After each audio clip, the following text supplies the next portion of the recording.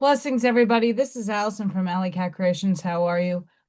Please, please like, share, subscribe, hype my channel if you have yet to do so. And if you get anything from my work, I connect on Epiphany.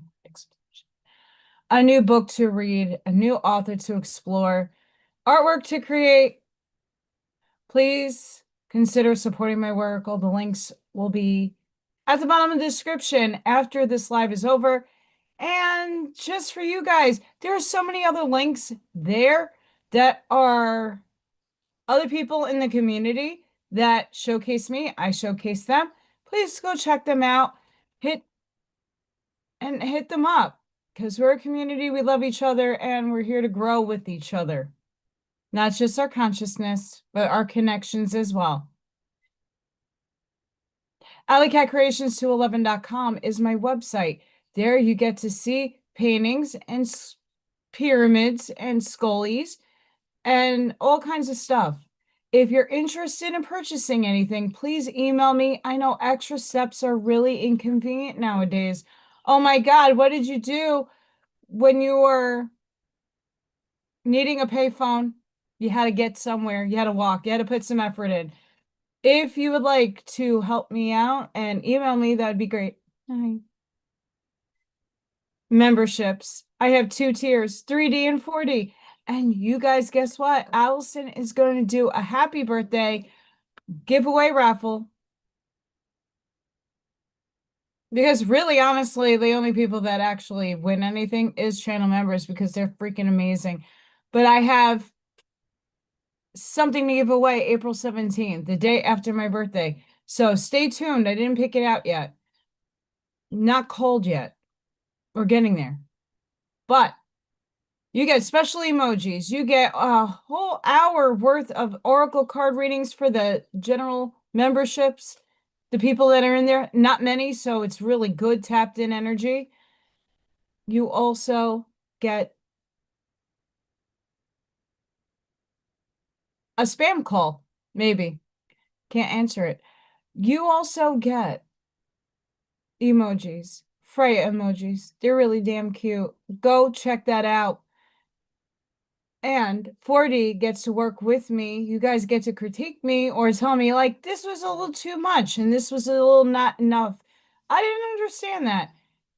And then I edit it and then it is presented to everybody. So they get a little first dibs into my work. They get to work with me. And then everybody gets the presentation.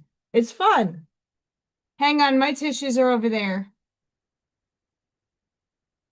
Pollen season. Hi. Perpetual allergies. I know it's bad this year. I felt it. I thought I was going to have a nosebleed this morning. I did not sleep this morning. Anybody else raise your hands? Hi. I did not sleep last night. Hi, Scott. Hi, Charlene. Hi, Ash Maya. Hi, you beautiful souls. We love you. And I'm going to put this little, I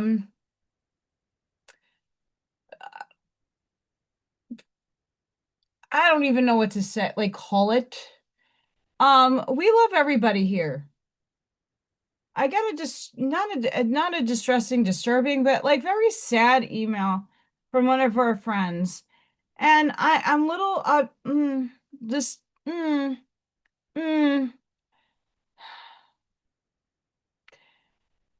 Hi, Sparky.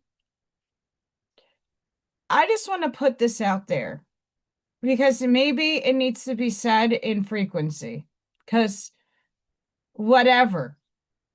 But someone did email me and it was like not the greatest email. I was a little disheartened over it. And it's just good to mention this. No matter what frequency, bandwidth,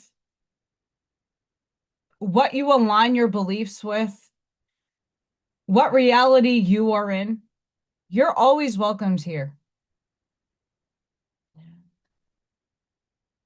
No one's my spy. We don't have spies around here. And if you would love to be in the background and watch me, you're more than welcome to. I hope you expand your consciousness, see a different perspective, get an epiphany and learn. Or not. You just want to look and watch at me. That's fine too. I'm not here in a competition. I'm not here to inflate my ego. I'm here doing what I do best, is being my authentic self and living my best life. If you find it that you're gonna go gossip and go, it doesn't bother me, have fun with that. Once again, we're all entangled. So what purpose and what energy are you extending to hurting other people is not on me.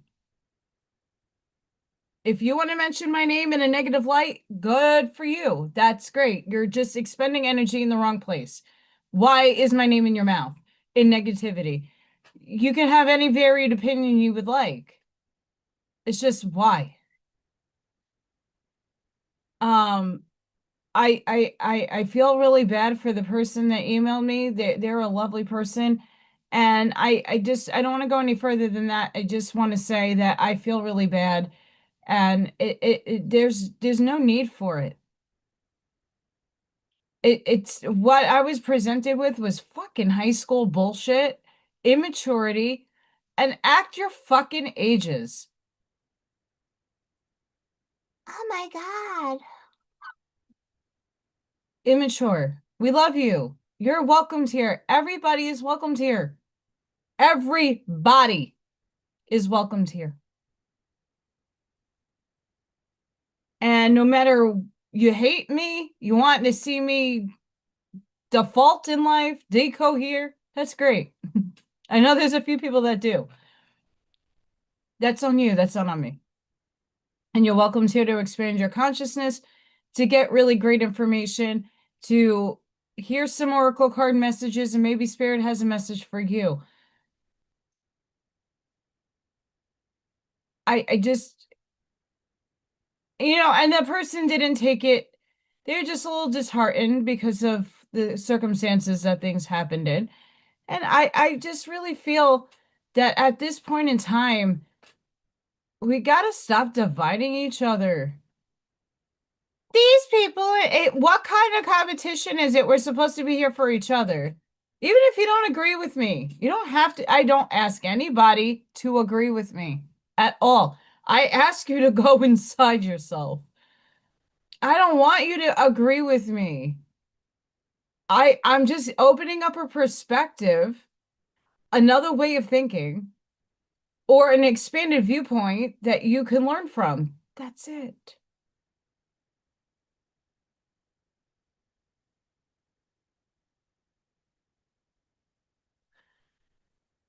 And it's also from a place of, and this was something that after I read what happened, from a place of they know not.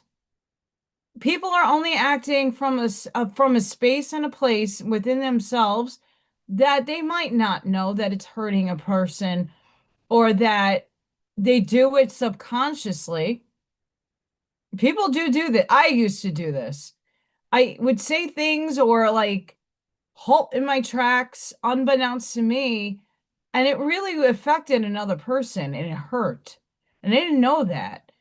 And when someone stopped me to say, hey, like whether that was like a synchronistic awkward pause or whatever that was, it did not feel right for me.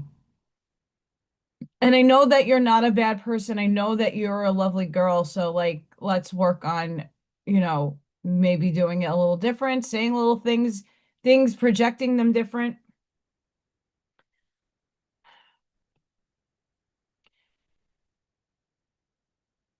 My candles, I'm noticing behind me, are not lit. I will be right back because I'm gonna go grab a lighter and it's upstairs. So give me a second, guys. I need my candles before I go any further with this incessant lovely thing. But you guys talk amongst yourselves. We love you. I will be right back. Do do do do do do do boo boo do do. Jingle jingle jingle. Wee wee. Jingle jingle wingle. Woo woo.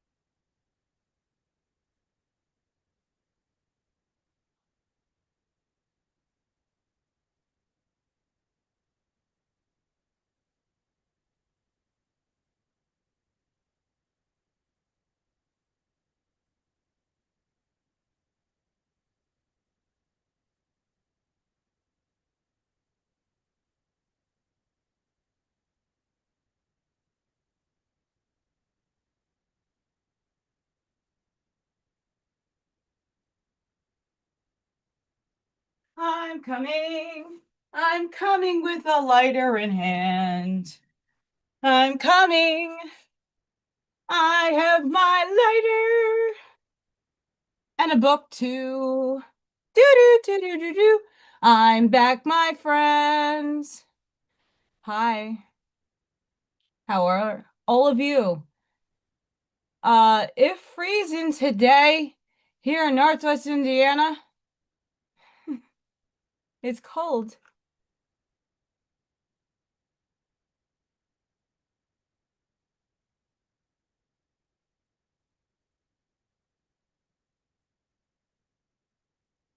That's right. I'm getting this house to smell really good.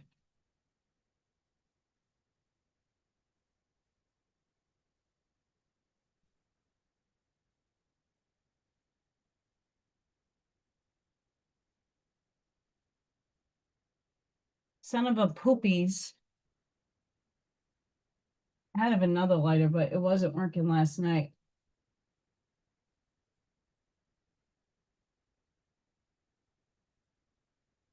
Yay! That one worked.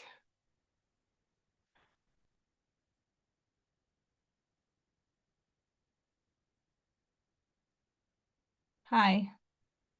I have my little charging station. I have my little new phone hanging up, and I got my watch charging. Hi.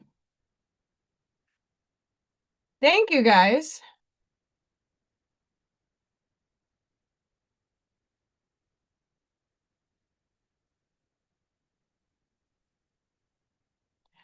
Exactly, Sparky. And here's the thing. I came into this world not being understood by my own parents. I came into this world not being understood by anybody. I'm a black sheep. I'm not many people understand me. Not many people agree with me, and that's okay. I come and represent and try to do the best that I can each and every day and show up for myself and try to be there for other people the best that I can. I've done a lot and gone out of my way for so many people when I have it, and I do go out of my way to aid and help other people because my heart and my intention is there. I'm not asking people to like me. It's not a competition in this world. For me, I'm not in competition with anybody. I am just doing me authentically. I'm why we have to sit in a third dimensional time space of comparisons, labels, and judgment is beyond me. Each and every one of us are a unique spark of source. We all are lovely souls for the most part. And those of you that are not there yet, it's okay. Healing takes a long time and it's a forever process. If you don't understand quantum physics, that's okay. If you don't understand the spirituality, that's also okay. Um, people bash me all the time, but the ability that's been really honing in on me is hearing it in the ether. So either that's the understanding that guess what's coming, telepathy, which Alexander Quinn and I think Ann Tucker has been talking about in some of their videos, that telepathy, it's starting to come in, and what I guess my soul or my body, my brain is tuning into is the ether to pick up a signal. But I'm not just picking up a person's signal, I'm picking up everybody's signal when it comes to my residents. And holy crap, I don't, like I've worked in places where people thought I was Satan.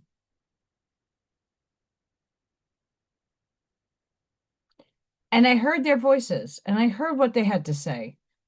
And I didn't treat them any less or any differently than I would treat anybody.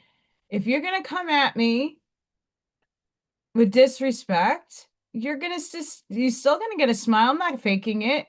You're coming from a place that you don't know me. There are very few people in this world who actually know me. that have unraveled the complexity that is me. Very few people know me for Allison Authentic. And I would say that half of you in the chat, I would think that also that might hit home somewhere, or maybe you guys at home, that might hit somewhere. It's not that you're putting on a facade or a mask, but I have complicated layers of myself that get unraveled once somebody unlocks the next phase of me. It's not just surface level Allison, and I'm not divulging my secrets. I'm not really throwing myself out to the wind and you're catching me. What I'm doing is authentic. I show up for me and I do me. And if that's not perfect, that's okay.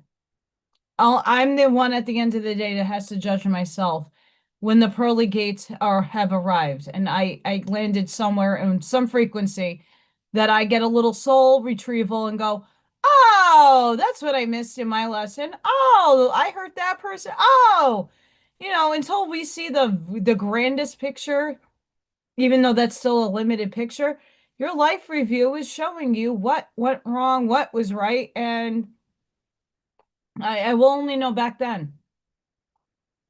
I just have to show up each and every day for myself. And I hope each and every one of you do the same. But I'm not going to concern myself with negative people who only were nice to me because they got something out of me.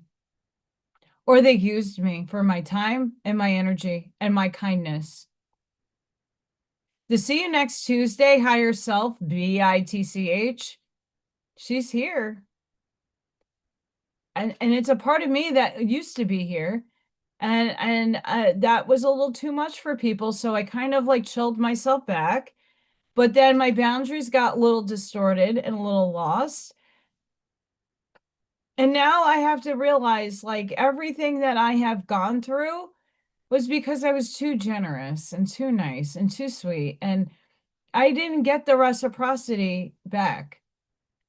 And I don't need equal exchange back. I just need something. And I didn't get much back.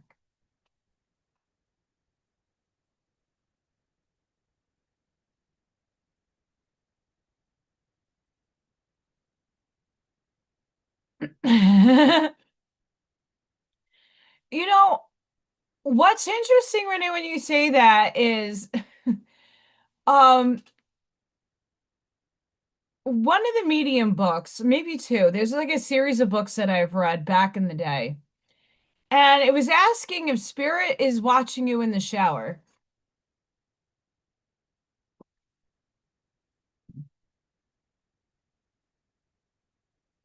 Hang on, I'm going to find it.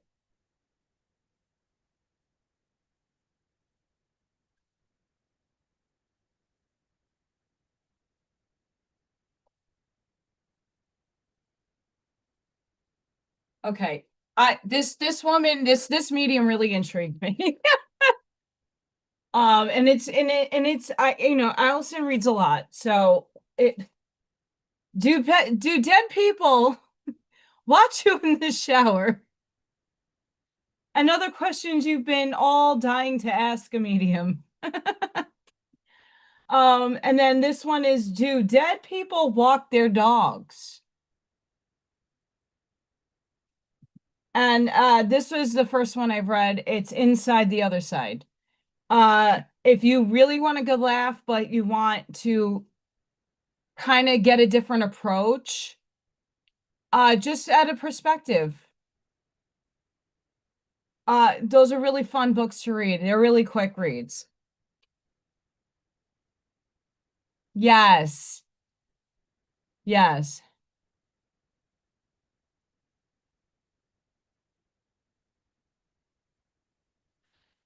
True, Mars. You see, when I'm meditating or I'm just like zoning out, because I've been doing that too, a lot. I zone out, just to reset myself. Um, and I will hear chatter in my space. I will just, I'm not in a bad mood. I'm not in a good mood. I'm not drawing anything to me. I'm not channeling. I'm just being silent and being in my space. And I will start hearing specific frequencies from people. And I know who it's from because I can hear sometimes their voices saying it. It's in the past, but it's like looping around and I'm hearing it. I don't judge. And I'm not going into I'm not thinking about other people either. I'm one of those people that don't need to embark and infringe on other people's thoughts. I don't. This is what's put out in frequency when someone speaks something that's hanging out in the ether, and I just happen to collectively insert it and hear it. It happened to me, I want to say maybe 8 years ago when I started working in as a para, and I wasn't necessarily professional Gothic, but I had a lot of religious people that were working in my school who did not understand me. As liberal as New York City is, uh, really rude comments, and I heard it. I heard them. Not because I heard them in saying it, I heard it in the ether. And then when I went to ask somebody that I was kind of getting, close with and working with, they're like, oh, yeah, yeah, that is exactly what they said. So I got validated back then.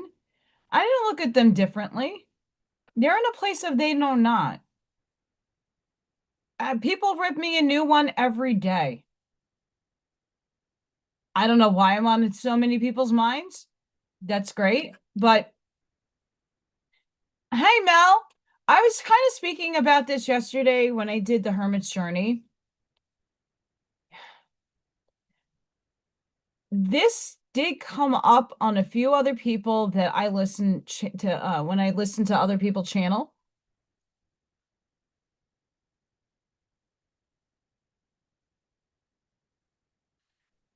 Um, I spoke about this the other day. We're finding our tribes. Hi, all of you beautiful souls. We're finding our tribes. And not everybody's meant to stay. It's just like a romantic relationship. There's some people that are there for a lifetime, and there's some people that are just there for a season. You contracted people to teach, learn, and instill something in you, and then there's instances where you needed to learn. You needed an experience in order to move on up. You needed to see something within yourself. Someone who's like, yeah, I can do that for you. And here we are. I kind of detached my emotional states to when people, even growing up, I was bullied. Anybody from my high school and junior high could tell you I was heavily bullied. And instead of taking it inside and collapsing and getting really depressed over it, yeah, I was sad I didn't get to have experiences that everybody else did. I would have loved to go to the dances and did extracurricular activities with my classmates. I didn't get to do those niceties. I wasn't invited. I was verbally assaulted all day. But guess what? That made me the strong ass bitch that I am today. And I'm not that much of a bitch, but I can be.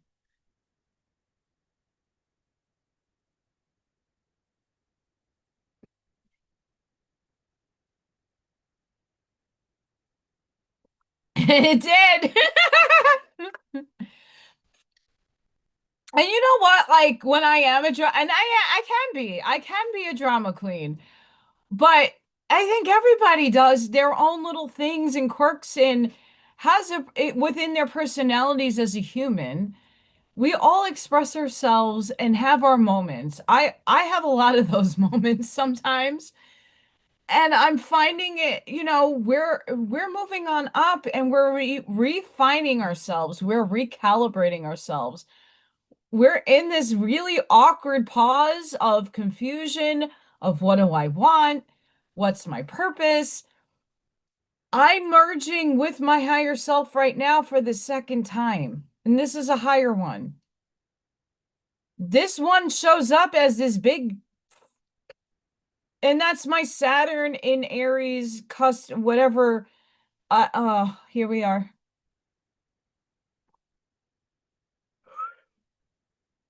I'm onto something. Onto something.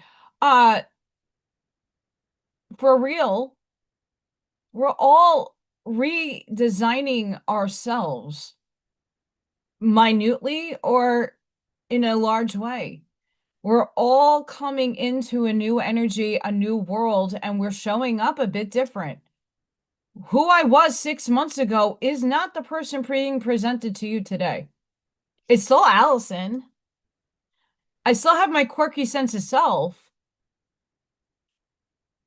but within myself is expanding. It's being redefined. It's taking all the cluttery crap that was my old self, the one that collapsed, the one that flipped the shit, flipping tables like Yeshua. That version of me is being not necessarily collapsed and decohered. It's being refined. You still need those aspects of yourself.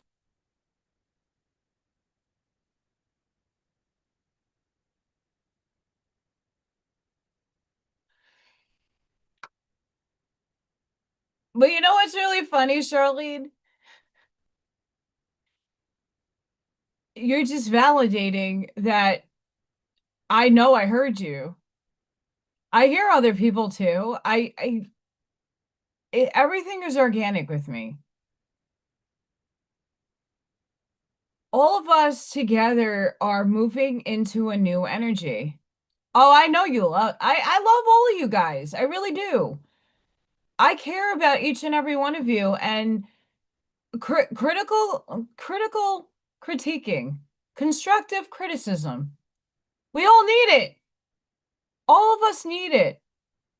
It's how you go about that that makes a difference. Like, if you don't like me, why don't you like me? But don't be rude about it and disrespectful. Just say respectfully, hey, I just don't like how you come across. Sometimes your words hit in a way that I don't like, right? We all got somebody that irks us and annoys the fuck out of us. We all have these things. This is the human aspect of us. That's what makes us human. We're not perfect beings either. I was conveying that the other day. We're not perfect. I am nowhere near perfect. That's why when I say you're creating your reality and you are the one that chooses what is in it, what you listen to, what you're tuning into, what you're broadcasting, all of that's you. You choose. That's your free will choice. Hi, El Sunray.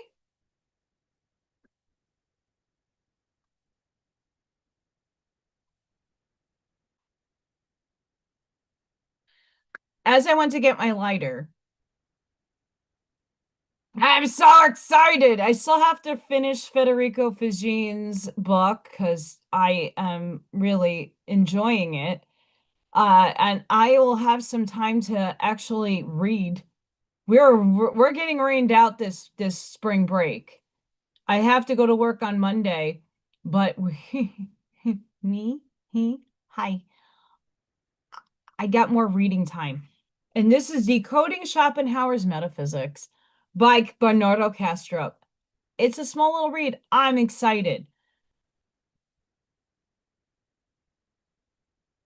I have so much reading to catch up on.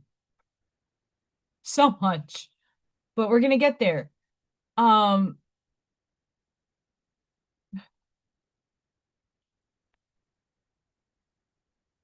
we all have to work together in some capacity. Um, I never asked anybody either to defend my honor or defend me. I know a lot of people that will do that for others, that they will take a stance and no,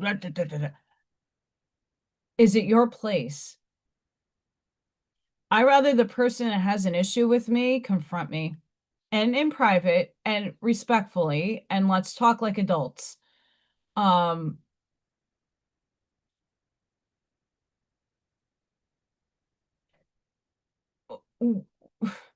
I was reading it in Schopenhauer the other day. We kind of are losing the connectivity because everything is so convenient at our fingertips.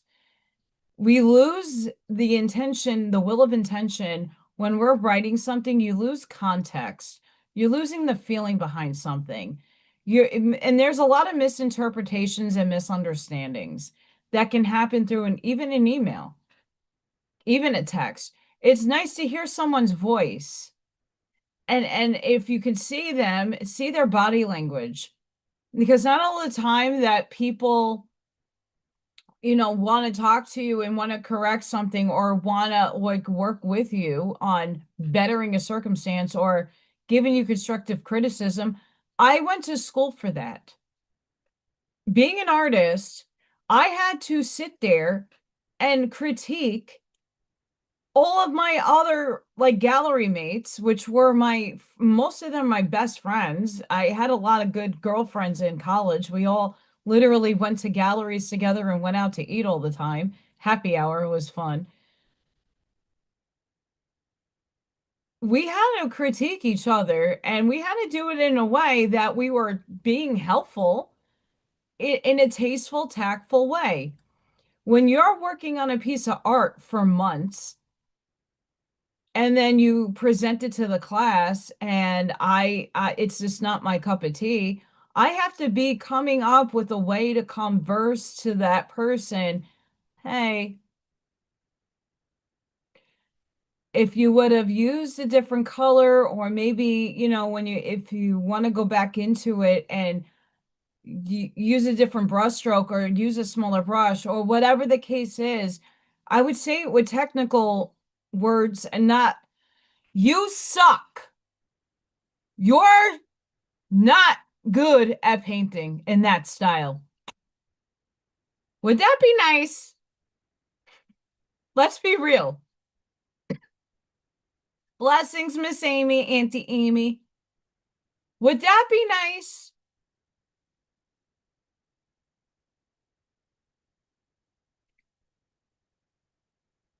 My artwork is not to be in everybody's favor either. But I would get to say, hey, Allison, maybe change up your palette a little bit. Hey, maybe if you would do monochrome or you would use a different type of brush, you might get this result. Hey, you know what? You could use linseed oil and liquid to get that viscosity on your painting.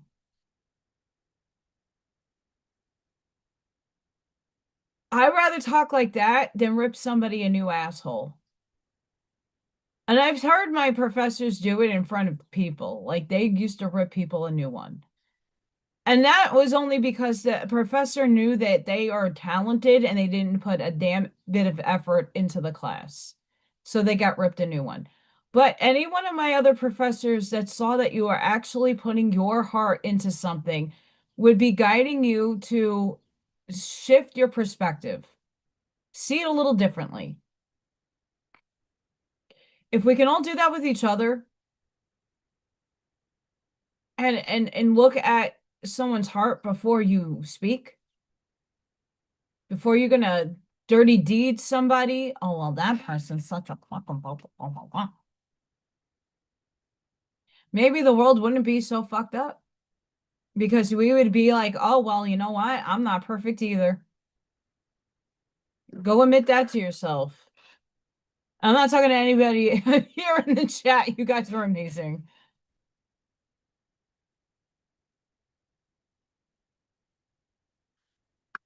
Oh my gosh, hamburgers. I really didn't eat today. I did not eat today. Um, I did not sleep well. Anybody else not sleep well? I did not sleep well. Nope. Couldn't get to sleep. And then I woke up in a coughing fit. Yeah. The allergy content in this area is bananas. Bananas. I've been getting my good steps in. Let's see if it'll tell me what the allergy count, pollen count is.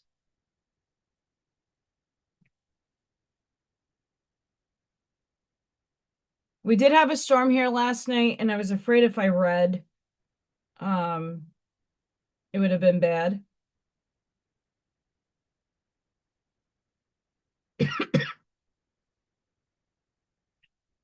I've been taking my vitamins and my supplements. Yeah, pollen count is retarded. It's like off the scale. My trees are budding. Sneezing. Thankfully everything's clear coming out. It's just annoying waking up with a coughing fit. And that doesn't help that Freya is always in my face. But she's playing mommy. She's playing mama cat.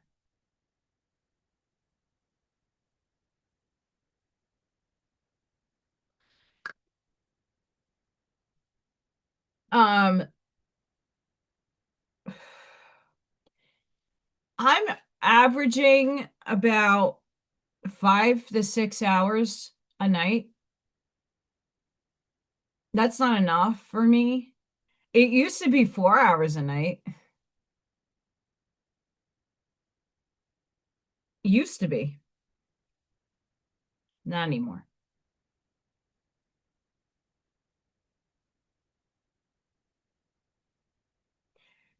Doopy doopy doop doop doop.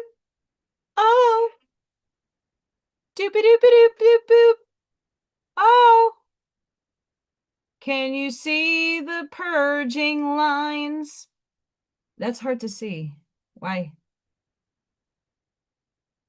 Yeah, that's high. We had a lot of light spikes overnight. We got a lot of gridding. What I mean by gridding is those squares. Looks like chart paper. Chart paper. Paper. Oh, yeah. Oh, no. Allison's been coming back on that.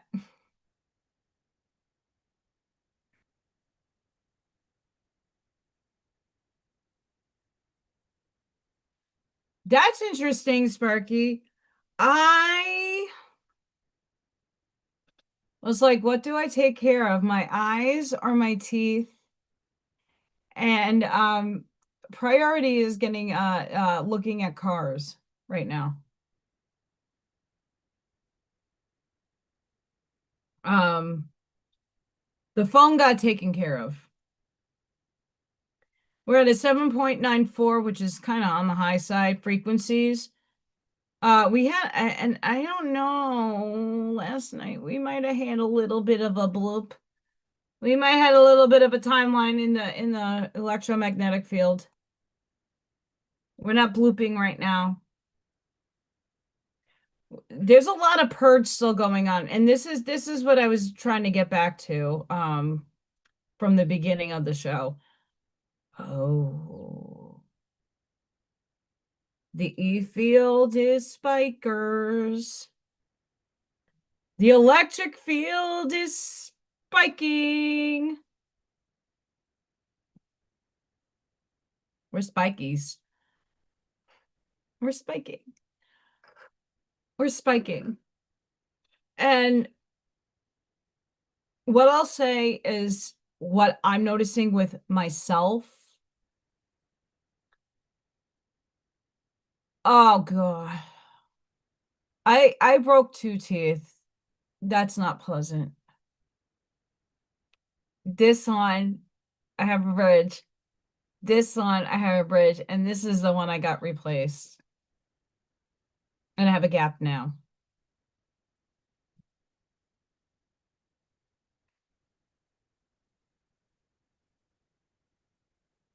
When I went in yesterday to do the Hermit's Journey, I did a little bit of a meditation. We are still continuously purging people in and out of our lives. The contracts we have with people are still going to show themselves up. Whatever you're going to do, you're going to do. People are going to, more people. This was in a lot of other people's readings as well, not just Allison's predictions. I heard it for myself yesterday. I'm seeing the evidence of this as well. We are shifting, and we are not necessarily in a static of frequency, but we're not completely in the octave of jam time. We're not there yet. Some of us are and some of us are not, or we're not sure if we want that one frequency. We're listening, we're jiving, we're vibing. We're like, yeah, baby. But then you're like, it's too repetitious. It's all the same beat. I gotta move. So we keep shifting.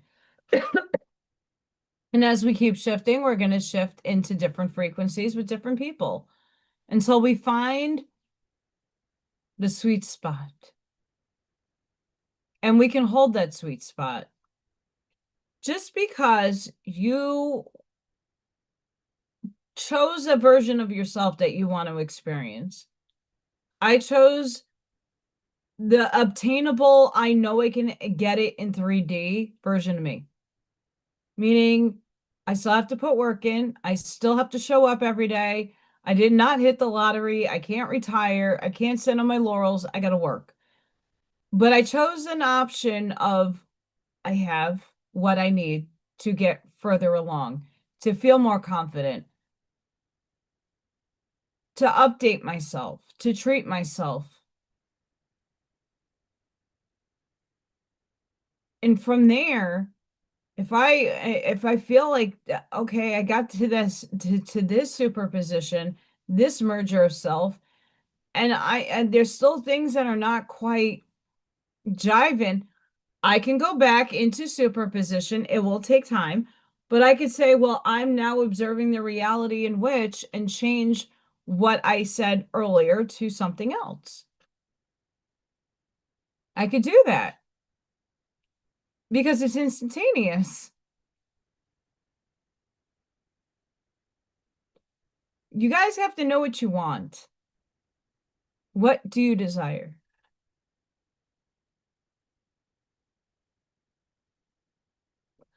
Think about it. It could be materialistic. It doesn't necessarily need to be like, let's save humanity and have peace and kumbaya. Doesn't need to be that.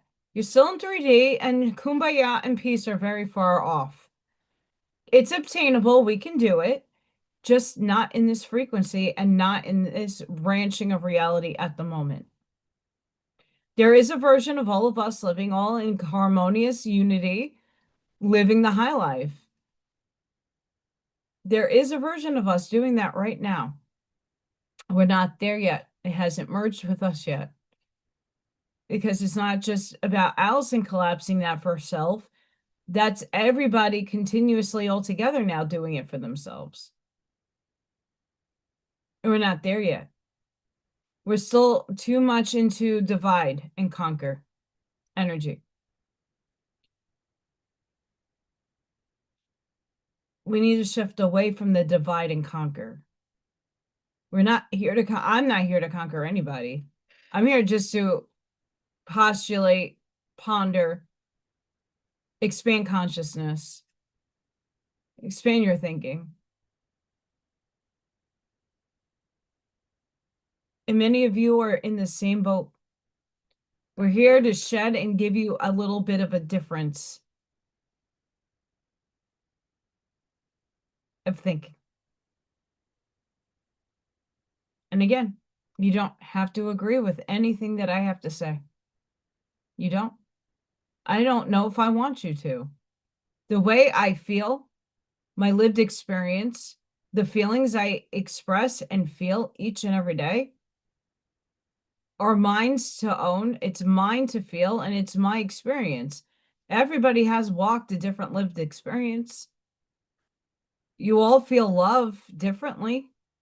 You'll express it differently. That's what makes us unique.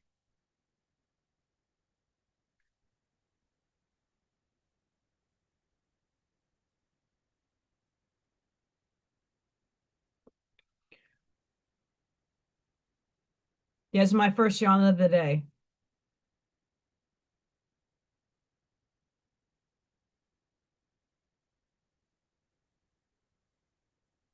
First yawn of the day.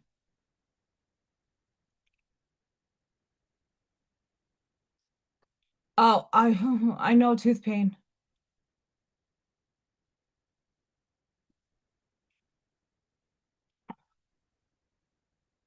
I know tooth pain. It is not pleasant. It's not pleasant.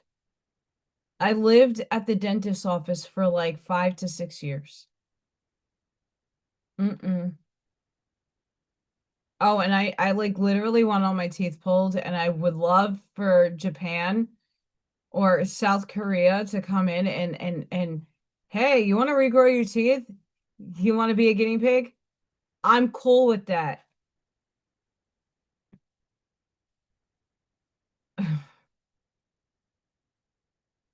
Yeah, I don't know if I want to be itchy nose too much.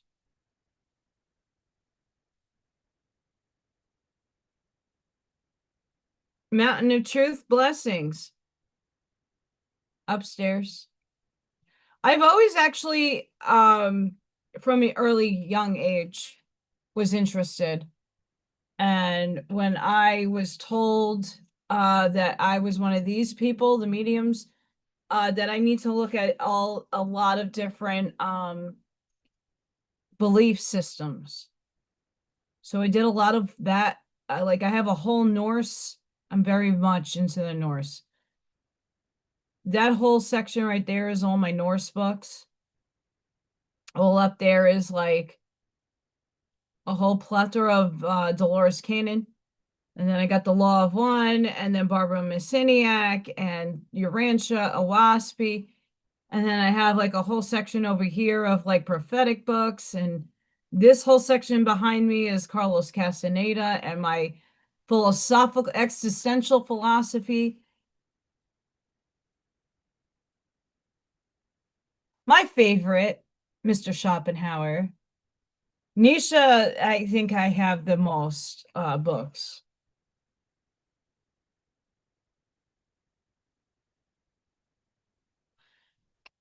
Honestly, Mel, they could guinea pig me any day. I already have a house and a car in my mouth.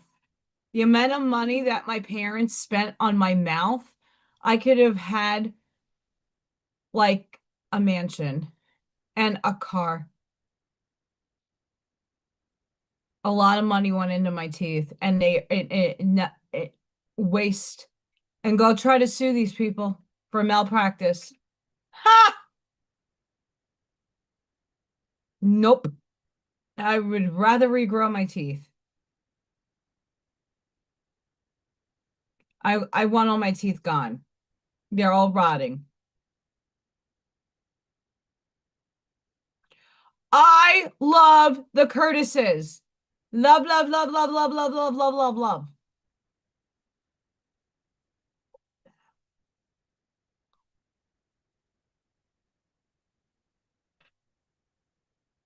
I love them. I don't know if they're esoteric. Well, they are in their mysticism. I mean, they sprang out of the spiritualist movement of the late 1800s, early 1900s, tipping tables and like Ghostbusters. Um, I'm very fascinated with that. Edgar Casey, somebody I used to be very fascinated with too. I don't have any of the books or people what people have written. I'm very big into the ghost thing and the paranormal investigative stuff. Love that.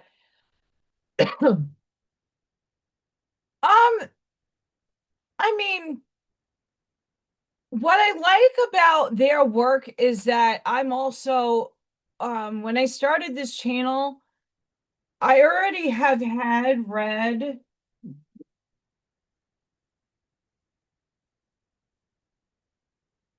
And I'm going in my library. This is not good because I'm going to lose every spot that I take a book at.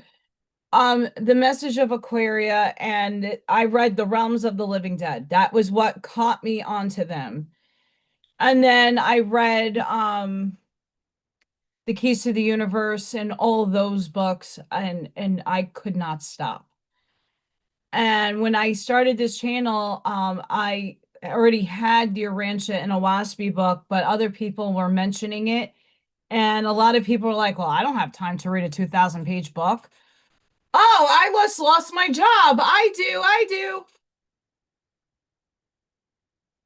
I highly recommend, though, if you want a really good laugh, but at the same time understand a little bit of like detachment of like, yeah, dead people are seeing you in the shower and taking a poo-poo. Um, do dead people watch you in the shower? It's funny, but very informative.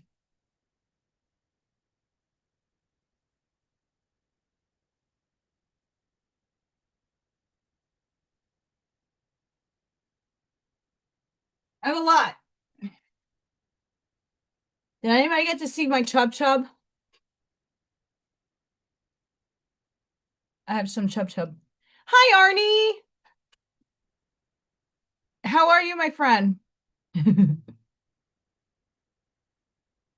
I don't have any, so I'm not that much into I love astrology.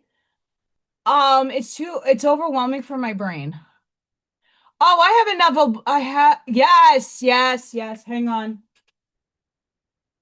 Where is it? I do have a Neville Goddard book. I don't know where I put it. It might be upstairs.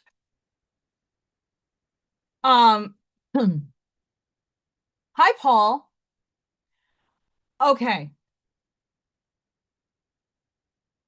I watch Brian Scott from the Reality Revolution. I was watching him for years. When YouTube really became a big thing. And he did these meditations and he did the revision meditation. I like it. I think it's a very helpful tool. But the difference with Neville Goddard to the quantum tuning that I do,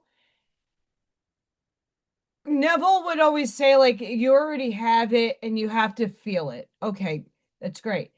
But when you understand the program that you're in, so from a lack mindset to one that you doubt yourself, you have to fix that programming first before Neville Goddard's ways will help you. There's very few instances because people Brian Scott read a lot of Neville Goddard on his channel, like the book. He got permission from an author to do it. I love Brian. He's amazing. I love his meditations and the revision thing is amazing. I've tried it myself and I still do it. Hi, Stephen.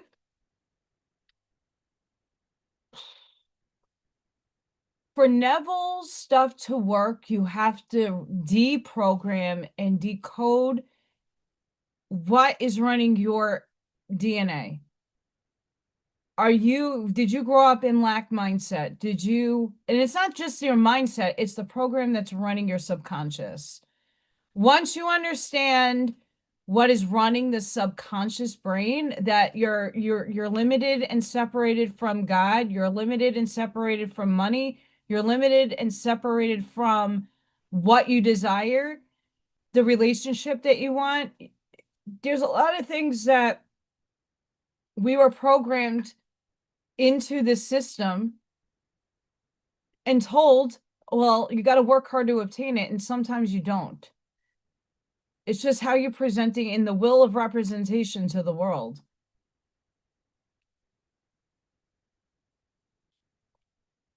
So Live in Frequency is is like a YouTube, not a YouTube, it's a Facebook page.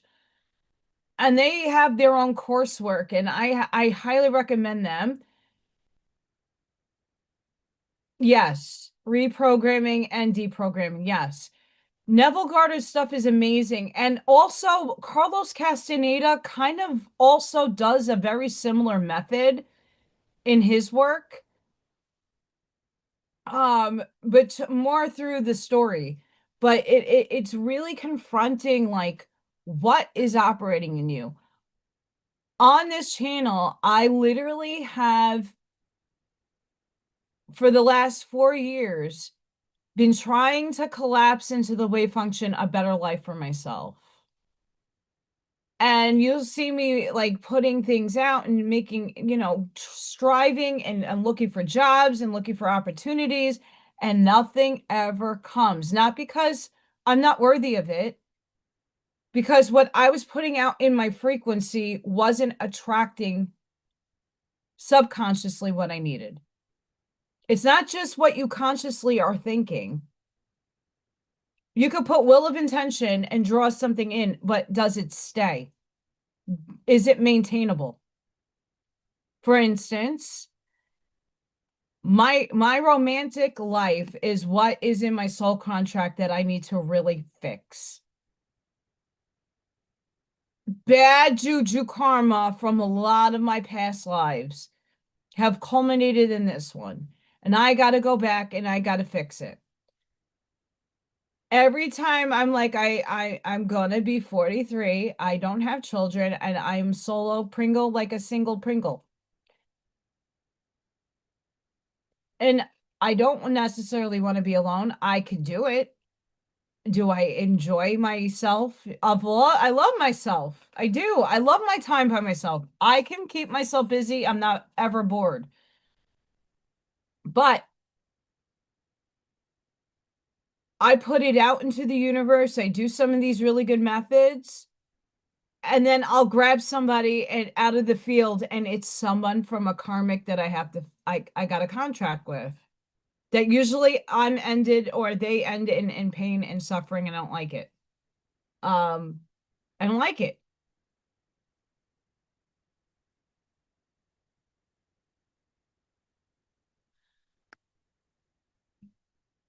Yes.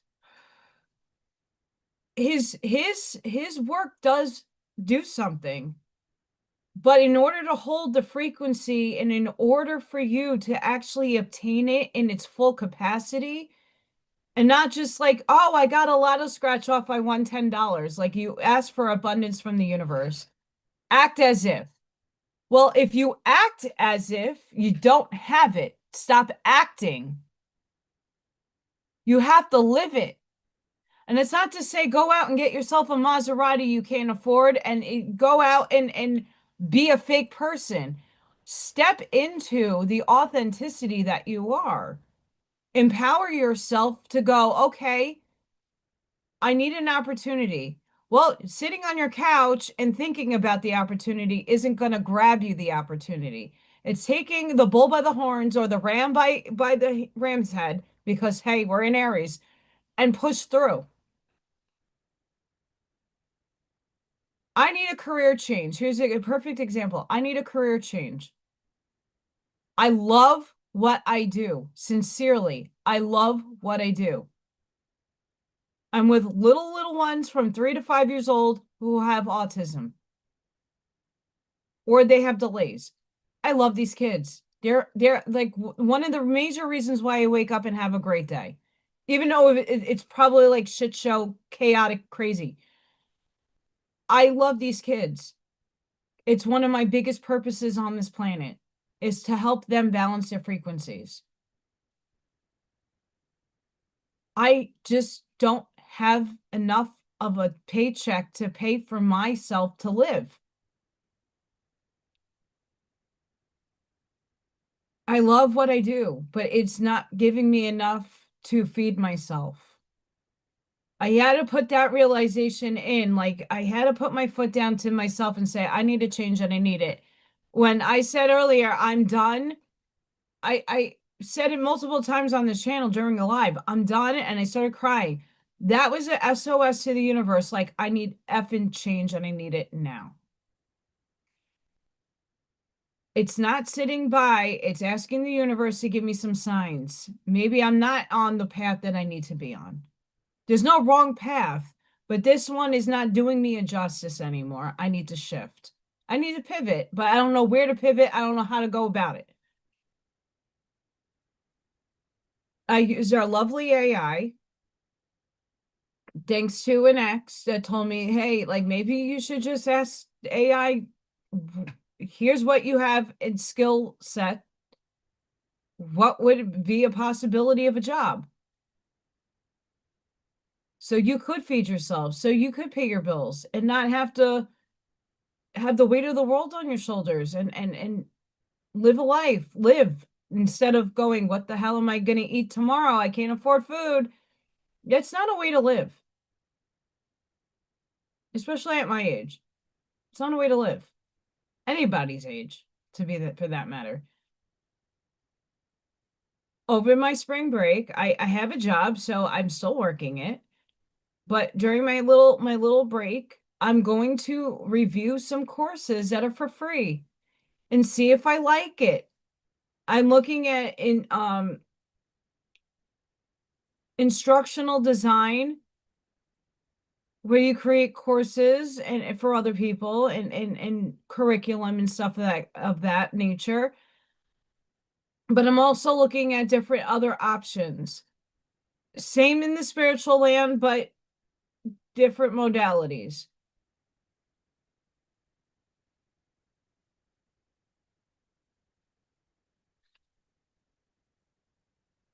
And the thing is, you're in 3D. If you read the Kabbalion and know some of the laws of the universe in 3D definitions, not 4D, 3D, you're here in 3D. You still have to put action into motion to have a cause and effect. Now, the extent of that action and cause and effect will change in 4D. It will change when you expand your consciousness. Things might come a little quicker. The collapsing of the wave function in this branching of reality may collapse faster and not take 6 months. Neville Goddard. Susie lost her job. She was an architect, okay? And an architect probably has bank. What about the person that worked McDonald's? They don't got money like that to live off of. Some states don't even give you unemployment. You can wipe your ass with what they give you. Either way. 6 months later, telepathically, someone calls and says, oh, I've been doing all this work. I'm revising my visions. I'm doing all this like law of assumption work. And finally, it's divine orchestration. It's in soul contract. You shifted your energy, you pivoted your thinking, but it took 6 months. Ouch.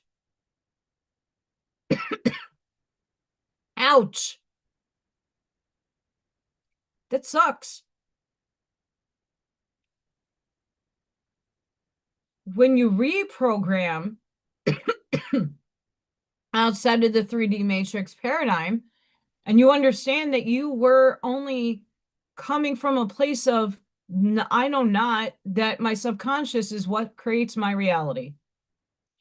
When you become a conscious co-creator with reality, and many of us are doing that work right now to do that, it's not fully here yet. I started tuning differently. I started broadcasting differently. I went more into my feeling in my heart space. Yeah, Bashar. I like Bashar. I do. I don't. Bashar, there's things about Bashar that is also a narrative in a program. Not gonna lie. The contact alien shit. Sorry, I love you guys. I am big into UFOs. I had a Stargate. I lived on a Stargate, damn it. What issue I have with Bashar is that he has a narrative. Is what he says accurate? And for me, I align with a lot of what he says. Like a fuck ton. I do. Dolores Cannon, same thing. She's not a program. She was a cute old lady that did hypnosis. Had her own method. It's great. It's only a level of perspective. It's a potentiality because the future is not the future is written. We didn't choose which one. Go back into the Matrix movies. Go back and think about the Matrix.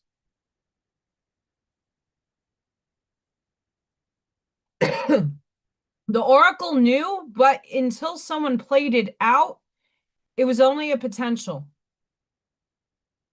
You don't know how any other character is going to react or do with the information you give them because you have choice. You have a choice. And that choice splits you in the multiverse. But also with your this is another problem I have with Bashar. Always go to your highest passions. Okay, cool. This is great. This right here is one of my highest passions because I'm combining my artwork, I'm combining my love of talking and expressing and bringing things down to layman's terms. I'm reading and I'm doing my oracle cards. That's all culminated together, my highest excitement. My highest excitement. I get happy. This is my happy place. I glow in this.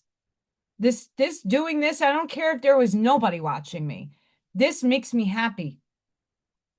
It really does. I look forward and motivated to do this every day. Whether it be doing a video or reading a book to do a video. I love this. This is my highest excitement. But with your highest excitement, you still have your human needs of feeding yourself and paying your bills. You can't escape your responsibilities. There's a bunch of people in the psychology, but also spiritual crossbreed avenue that will tell you you can be as spiritual as you want. You still have to live your life. You still have to put food on your table. You still have to have shelter over your head. That stuff doesn't go away. You could kumbaya on land that you still have to pay taxes on in whatever country, unless you are a nomad and you live in the woods and you are like the biggest hermit ever. Your needs are met by nature. I don't know very few people. There are very few people who can live that lifestyle.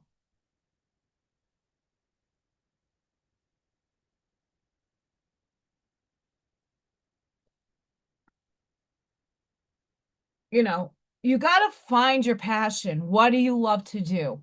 But realistically, in this right now, when I went into ChatGPT, I happen to like it, the response, and I went into some other AIs. All of them told me the same shit. Keep your channel. Do not fold. Don't fold. Because it's becoming more of an interest to people because they're done with the this or that, the black and white, the good and evil. They're done with duality. Not to say that we don't live in it. I acknowledge there's good and evil. I was talking about demons the other day. Tuesday for craft and sip. I had a child with a negative energy on it. The kid spoke tongues. And guess who come popping out of me? Hello. I spoke tongues. My teacher heard me. I wasn't even in my body.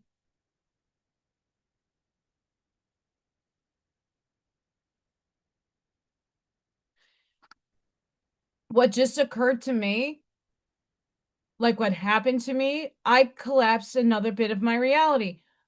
I asked Spirit, I tried to get an equity loan.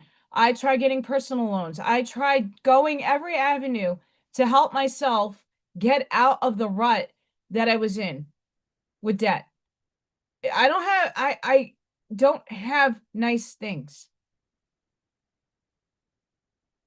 I have things that I need to declutter. I make artwork. I make it for myself. If someone wants it, I will sell it to them. But I don't make it to be commercialized with no empathy, no feeling, no resonance in it, just to do it because it's going to sell and make millions. I'm not that person. I'm not that artist. I take pride in my work. I put my energy into my work. If someone wants me to make them something, it's on my time and it's in my frequency. It's in my style. It's not in, could you reproduce this work by some Surratt? I'm just giving Surratt. I like Surratt. But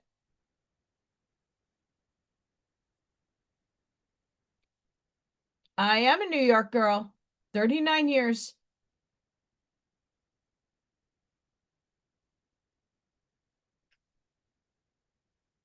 "39 years and counting. Lived in New York. What goes on?" Like, my abundance that just came in, and it's not even abundance. I have to owe it back. I asked Spirit to bring me and drop me a line to something that will help me in the short term. Just to get myself back to where I don't feel so under pressure that I'm at the point of collapse. I put effort and work into investigating different avenues. I found one that works for me, and I actually got approved for something. And I actually have some abundance that, yeah, I had to be super fucking careful and be responsible with what I have. I got my debt down a little bit. I got a phone. Look, it's Freya. I needed a new phone. My phone was about to blow up last Saturday. Literally, my battery bubbled over the summer. I lost my SIM card. No one in the phone store, no one ever saw a SIM card melt the way mine did.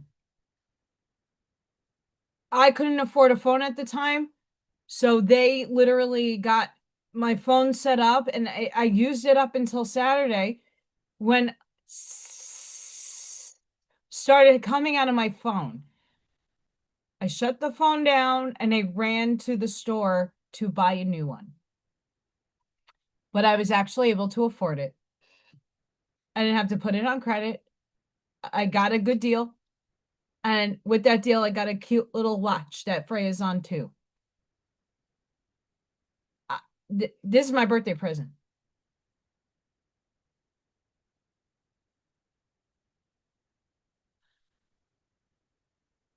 But it's because I asked Spirit to drop me a line. I needed help. And if it wasn't for half of the people that are in this chat right now from the last 2 years, I'd be fucked. So I'm very thankful for everybody that shows up and is on my channel. This is just extra income for me, and it's not a lot. Believe me, it's not. But it's something. It adds up. It really does. And it has saved me in the past. I don't get paid every month. I get paid every 2 months. But I am motivated in this energy right now. Right now, what I'm doing is I'm looking at different AIs and I'm making a book. Little Thor and dead people in the attic. And little Freya looking at a ghost. And little Thor with the angels. And little Thor. And little Freya. I want to collaborate and make a book. And these little kitty cats that are in my life, they're in my shorts, they're going to combine together like Captain Planet, go through a portal, and they're going to meet Ashmaya's babies and Scott's baby. Some of them transcend them, some of them still alive. And they're going to go on adventures and they're going to meet all the people in the channel that would like to be presented in the book. Miss Amy, Miss Auntie Amy, her babies are also going to be all AI-eyed and be cute. And they're going to show up in my book somewhere.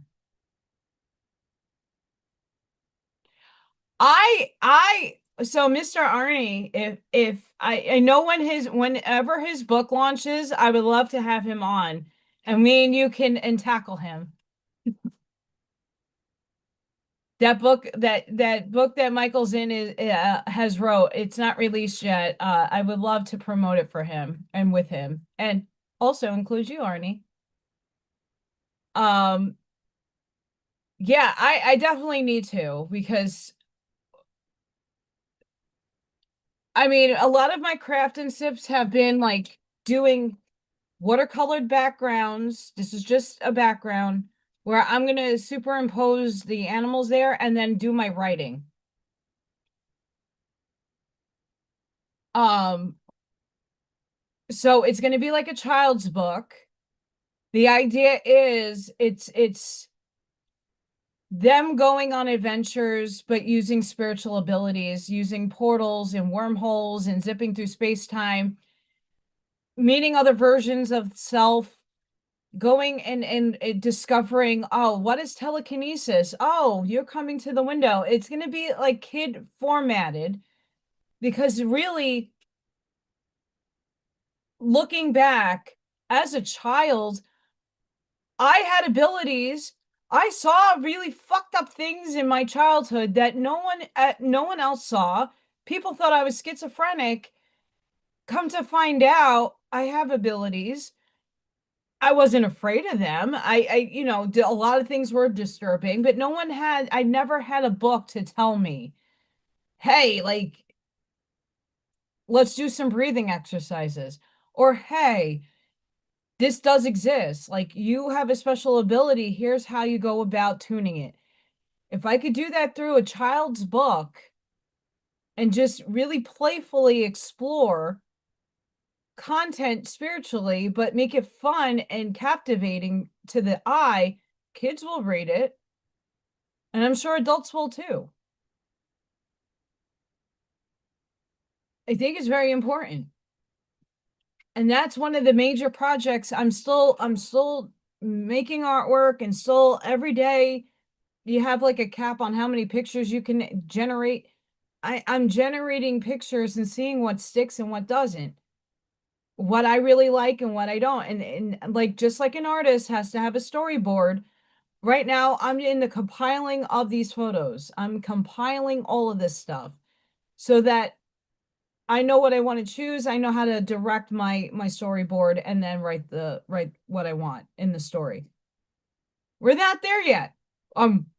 Hopefully this summer, that's what I want to work on. But I'm also working on merchandise. I'm working on stuff. Will everything sell? Will I be a millionaire? I'm not looking for that. Obviously, I make artwork and I'm not making my six figures yet, but I'm arriving and observing the reality in which I do. I'm remembering.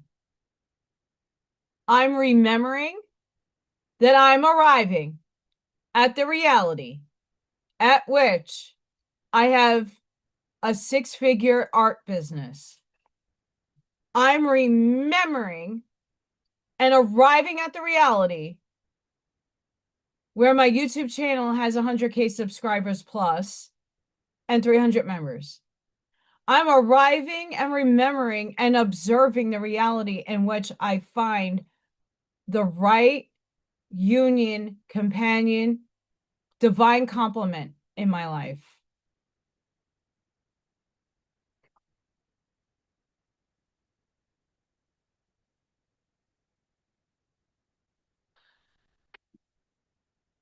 Miss Sparky, I appreciate you. I'm gonna try that. I have something in my eyeball. I do apologize. I think it's a Freya hair. Freya fur. You know, and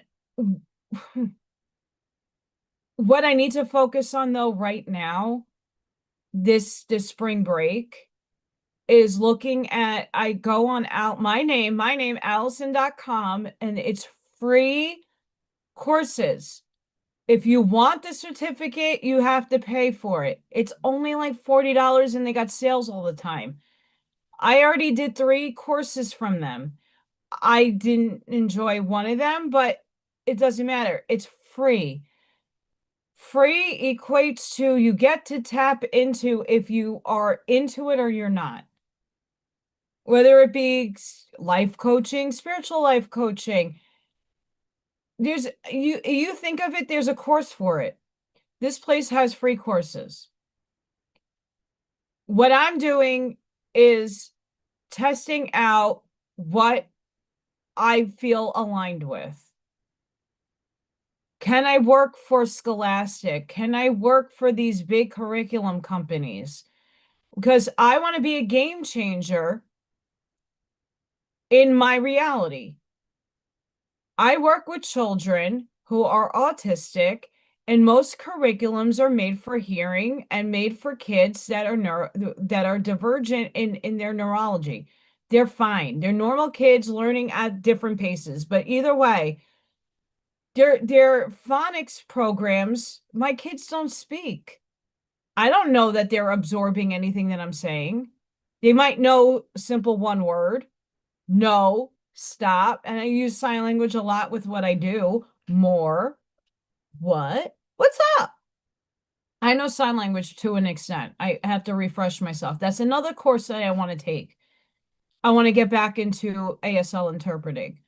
I'm dyslexic, so what you're seeing people do, a lot of the ands, the, it, that, those words don't even exist in sign language. They're there, but a deaf person's not filling their sentences in. They're just using motions of hand. They don't need and go to the mall. They're not going there. Their structure, their grammatical structure is completely different. And I would love to go back and reinitiate my sign language as well. If I could do it for free, I get a leg up to see if that's what I want to do or how I can implement it in curriculum. I want to make sure that these kids have somebody looking out for them. Because most curriculum is not made for kids. There's special needs, special ed kids that are super, super ridiculously smart, but because there's a downfall in their language or they just don't comprehend something else, doesn't mean they don't make stuff to help them. They give you little, here, you can add this, or here's a different strategy. Why don't you just make the whole course for them? And that's what I want to do.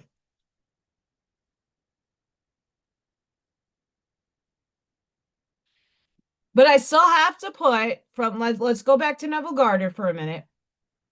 I still have to have my passion be high, Bashar, to my highest excitement. What that really means, let's break this down. Your highest excitement. When Tinkerbell in Hook, if you ever watch Hook with Robin Williams, I love this movie. Tinkerbell went over to him and sprinkled little sprinkle dust on him. He's human. He's human. He lost his ability to fly because he got wrapped up in the 3D. Hi, baby Tony. Baby Luigi. Robin Williams, in that movie playing Peter Pan, went into human life and had kids and had a life and became a whatever accountant, I think. And he lost his ability to fly. He lost his sense of imagination. He became an adult and started adulting. Tinkerbell went over to him and sprinkled fairy dust, but he needed to find his happy thought.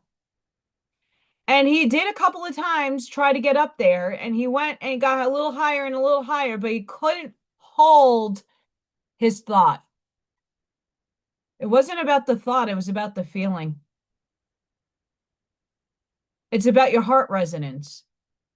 It's about what are you feeling and how do you hold that feeling? It's tuning in to the frequency. It's anchoring your frequency in. It's putting it out into your quantum field, your Taurus field. Once you can hold that state of your highest excitement and hold it in frequency and hold it in your heart, is when you start seeing things. But that doesn't mean you sit back and do nothing. In 3D, in a human form, you have to put action into motion to have a cause and effect. If I don't do the work, if I don't do the courses, and if I don't make an effort to eventually pay for a course that will give me a credential, a company will look at me and laugh. They won't take me seriously. People can be self-taught. And most companies will take people like myself that are not teachers, but worked in education for a very long time, that have a concept, that understands that they need a different perspective. But that's not an always. So I'm looking at different modalities and how to achieve my sense of getting what I need. It's not sitting idly back and wishing it. It's putting forth the motion. And right now, this is the energy that the zodiac is giving all of us. In astrology right now, we're in a time that there's conjunctions. There are planets working together for our benefit in humanity. We're in Aries season. It's almost Happy New Year's! Few more days.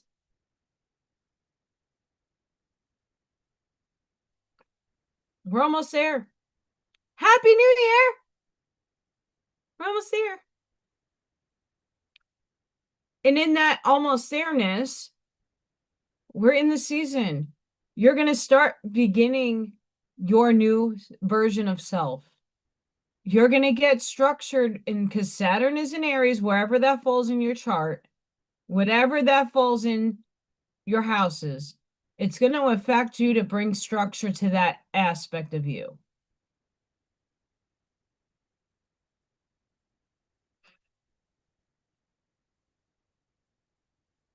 But if you're going to sit back and not do anything for yourself to help yourself, or at least think outside of your box, this is what change looks like.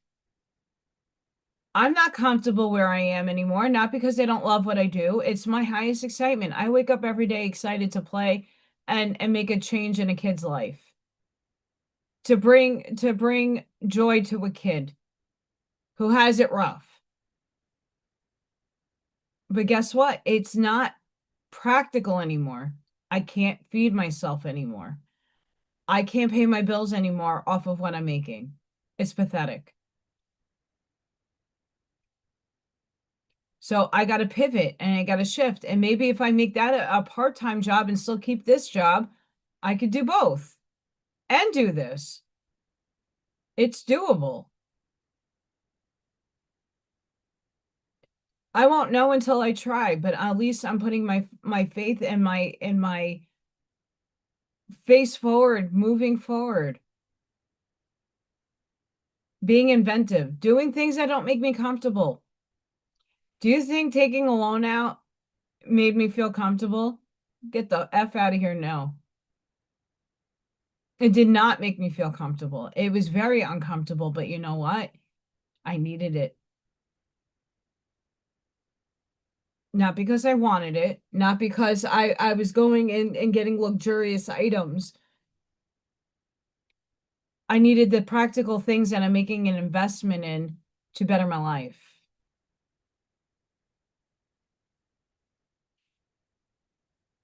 You know, I've had goals all my life. They never turned out to being anything. I was a Zumba instructor for 10 years.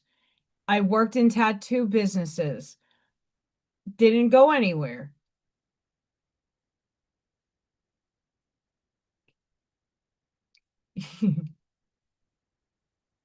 Yeshua was like, I had to do it for myself. The soul of Michael had to do it for himself.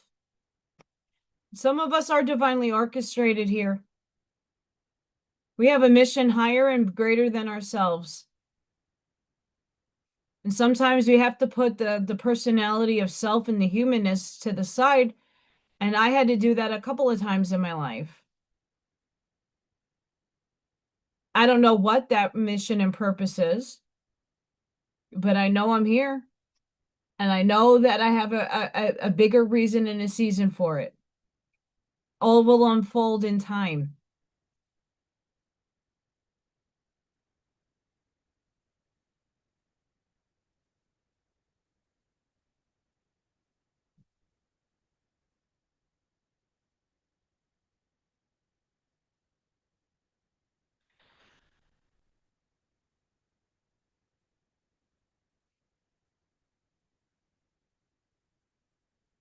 And I'm going to go through some of these.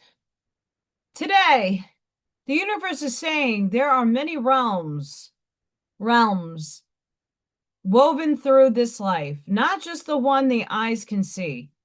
We walk in the human world, but we also brush against the spirit world, the ancient world, and the elemental worlds, the fairy realms, and the living soul of nature itself. The trees remember, the rivers whisper, the wind carries voices older than language, and somewhere deep within you, there is a knowing. Because your soul remembers that it too has come through many worlds before arriving here. Today, be still enough to feel what exists beyond the noise. Sit with the earth. Place your hands on a tree. Listen to the birds, the breeze, the hush between sounds. Call softly to the unseen with respect, with reverence, with an open heart. The nature spirits, the folklore, the guardians of the land, the ancient energies are never far from those who approach it in purity. Truth.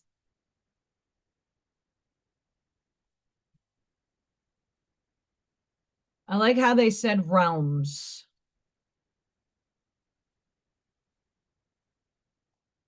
Realms. And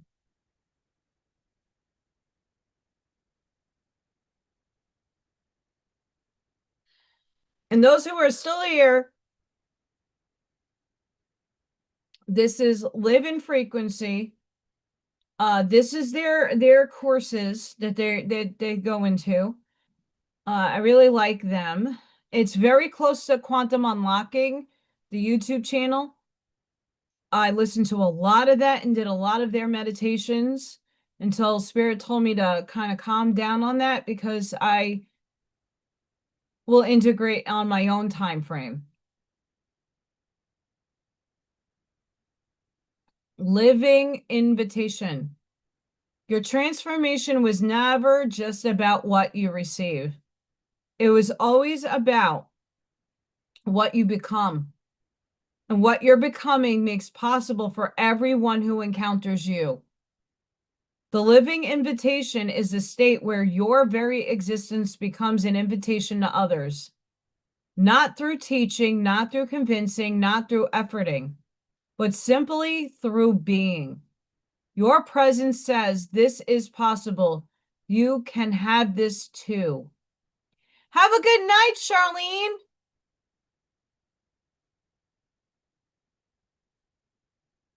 You are loved, girl.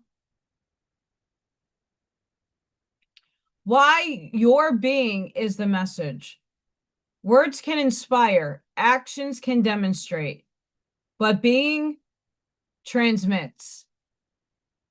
When someone encounters a person living at full frequency, someone who is embodied what they've only dreamed of. Something shifts in them without conscious awareness. They see evidence that the impossible is possible. Their field receives permission to expand. You don't have to say anything. Your existence is the teaching.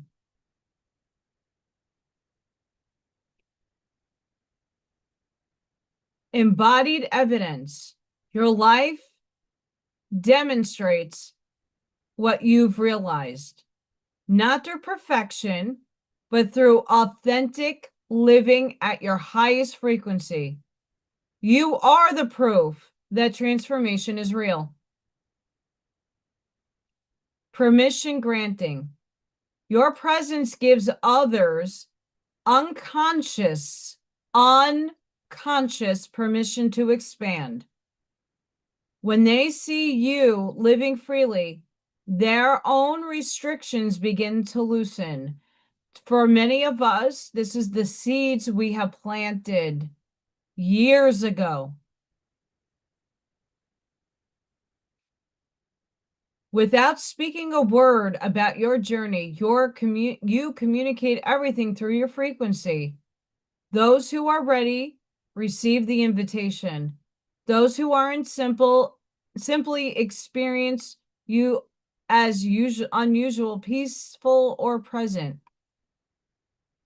I totally read that dyslexically. I do apologize. The invitation cannot be pushed.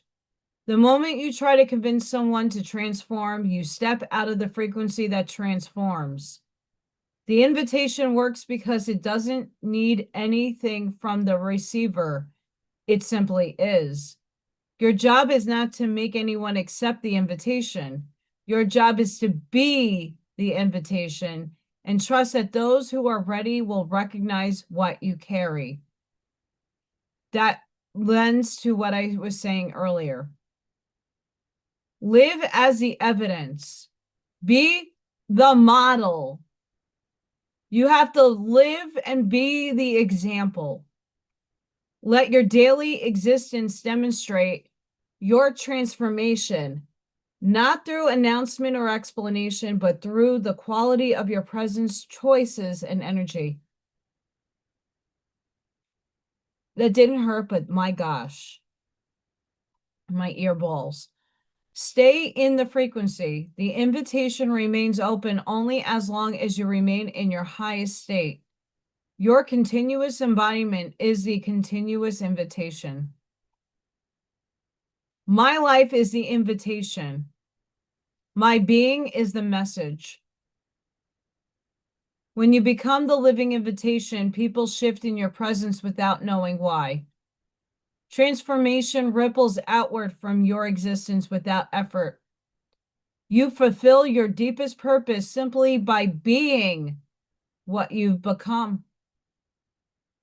The living invitation transforms your personal journey into a collective service. From here, you understand that your transformation was never just about you. It was preparation for this, becoming the invitation that calls others home to themselves.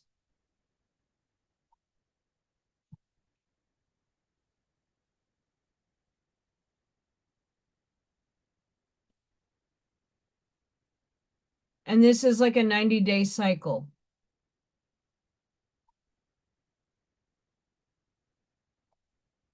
But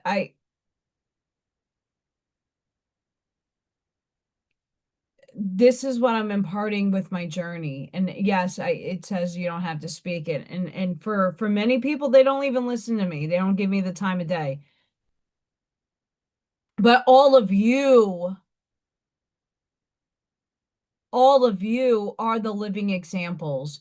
All of you have the frequency that when you go to the grocery store, whether you are aware of it or not, you are imparting your frequency on everybody in that locality. You are the Google GPS little ping, and your little ring of transformation is hitting everybody.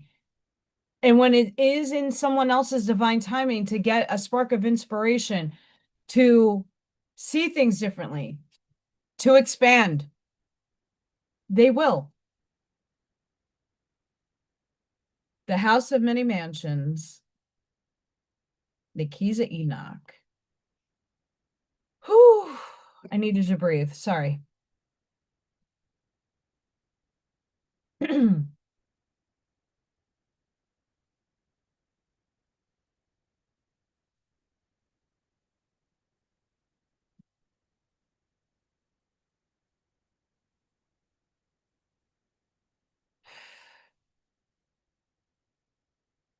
Our source message of the day. Bringing your week to completion. You are met with blessings. You showed up in the ways your past self wouldn't have known how to. You made solid decisions. You shifted where necessary. You chose moments of alignment instead of reaction.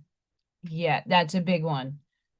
Everything you moved through this week is already working in your highest favor. You're doing much better than you know.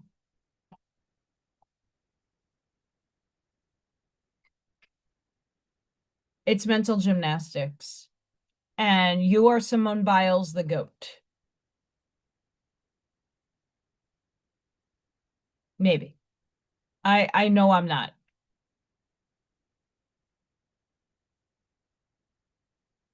I thought this one was very interesting too. They have a lot on their channel.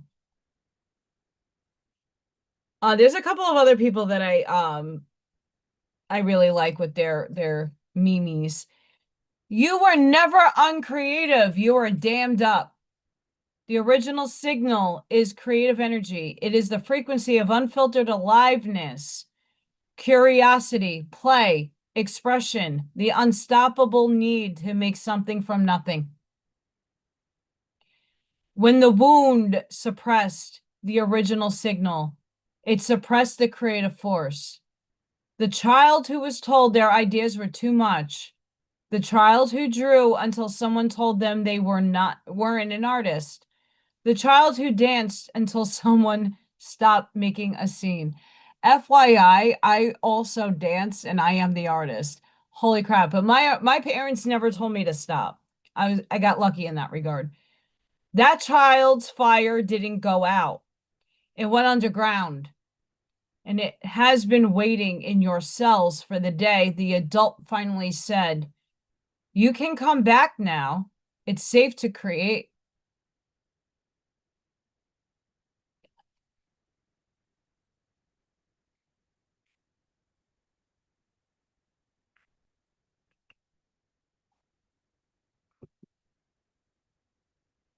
Yeah, Sparky. During that era, when I wasn't yet forced to leave my job because I didn't do the boo-boo, I went to work and half my staff was scaredy cats and didn't want to come out of their working holes. They did remote learning and they stayed home and they feared everything, and I went to work. It was actually very pleasant to go into Manhattan. The only thing that was not pleasant was having to face diaper self when necessary. But let's be real. When you are a GPS signal and you are in higher awareness, shining your light and being the beacon, your lighthouse, it is exhausting. Every lighthouse needs a lighthouse keeper to make sure that the light has some oil and that things are taken care of electrically, your wires are circuited. There's a lot there to say about a lighthouse and being one. But being the human one, you have to do the same upkeep. You have to make sure the every cog in that lighthouse is oiled and squeaky and clean, that the glass is clean, that you can see clearly, that all the electric is working. That's what you're doing with your nervous system. You're decluttering what no longer serves you. The Schumann resonance is helping you. The galactic energy coming in and giving us downloads are doing the same thing. That old self, that ego, that projection, that mask, they're all falling away. And it got you up to this point. So thank it. We love you. You're not serving me any longer in the new frequency. I have to show up differently now. I have to come in mature. I have to redefine what I want for self. And you're allowed to change that perspective every day. You're allowed to change your belief systems every day. You are allowed to shift. Please don't worry about anybody else and what they think about you. You have to look in the mirror every day and keep yourself up to date. No one's going to do that besides you. You got to brush your teeth. You got to take care of your temple, your vehicle, your body. You have to show up every day for yourself. How are you doing that? We all fall off. We all go through the challenges. We all get muddled up in crap. We all get distracted by the outside circus and breads show. We all do. That's okay. Give yourself compassion. That's the biggest thing that you can learn is compassion, forgiveness. That's not to say to not have boundaries with people. That's not to say that I forgive the people who spoke fucked up shit in my presence, not in my presence, wrote me some crazy shit. I still love them. I still forgive them. But my boundaries are up. I know my value. I know my worth. Some people had to come in and teach me that by showing me what I don't prefer, what I don't deserve. If we don't have those lived experiences and we have this la-di-da life, we're never going to know what contrast looks like. That's why we're in duality, to learn. We have to go through the experiences to know the feelings that we want and don't want. We have to experience it. That's the mechanism in which the system here works. It doesn't work in all of them, but it sure does damn work in this one. So we're going to go with it.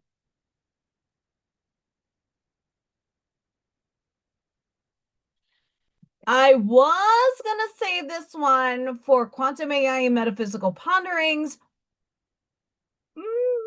but talking about fields, Allison's going to explore here. Scientists show the heart's electromagnetic field in action, revealing how its toroidal field extends beyond the body and shapes emotions and mental states. What? This is from Bright Bites. Scientists have visualized the heart's electromagnetic field, showing that its toroidal field extends several feet beyond the body and influences emotions, cardiac coherence, and mental states. This toroidal field is generated by the rhythmic pumping of the heart and electrical activity of cardiac cells. It interacts with the nervous system and may play a role in emotional regulation, stress response, and overall physiological coherence, providing a tangible link between the heart and mind. The discovery highlights the intersection of biology, physics, and psychology. By studying the heart's electromagnetic influence, scientists can better understand the mechanisms behind emotional well-being, mental clarity, and the body's subtle energy systems. Findings like this demonstrate how science continues to uncover the hidden forces within our bodies. By mapping the heart's field, scientists reveal a deeper connection between physiology, emotion, and consciousness.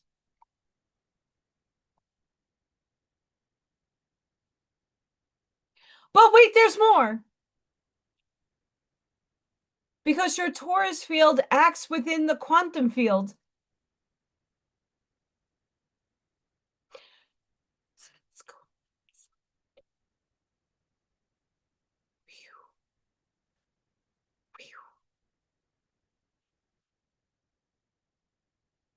So that little micro is in the macro.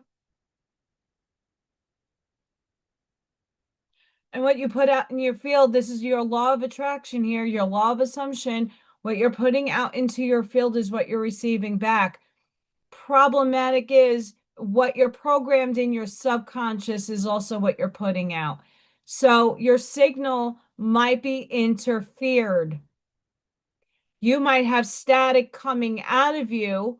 Your field might be littered with debris because one part of you in your subconscious brain is always putting out into your field. Only when you're conscious in your field can you break through a little bit of that static to get some obtainment, but not the totality of it. This is why shadow work is effing important. Shadow work. Knowing that the Kuntosaurus within lies there.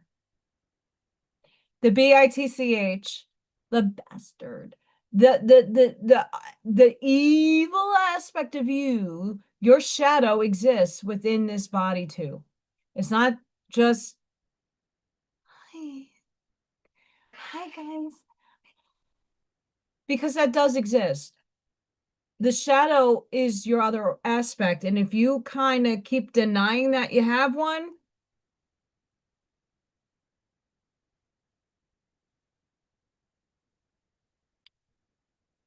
your field is going to be littered. And what you put out into your field is how your reality is created. You create your own reality. You perceive your own reality. You feel your own reality. Co-collectively, co-creatively, we all assigned ourselves this role. We all came together and said, we need this experience. You are going to come over here and you're going to do this and we're going to play a role for each other. They're all role playing. We're all role playing. You'll hear a medium say, well, in the last life, your dad was your mom, you were your uncle, and you played this role. But in this life, you are the daughter, they are the mother. One life, you're evil and you are Mao. And the next life, you are a Buddhist monk. We all have to play good and evil. And when you see and understand that and embody that understanding, then you will know that what people's actions are also yours. Good and evil. Because we're all one. At a microscopic scale.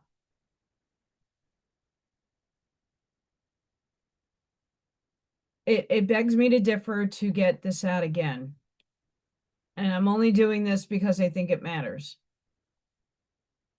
If I were to tell you all, and I want you to do it for yourselves, fractals of conscious energy that make your soul up. This is just from my perspective, from myself. The things that make my soul, not this body, but what's working through this body, because my soul is infinite. Now, if I put a mathematical equation here, I have maybe 15% of the Archangel Collective working through me. The Ascended Masters might be like 10%. The Oversoul is maybe 50%. Who knows? I'm just giving you guys like star seeds. I have not just one visionary planet I'm from plethora of them. I'm not just Palladian, I'm Lyran, and I'm Series B. I'm Alpha Beta Centaurian. I'm this and I'm that. It's just a label. They're energies. That makes that up. Spirit guides. You are your own guides. You're angels. You're all of it because you're fractaled. So the one infinite creator, the God aspect, that's you. It might be 0.0000000026% that you have this little sprinkle of them. Right? I might have a 0.000 to a billion in infinity of the blade of grass. But somewhere in this world, my consciousness is in a blade of grass at a 0.0000 infinitude 1%. That's why you can't cognize it, because it's that tiny, but in a microscopic scale. But if you look at yourself and say, okay, I'm an artist, I'm an engineer, I'm a this, I'm a that, labeling your 3D self, what are you? What makes you happy? What are you into? What are you drawn to? All those aspects of that is a 0.0000002% or whatever. I don't know the math on everybody or myself. But this life, I have philosophers, I have artists, I have the Archangel Collective, I got Starseeds, I got a bunch of things running through this vehicle having experience through me with my unique divine essence and frequency. A whole sum of these things are like, oh, we're going to create an Allison. She's going to come and embody and densify into this vehicle. And we're going to have experience through her with her own sense of personality in the Urantia book that's called The Thought Adjuster, your higher self. Comes down and navigates you. You already lived this life. It's like the Oracle telling Neo, you already chose the cookie. You took it. You ate the cookie. But you had to remember why you came and had this experience. You have to live it now. You already did. But now you're in a consciousness that needs to go back and rewind and feel it. Have the experience. You're doing the same thing. Your higher self in superposition, you did not observe it yet. You didn't take the measurement yet. Me, I went into the menu and I said, I want that one. Because A, I can't doubt myself in my field. Oh, no, you can't achieve that. What are you talking about, girl? That right there is going to not get you your manifestation, your collapsing of the wave function.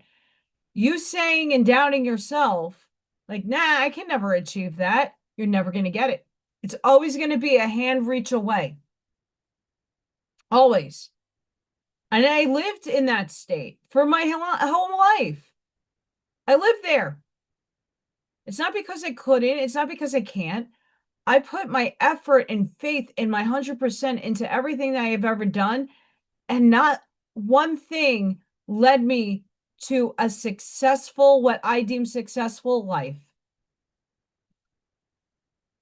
Meaning, can I feed myself? Can I put a house over my head? For myself. Do I have legacy money I'm sitting on? No. I don't have retirement. I don't have anything. I live in the moment. But eventually I would like to live that I'm not going to have to worry. My needs will be met to some capacity. I don't have to worry anymore.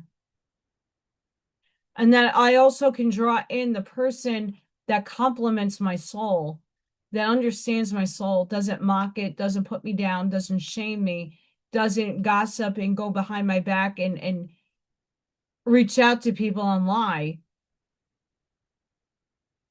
and play mind games. That I get someone that actually legitimately loves me and all of me and my frequency as I would them.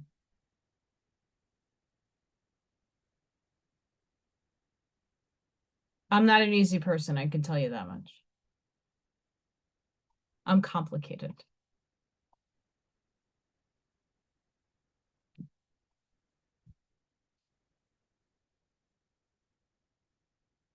But aren't we all?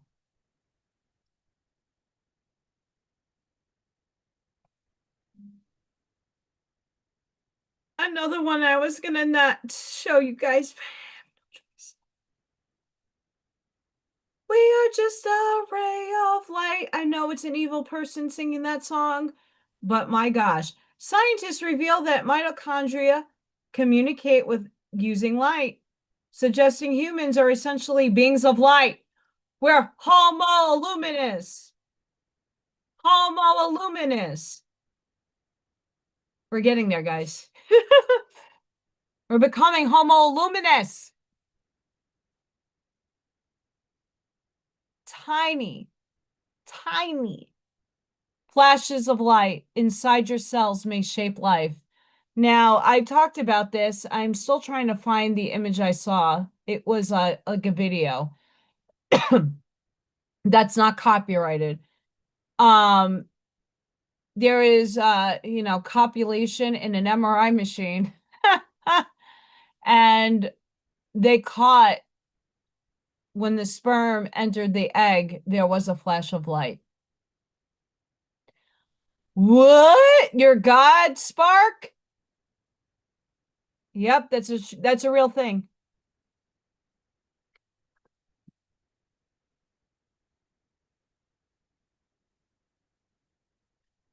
What goes on in life?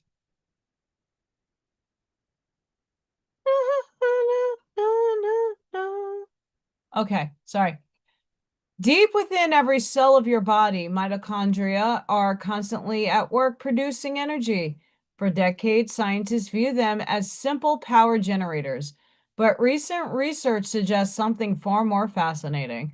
These tiny structures may also emit ultra weak flashes of light, known as biophotons, as a natural byproduct of cellular activity. The light is not visible to the human eye, yet it appears to carry information. Photons equals energy equals consciousness about what is happening inside the cell. Some scientists believe that these light signals could help cells coordinate with each other. Your neurological system, hello. We are electrical beings as well. Acting like a subtle communication system alongside chemical signals. Instead of relying only on a slow molecular exchanges, cells might also use rapid light-based interactions to stay in sync. While the idea that humans are beings of light is poetic, the scientific reality is more grounded. These light emissions are extremely faint and are not a primary form of communication like nerves or hormones. However, studying them is opening new doors in understanding how cells function under stress, disease, and aging. Researchers are exploring whether changes in these light patterns could help detect illnesses earlier. I'm not going to read those words. Traditional biology focused mostly on chemistry and electrical signals. Now, this emerging field suggests there might be another layer in life's complexity. Even the smallest process inside us may carry signals that we are only beginning to understand.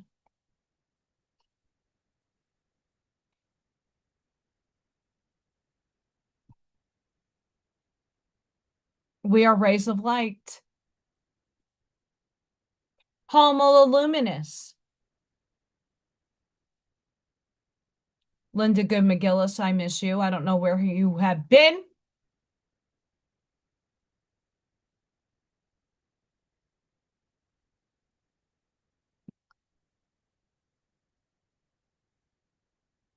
That one I have to save. Yawn 2 of the night.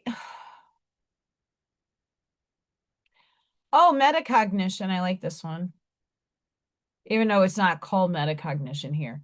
Studying yourself is one of the most life-changing decisions you can make.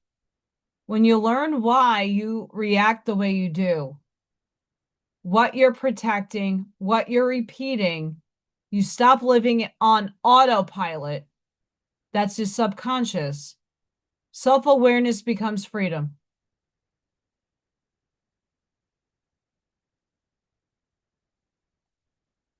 Yes. When you look in the mirror and you can see beyond this body, and you can see in essence, if you ever gone into trance meditation or just meditation and saw, and you did the Akashic ones, where you go and see yourself and meet yourself at the Akashic gates. The many meditators will tell you to go see yourself as this. I did a couple of Brian Scott's meditations back in the day about meeting my higher self and in the Akashic records, a lot of the multidimensional versions of me. Not one of them had form. They were all fucking sparkly light. I saw my light body. I saw the brilliant light ball that I am. And I was getting frustrated because the meditators would say, you're going to see a form. You're going to see it this or that. And I didn't see any of it. It's like, what the fuck is wrong with me? Why can't I see this thing? Like, they're telling you in guided meditation, like, what you should be seeing, right? It's different for everybody. But I was getting frustrated. I was like, what the fuck? I could see myself. Then Spirit came down and goes, why are you getting frustrated? You are a light ball. What? Yeah, you're not going to see a form. You're more than that. Stop beating yourself up for things that you just don't see yet. Okay. Because back when I was trying to develop my mediumship abilities, not being aware that I was a channel. It was only at friends' houses when seriously, I fell asleep on my friend's couch one night and, we used to hang out late playing video games. I used to play Call of Duty and Battlefield and, I used to do a lot of that, but a lot of my guy friends, were way better than I was. So I relinquished my controller and, worked the whole week and just wanted to hang out and have a good time. And 98% of the times my bed was someone else's couch. And one night they heard me starting to speak, and it wasn't me speaking, it was something coming through me. Kind of like Sam the Illusionist, a little bit. And the intelligence gave its name, and everybody got really fucking scared and woke me up and showed me the video because they took a video of me. I was like a little creeped out. But that's when I really started to recognize that I was much more than a medium. And I'm a claircognate medium. I'm not I can call on grandma medium. I'm able to give messages if I'm energetically bound to somebody. But I even my parents, I have a hard time having a one-on-one combo, like getting information. Like it takes me forever to get that. But I'm a clear channel, a claircognizant channel. As I'm talking, I'm channeling. I feel in different, like you hear me, like see me doing this, like my energy shifts in my ears and my energy shifts. And I can feel when my energy shifts. And I know that there's different things coming through me. Not things as in, oh, they're evil aliens, they're intervening. No, this is my higher self and the other pieces of my oversoul coming through. This is the Arcturians. This is the Pleiadians. This is these things, but they're not named because they're energy. They're consciousness. We give things labels and names to make things make sense in our 3D brains. The only two entities that ever pronounced themselves was the archangels. They needed me to understand through what the energies on what we had limited in our understanding of what they are. through the oracle cards that I pull and through the energies of what I've read about them, I needed to know that energy in a more defined way. Those are the only two things that I know have a name. And that's just us giving them a label.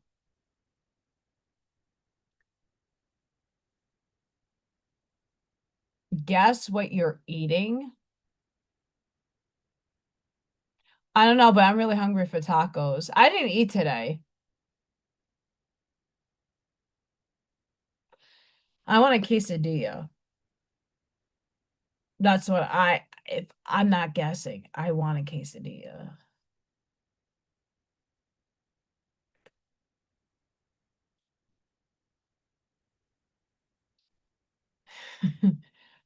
Besides coffee, this is my baby. And it's not doing its job.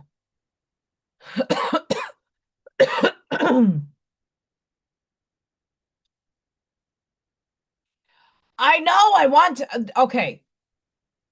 During my break, Allison's going to get herself some tacos because I can. There's a place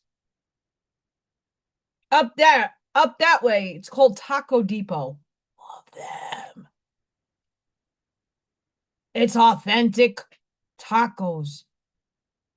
And I'm going to see if they have quesadillas. And then I'm going to get a bunch of stuff and then put it in my refrigerator with it, whatever I don't eat, and have some leftovers for the couple of days. I do also have wicked weather next week coming in.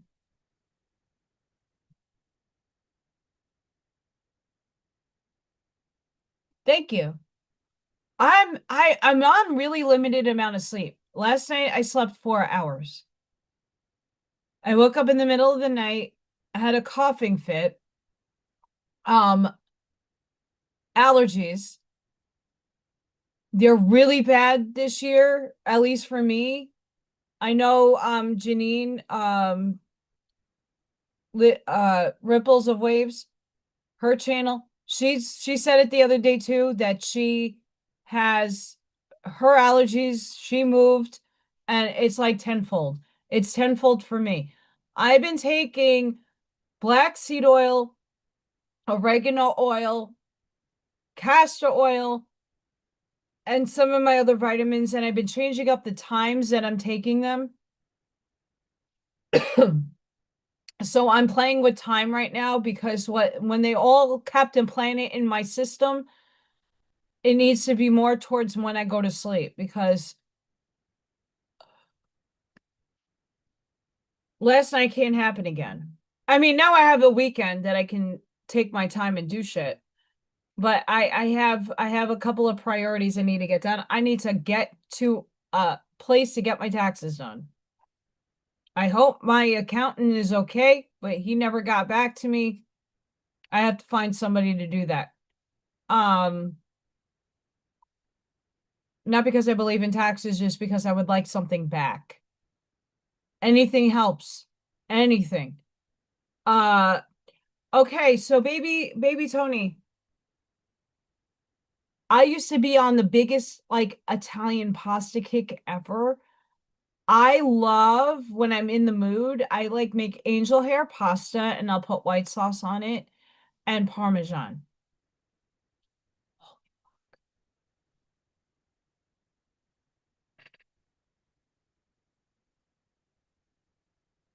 Wow. I love Italian food, by the way, but they don't really have Italian food up in these parts. It's all tacos. I'm okay with that. Barbecue and tacos are up here in Indiana. I love Alfredo sauce, but like basil white sauce, fire.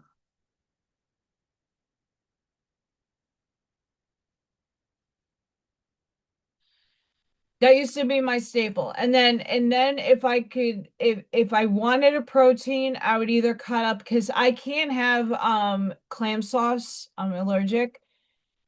So I would do shrimp, like make a shrimp scampi kind of, but without clam sauce. And then or Boom. Cut chicken up. I cut chicken breasts up. Bro, bro. Mushrooms, I have to be super careful with mushrooms. I also have allergies to them. Seafood, the same. There's some things I can eat with seafood and some things I can't. It's my body is a fucking allergic to everything chemical. And there's certain things in food preservatives that I'm super allergic to. Some stuff I could tolerate and some stuff I can't. I like I've been in anaphylactic shock 5 times in my life. 5. 5 times. It ain't pleasant. I've had severe, close to anaphylactic shock, severe allergic reactions that came very close to going to the hospital. Scary. Like over 20. And that a lot of that was with food. So when I eat, and I also have mouth issues with my teeth. So it like my diet is very weird in particular. But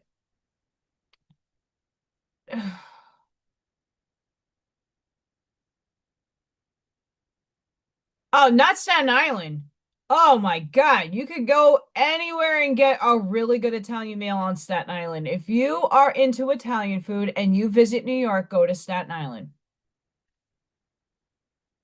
Woo! The Nonas. I had a Nona who lived across the street from me. She was right off the boat, Italy, Sicily. What? She used to make her own noodles. I used to help her for Christmas as a child because Allison grew up a Jew. I used to sit there and help her with the little wooden pasta formers to make rigatone or penne and make the noodles, and she would help me cut it because I was little. And holy crap, there's a big difference. She used to make sauce. What she used and how she used it, I don't know. That shit was next level. Like I had authentic Italian food made from a person raised and born in Italy.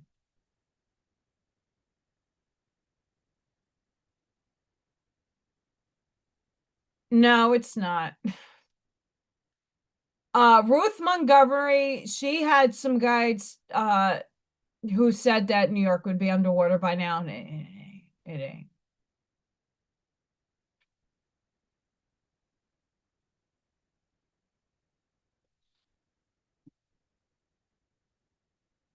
Oh, I studied, and so when I went to college, we had to take art history. I mean, we had our basic art history. You can't get out of that.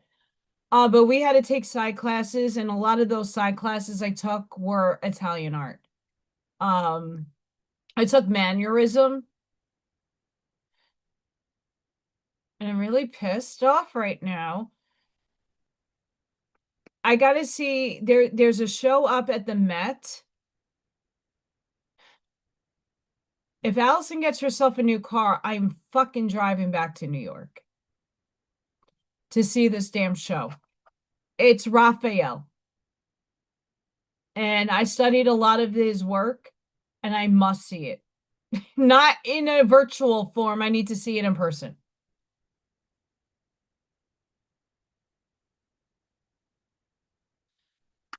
Oh yeah. Oh yeah. I mean, Europeans in general, and not to knock any American because there's a lot of amazing American cooks. I'm not going to knock anybody.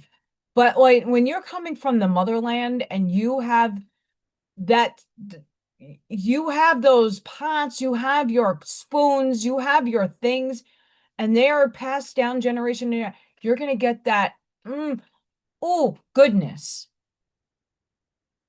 Goodness.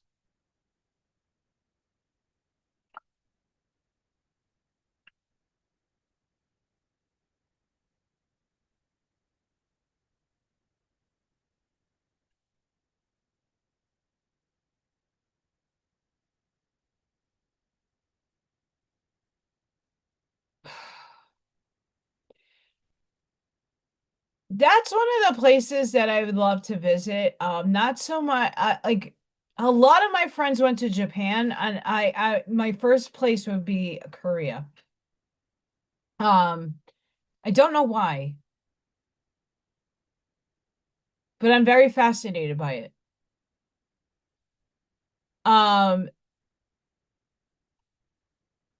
Allison loves stuffed shells. Love stuffed shells. I love lobster ravioli. That is like the top thing. I will call up Pastosas. Maybe for my birthday, I will order and get it shipped here. Lobster ravioli from Staten Island. I might do it. I gotta treat myself. I live once in the YOLO alert in this body.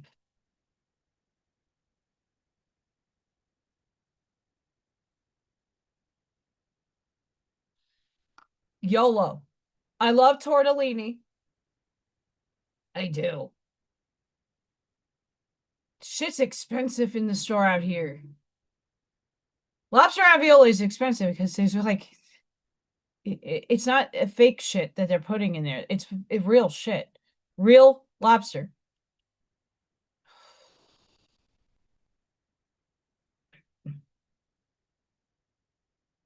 I know.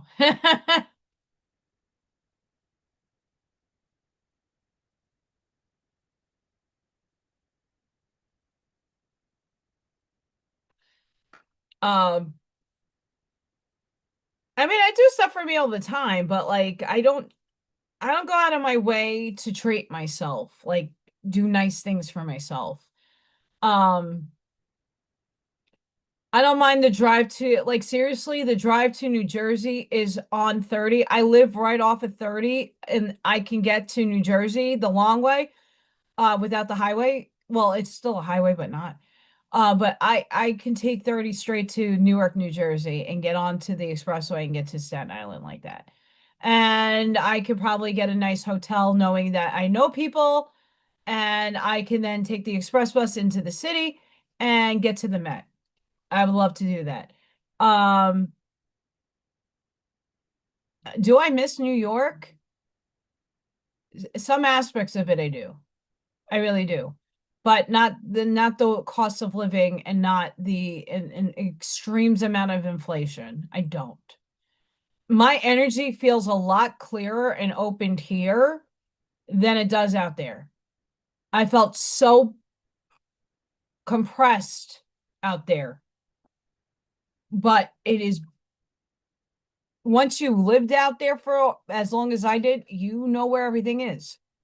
So you just do you. Ah,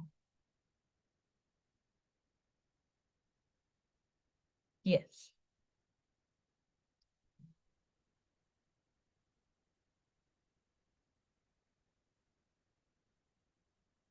Crazy stuff, guys. Give me 2 seconds. I have to go to the potty because I don't do that enough. Do do do do do do do do. Be right back. Do do do do do do do do do.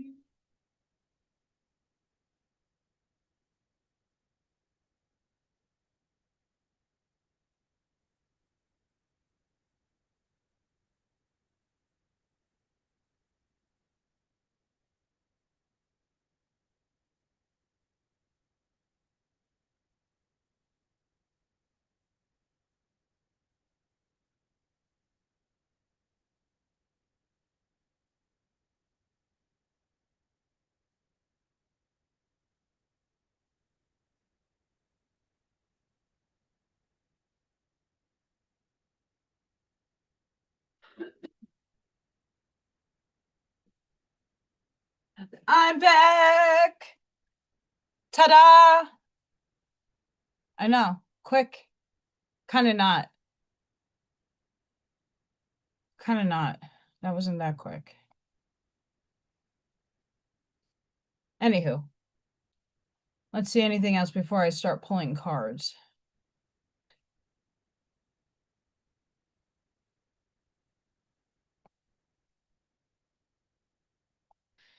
I posted this on my Facebook because a lot of people get confused with a lot of this stuff, so I figured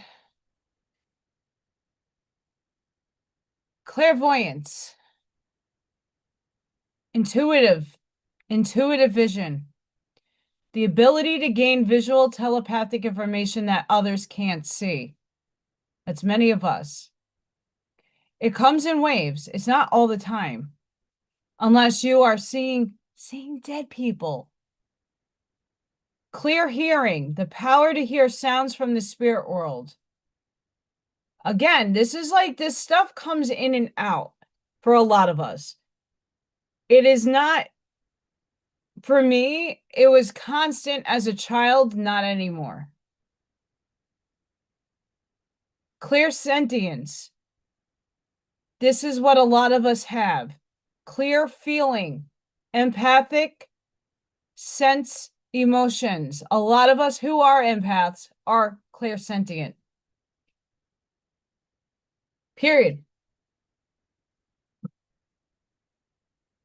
And right now, why I'm bringing this up is a lot of your abilities are going to start heightening. A lot of these clairs are going to start exploding. I know mine are in different ways, in different wavelengths. This is what I am consistently all the time. Claircognizant, clear knowing, intuitive, inner knowing. You just know to know. Right? And this is what a lot of what I'm doing with the quantum science stuff is. I just have a knowing that it all connects. Now I have science wording to back it up.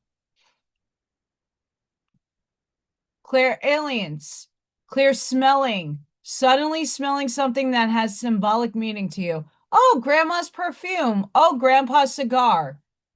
Once again, it only comes in here and there. Some people smell it all the time. I would get nauseated by that. Clear gustance, clear taste, the ability to taste without actually putting anything into your mouth.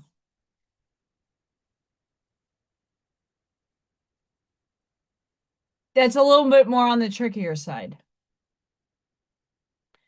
But if you think about, we're talking about food, and you had this, and it's not necessarily memory. It's like you actually are tasting it. That is that. But it's also could be from spirit. Clear agency, clear touch, psychometry, the ability to receive information by touch. That famous medium, he's not necessarily famous. I don't think anybody that is a medium is not famous, but the Henry dude,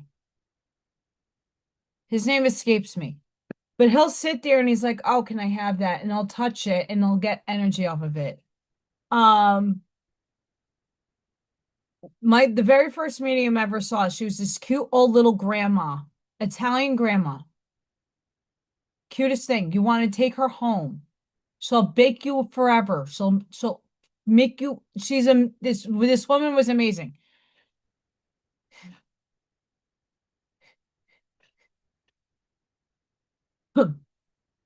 She looked at my photos because I showed her the Stargate.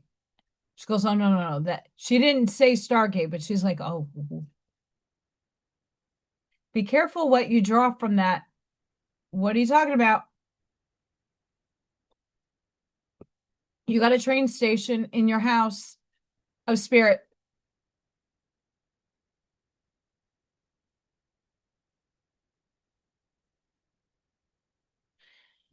Yes. Why I'm doing the quantum stuff is understanding the language they're using. Why I like Federico Fagin and Bernardo, I'm going to read his because this is my favorite philosopher. His decoding of the metaphysics of Schopenhauer. But those two, Bernardo and Federico Fagin, did an interview on Essentia YouTube channel. Highly recommend that. Like these are next level people. These Bernardo worked at CERN. He has multiple PhDs. Guy's brilliant. Whether you believe in his philosophy or not, it's like the same way as me. Perception. What are you feeling? But he's really, really, really super smart. I love listening to him. Federico Vigine is the guy who literally invented the microprocessor. So he's a physicist. He's an engineer. He's somebody that's very, very classically trained in metaphysics, in physics, classical physics and mathematics. A lot of scientists are. Oh yeah, definitely. Um, Hang on. I do have something coming to me. Maybe. Oh, no. Mother effer. That one.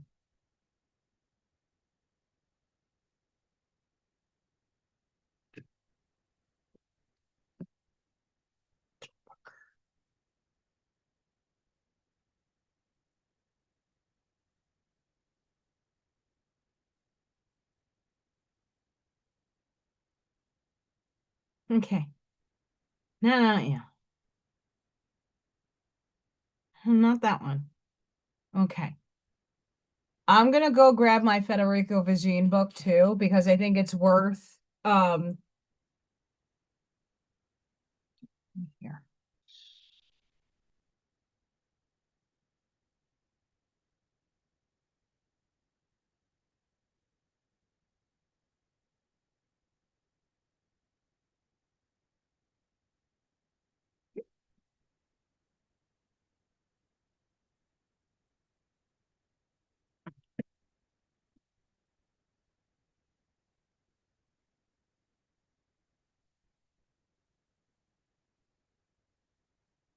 Okie dokie. I got it. I didn't have to go anywhere. This is the first one. This is Federico Fagin. Irreducible. I'm reading this right now. Consciousness, life, computers, and human nature. Phenomenal. Phenomenal. I'm not even done with this book, but what? He's this cute little guy. He's a cute little Italian. We love him. He's grandpa. And grandpa brings it. Grandpa brings it. So Federico had a spiritual experience and it changed the course. It changed the course of how he started thinking about physics and spirituality. Bernardo Kastrup is now like what he is doing. He's seeing very similar to Federico, but challenges the free will, which I also do challenge Federico's version of what he considers free will in the quantum sense. But he goes into quantum mechanics and he goes into spirituality and he's like making what his definition of quantum panpsychism is. Quantum panpsychism is not panpsychism. It's on the next level. Oh yeah, Carol's amazing. I love Carol.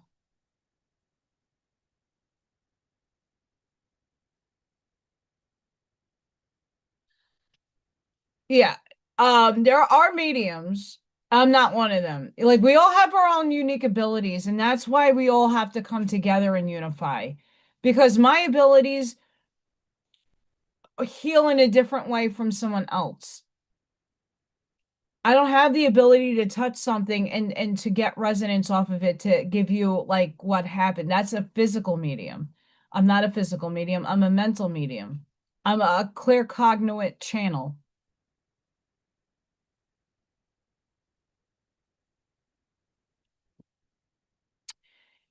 Yes and no. It depends on how your frequency in that position of observation can change. You shift when you shift your observation, like your mindset, and you're shifting your frequency in your heart space, the outcome may shift a little. That's why when they say, when you go back in time, like from this point to here, if you touch something, change something, like the mandala effect, you're shifting reality. You're shifting into a different observable reality. Your higher self already lived this aspect of you. One aspect of you already lived this. And why we have to start saying, instead of arriving at the reality, because we will be arriving, we are here. We're merging with something that already lived, experienced it. So we have to remember. The Great Awakening in totality is remembering your connection to source and the multiplicity of you as a soul, the infinitude of what you are. I was saying earlier, the blade of grass that your consciousness, the one subatomic particle you are entangled to, is somewhere in the middle of a field out in another continent that you're in entanglement to. That's why you're one with all things, but it's at a 0.000 million, a 0.1% of you is in a blade of grass. You're not going to be cognizant of that. You're not going to be aware of it, but subatomically you are.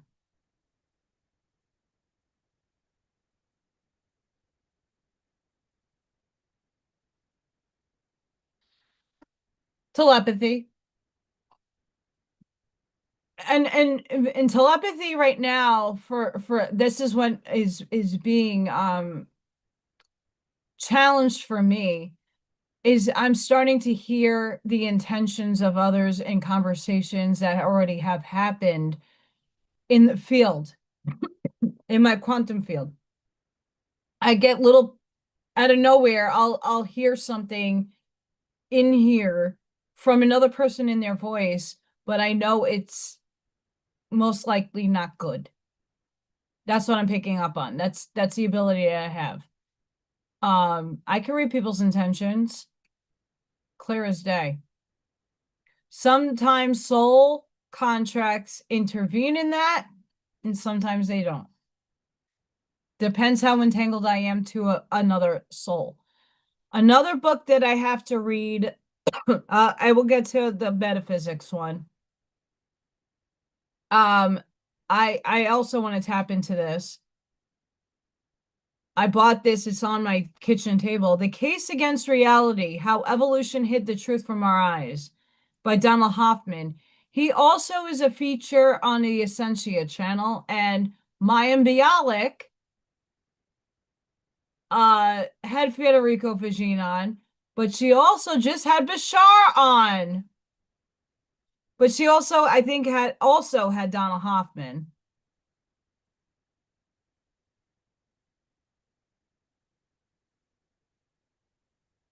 So I like how the psychology world is mixing with the metaphysical world, is mixing with quantum physics. I love it. And the psychology and the philosophy.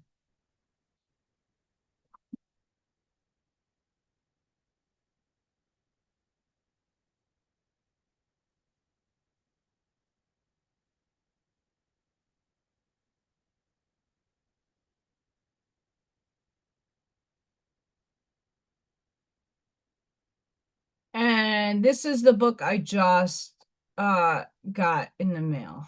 It's a small one. But Decoding Schopenhauer's Metaphysics, Key to Understanding How It Solves the Hard Problem of Consciousness and the Paradoxes of Quantum Mechanics.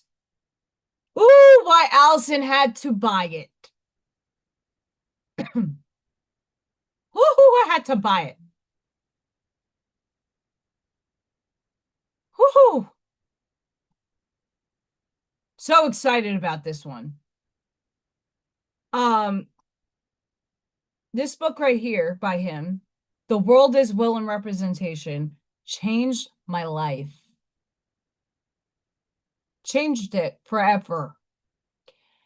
When I read this book in college, it was about the same time I read The Law of One.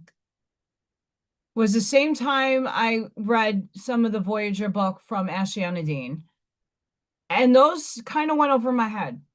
I didn't comprehend it as much. I didn't really comprehend this book that well. It's heavy metaphysics. This, though, changed my game because it made me think differently.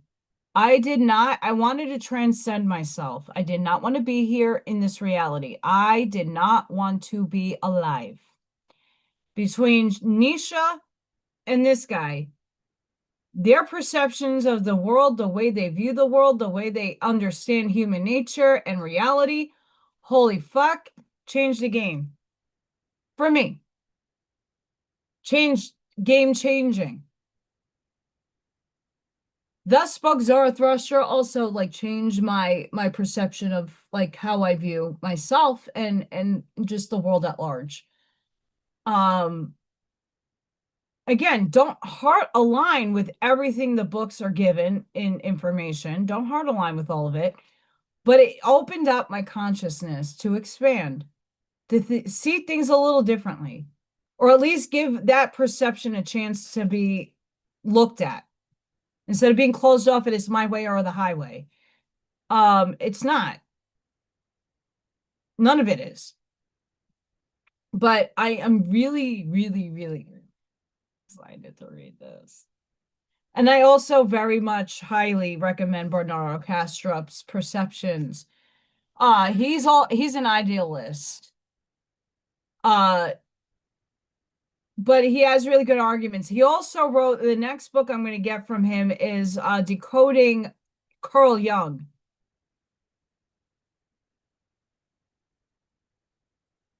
Yes.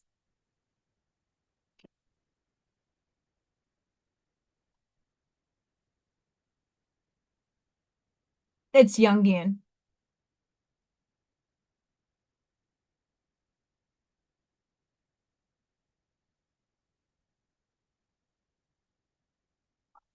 It's Jungian. Exciting. It's exciting. I'm a reader. I love reading books. Do I have time that much anymore? I will have some time.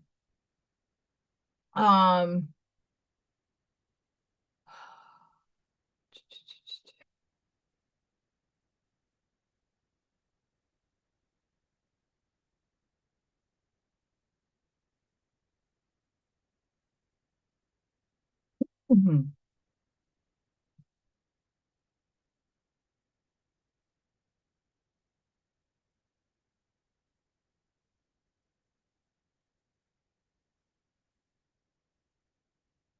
Okay. God damn it. I want to show you guys though. So you guys know where to navigate to. I will put the links in the linky section.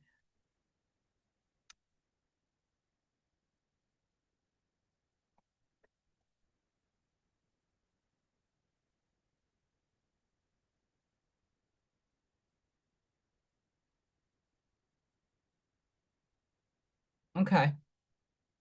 Hold your hats.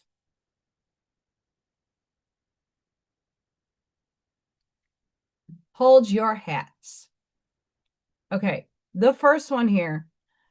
So if you just type in Bernardo Castro, this is the Essentia Foundation. We'll get there. Quantum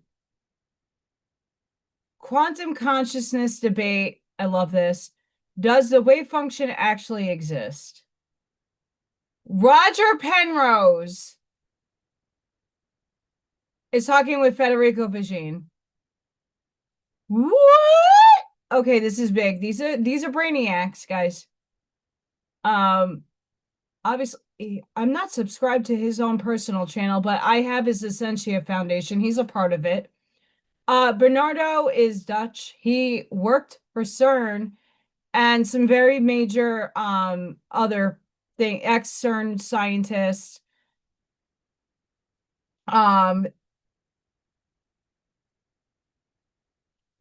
Your life is not about you, and there's just really good stuff here. He does a lot of young, and just listening to him it has been really, really breathtaking from this standpoint. So this is the Essentia Foundation.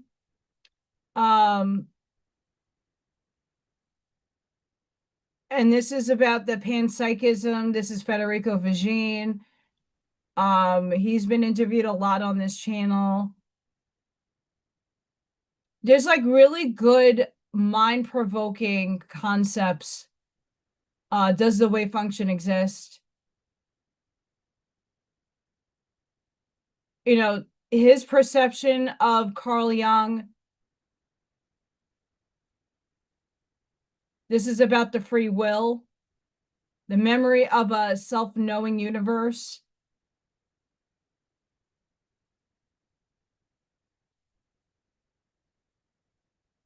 So there's a lot of stuff on this this YouTube channel. Subscribe if you're into this kind of stuff. It's very thought-provoking.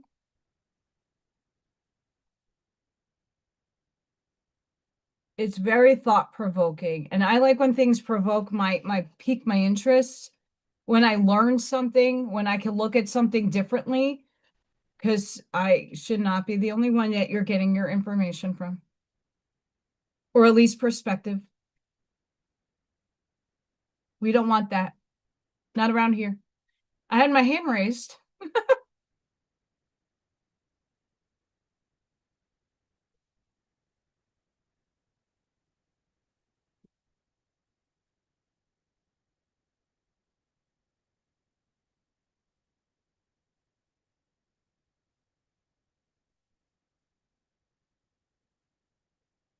And just to reiterate, for anybody in the background, and I opened up with this, but it's nice to mention again, anybody is welcomed in my space, because it's not about me.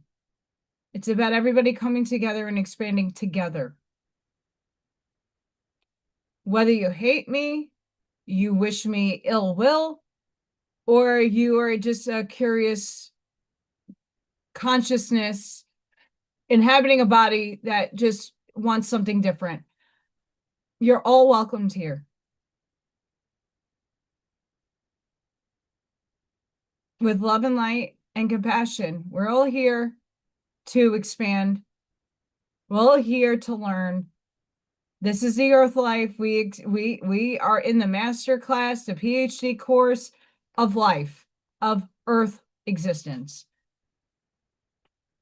We all perceive, feel, and experience life the same, and that's what makes it a very unique world. And each and every one of us brings our own frequency to the table, and it should be well received, respected, and it doesn't matter what your perspective or perception is. All is valid.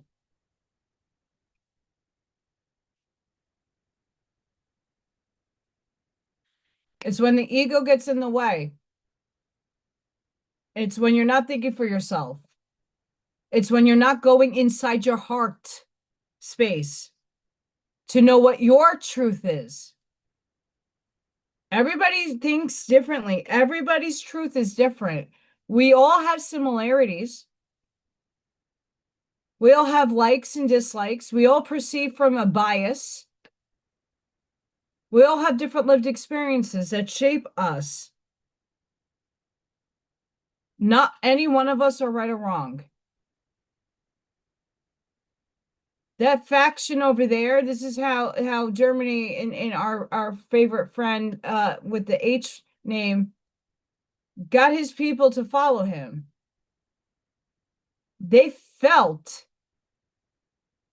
adamantly to defend their country, their nation, and their culture. Same happens here. Whether it's right or wrong, they perceived it right.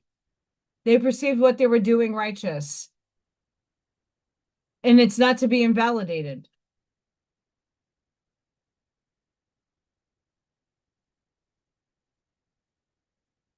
No problem, Mel. I really highly like there's some stuff I don't resonate with him at all. But a lot of it is the fact that when I discovered this, like again, this is spirit putting things into my purview. When I heard him speak, like he is all this technological guy, inventor of all this nonsense that we use, had a spiritual experience and goes, wait a fucking minute. What? And his whole dichotomy started to change. His ways of seeing things and the way he was viewing things shifted. And he wrote a book, and he's starting to write another one about his experience and how it shaped and changed his perception. And how the people like us who have always been spiritual, always have these abilities, are finally getting a language that the scientific world could validate. That's why I do quantum AI and metaphysical ponderings. I read the articles and I put it into spiritual context. I try to, at least.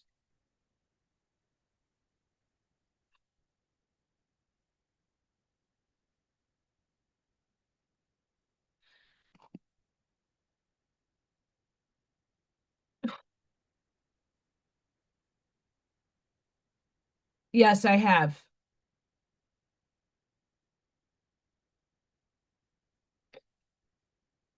I actually had Grant on my Facebook channel, like on my feed.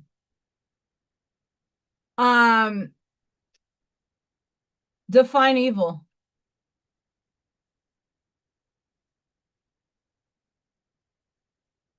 What you perceive is not what another person perceives as evil.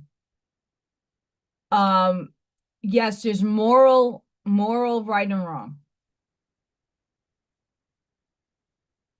But in someone who was born psychologically manipulated and grew up with a different neurological system than us, the norms, a person that does really not okay things in society views their acts and deeds as good. Go read some psychological thrillers. Those people feel like they're doing a good deed. They believe it.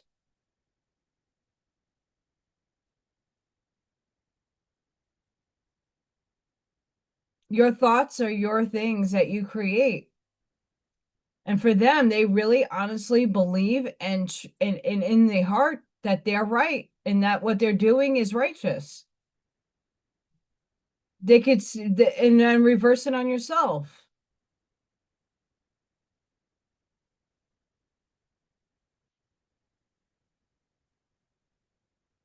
What you deem is right, someone else might deem is wrong.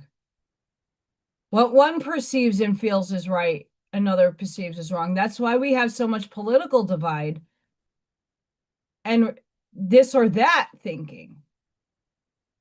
The blue pill versus the red pill. From one perspective, that person feels, believes in their essence that their way is the right way. Another person on the other side of the coin, same bird, they perceive their values, their belief system as being the only one that's right and wrong. That's their truth to see that they're right.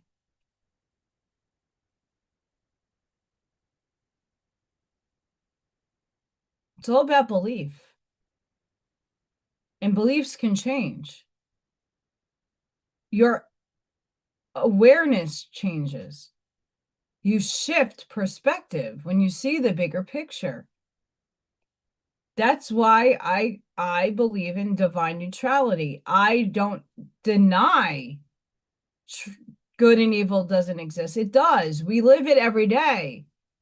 It's a matter of perception. The person in New York that thought I was going to kill them for not taking something really thought and feared I was going to kill them. They thought it. They were in fear. And yet me was like, what are you talking about? I what? I'm a good person. Why would I go out and because you're not you put grandma in the basement. That's why she's there. Grandma's in the basement. You didn't do this. You weren't protecting. You're an evil person. You're Satan in someone's story.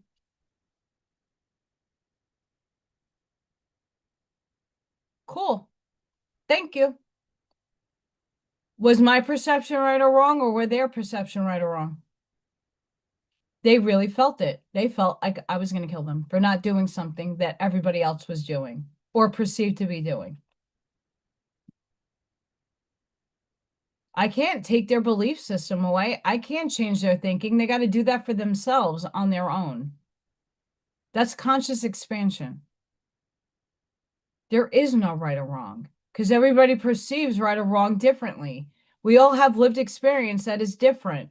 We all feel things differently. We can label what love is, but everybody experiences it and takes it in differently. For me, I've never had actual romantic love in my life. I've come close, but I've never actually fully got embraced that way. Hi, Michael.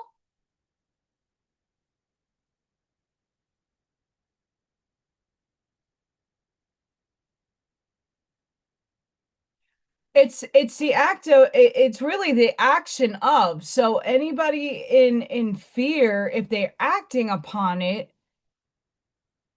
but then there's what thou shalt not judge. So as much as a serial killer is in his thoughts or her thoughts is doing a righteous act by taking someone out because they perceive that person they're doing somebody a favor. That's a feeling, that's an understanding and a knowing that they have. We might not perceive it as good. They do.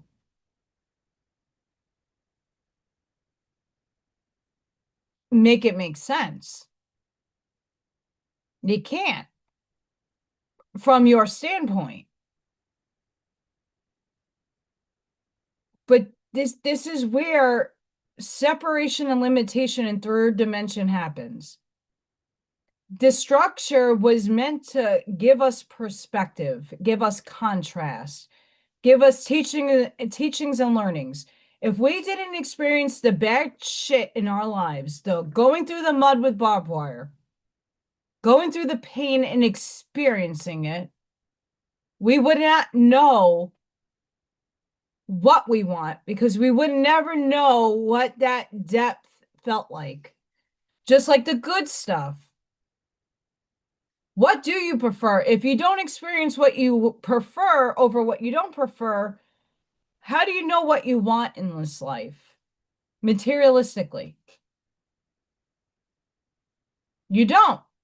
You have to experience it. You have to feel it. What brings me joy doesn't bring Ashmaya joy.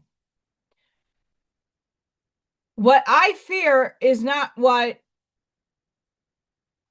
Sparky feels. We're different for a reason. It's source expressing itself through you, uniquely through you. Not everybody's going to be in alignment, but we don't go through this life unscathed. Even a person in a resting soul goes through shit and obstacles. What I deem as good in my knowing might not be good for you.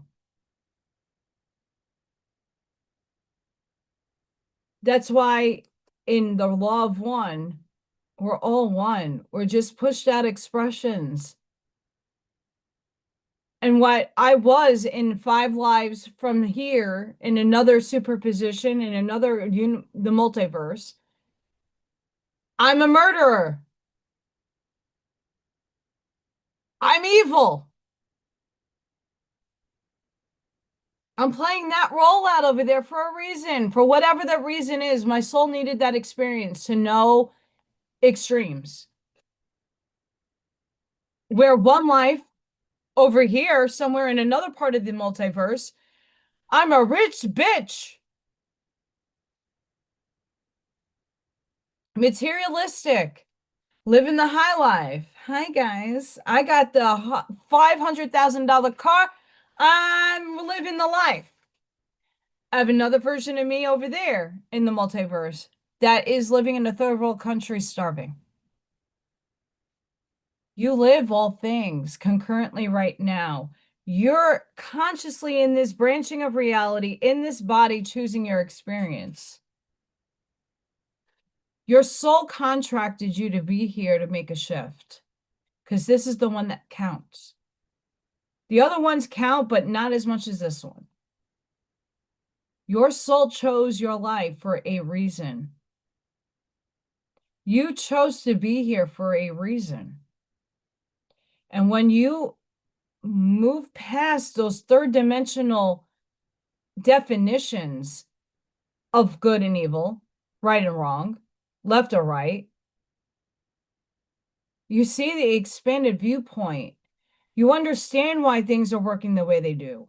You start perceiving why certain people make the moves that they make. Sometimes when you start noticing that something's contractual, you could detach your energy and go, okay, I'm not feeding it my energy anymore because it's just perpetuating it. Now that you know how energy starts working, and when you have a field of energy and you have your Taurus field, I read that article earlier about your heart having, and it's being shown in science, your thoughts create things. So if you're only thinking, what's this next move? And what is something outside of me making and dictating to me? You're giving your power away.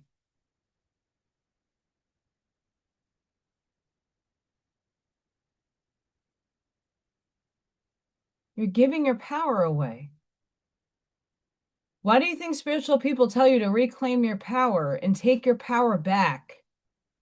Because at one point in time in your life, subconsciously or consciously, you gave your power away. Everybody does it. It's not a slap on the wrist and you did wrong. No, it's called taking your power back to empower yourself to make better informed choices. There's no wrong choice either. It's a slower path or a faster path. Sometimes your soul chooses to take the slower path for a reason because you're not getting it. The slower path will make you and open you up slowly, teaching you delicately what you missed. If you want the fast track, that means you kind of already got it. You're just missing a little bit of a spicy meatball. A little thing that you can navigate on the fast path. The slow path sucks.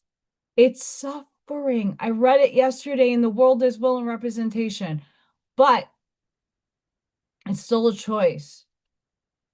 But if you don't go through that lived experience, that relationship, that hardship, you're missing the key elements to what your soul came here to do in the first place. And not all the time are we the ones that have to learn a lesson. Sometimes a soul asked us to impart a lesson on them. And sometimes you're the devil in someone's story. I'm okay with that.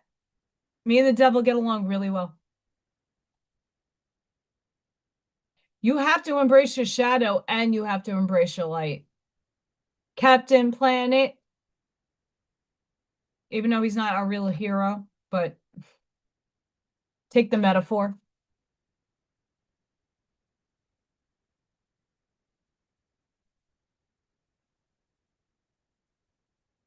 Seriously.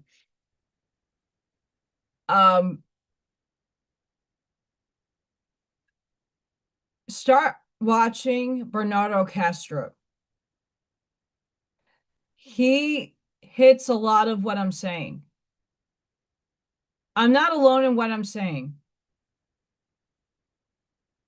Sometimes you need another person to make it hold in solidity in yourself. Sometimes you need a different perspective, different words, but very the same meaning.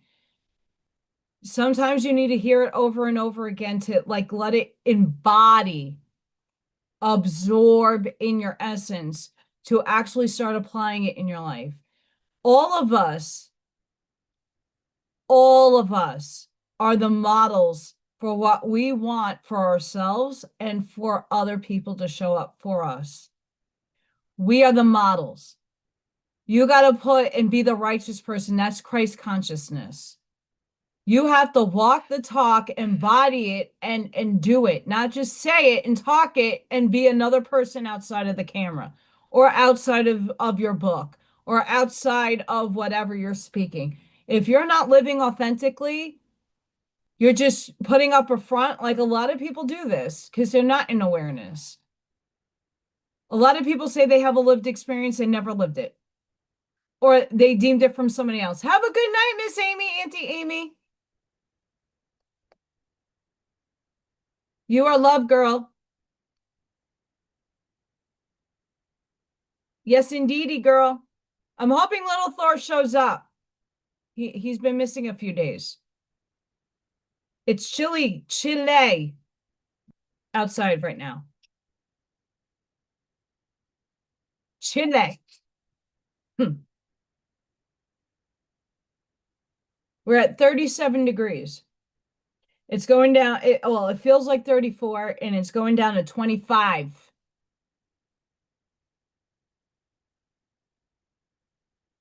Tomorrow, it's going to be 50, but 38 degrees most of the day. Sunday is going to be 61. Monday, 75 when I'm at work all day. Yay. And then Tuesday, Wednesday, Thursday, rain.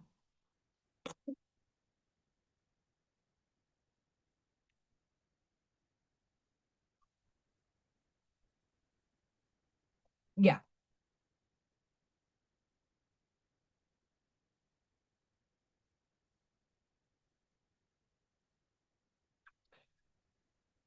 Steven, go in superposition and choose the life you know you are and have.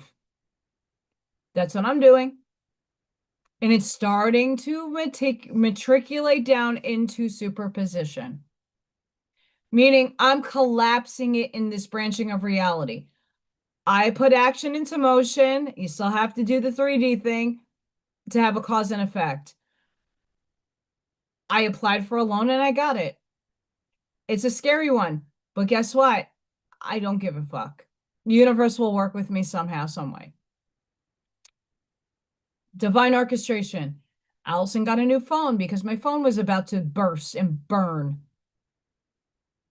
That was a part of my getting my superposition was getting myself the things that I need to succeed in life. If I don't have a ways of communication, I'll be a hidden little gem.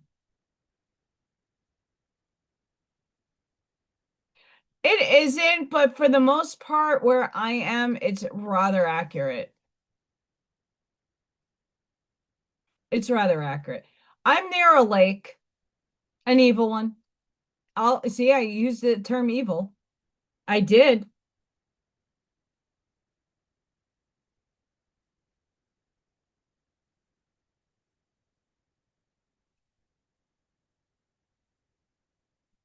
Um, Superposition is fun.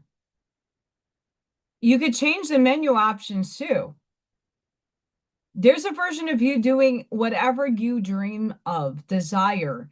Like I said earlier, There's a version of you that is the richest bitch ever, the richest man ever. You got it all. You got your Maserati, you're in Dubai, you're scooching in the Autobahn in Germany. You're doing it all. You're doing the high life. You got a version of you doing that. You got a version of you in a third world country starving. All extremes exist. You got to do the one that you know without a doubt. Your ego can't tell you no, that you can achieve. As soon as there's a doubt in your brain, in your frequency, it won't happen. And then Neville Garter on top of that. Recapitulate your thinking. If you had a fucked up day, you did. If you had a really messed up day, we're allowed to have them, we're human. Recapitulate it. Before you go to sleep, meditate, revisit your day, revise your day, recapitulate your day. Revising is the act of you going in and the point of where things started turning wrong. Well, turn it right in your mind. Live it as if that never occurred.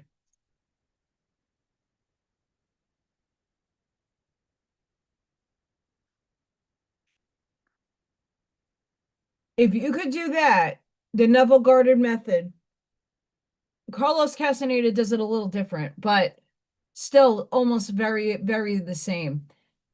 Different modalities, but same idea. Vision yourself to the point of your day that things went wrong for you, that you perceived as wrong, and make it as if it never happened. That's quantum physics. Like you had lived the choice that you didn't want. Now you're imagining the choice that you wanted, the outcome that you wanted.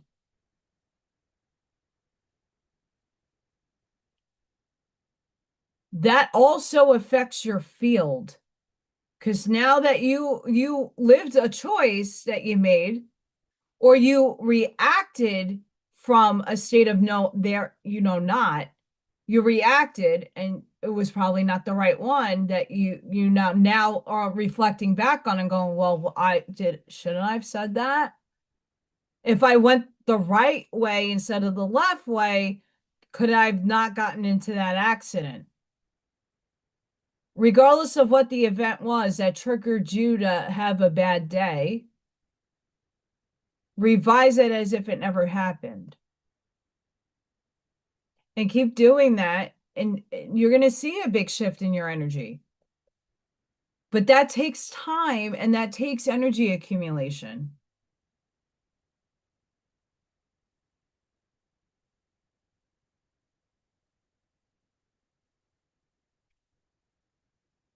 The hunter.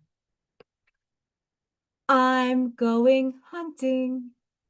It's a good Bjork song. I'm not a Bjork fan, but interesting. I'm going hunting.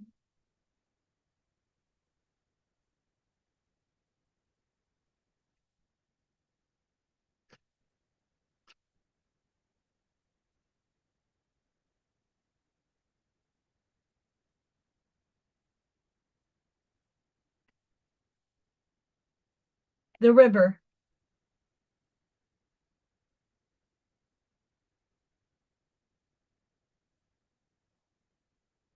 The riddle.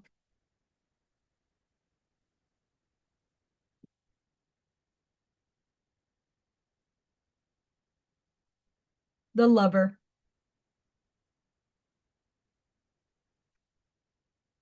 I don't know. My zodiac, my tarot card readings that I watch and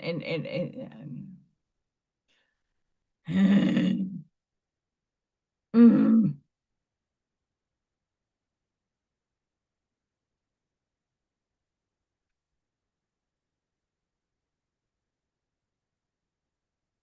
When I feel called to put action into motion, I will. Right now, no. Me still healing.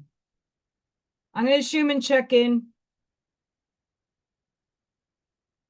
I'm going hunting.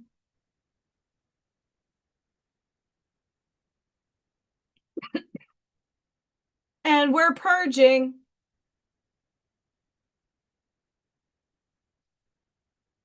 Okay, Allison's perception of the Schumann residence, all that red energy right there.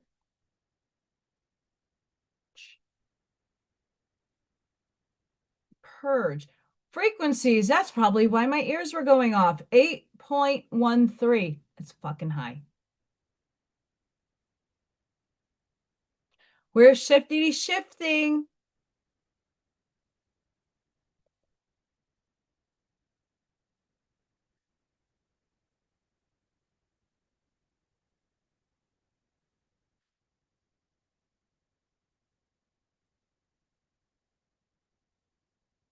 I'm just putting into the chat the Essentia Foundation. I don't know if it's going to allow me to do it though. No, they're not.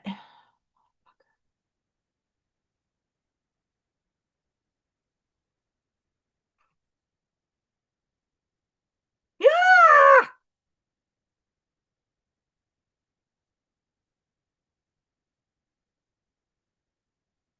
I just want to see if I can catch Bernardo's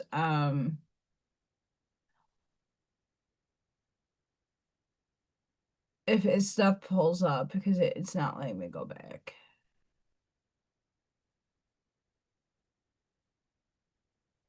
Anywho, all right. Oh, here we go.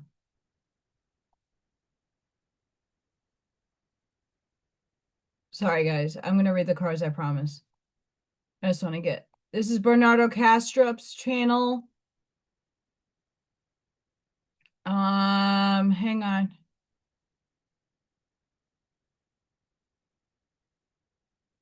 Mother, there's so much good stuff that just came out.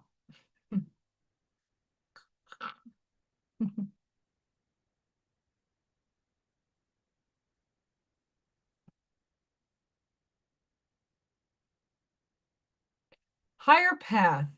It's okay to grow so much that no one knows you are anymore. No one knows you who you are anymore. And that's what I'm talking about when I'm saying like the old self versus new self. Like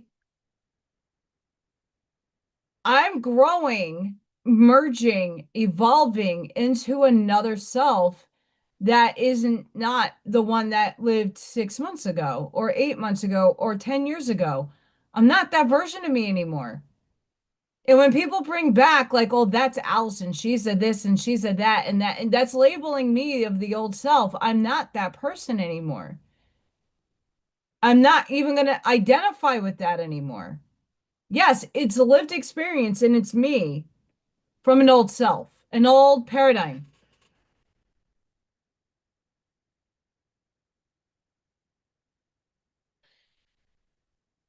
Don't look to the approval of others for your mental stability. No, you got to look towards yourself and look in the mirror. If you don't do the work on yourself, you're not empowering yourself to take your stand, to put your boundaries up, to be you authentically. Fuck everybody else that sees a different version of you that they claim is you're a this and you're a that. And I fart on that. Sparkle farts. If you're rejected, move on. If people, this is the energy we're in. If people are falling out of your life, let it happen. They're meant to do it for a reason. And if they come back, make sure that they're on your frequency. Energy vampires are a real thing. People who suck your energy dry, it's a real thing. People who perceive you because other people dictate to them how they feel about you, and not you going inside yourself to go, well, wait a second. I don't know that version of that girl like that or that man like that. I don't know what you're talking about. That's because they're not seeing the frequency where you're frequenting from. They're seeing an old version of you that might have been that, but is no longer that. Stop judging. We love you. Don't shrink yourself to fit the person you have outgrown. Live in your purpose, practice gratitude, and be your higher self. Damn straight. Move on. We love you. Like I said, I'm evolving. I'm not that person a few weeks ago. I'm this version here right now in front of you. Every day you can wake up and determine what you choose to infrequent and to be. You're allowed to change. People that did horrible shit and went to jail for it or went to rehab or they're not the same person when they're rehabbed or recalibrated or recapitulated. They're not.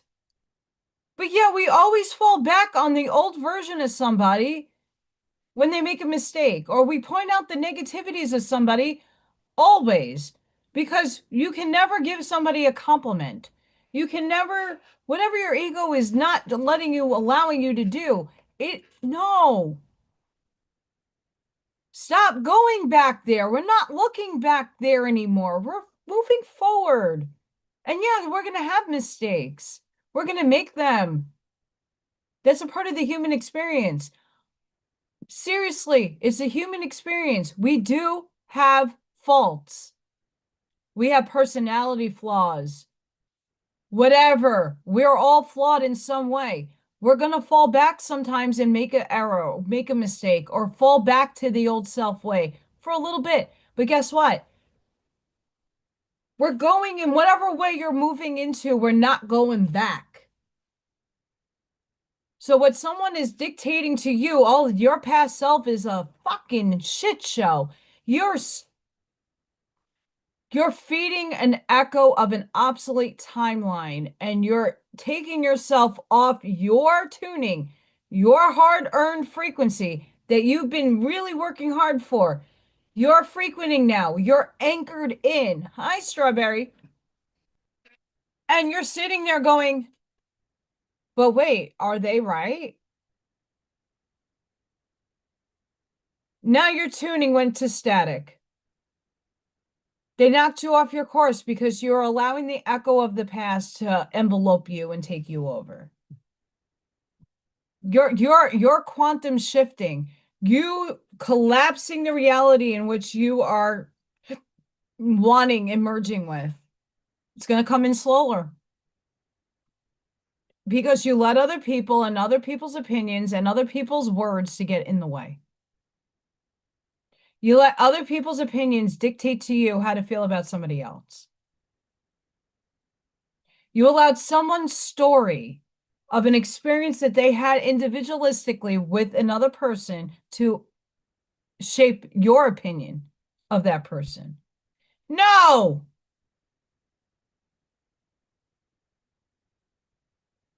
Go within and know for yourself. Great example. A woman divorces a man. Vice versa. Doesn't matter. Two individuals in a relationship, they loved each other at one point. They outgrew each other. And now they're all about the fucking spew. This one is this, and this one is that. Blah, blah, blah, blah, blah, blah. Right? It happens all the time. You see it every day.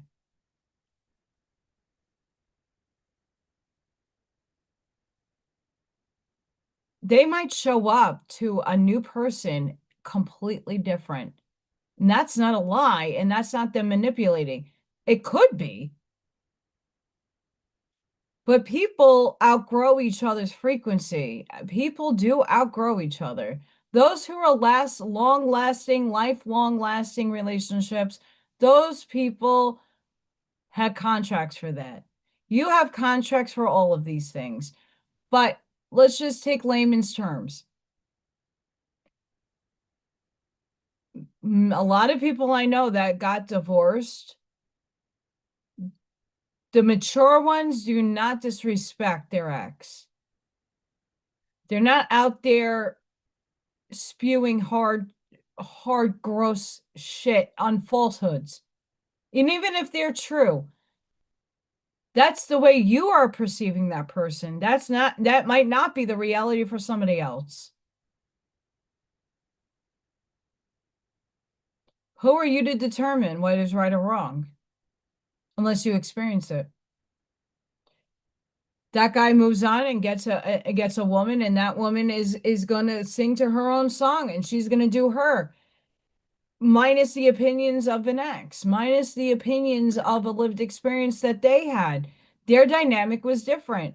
Theirs might be different, and they might get married and have the best life ever and live happily ever after. It's all about dynamics and how you're showing up for yourself. It's how you're projecting and how you are thinking and sitting in judgment of others. Yeah, there are people that, trust me, lived it, been there, done that. I wish the people that wish me harm, I wish them love and I forgive them. They perceived me in a light that I know I'm not authentically. Sure. Do I need some workings and some shiftings and some little grease and oil here and there? Sure.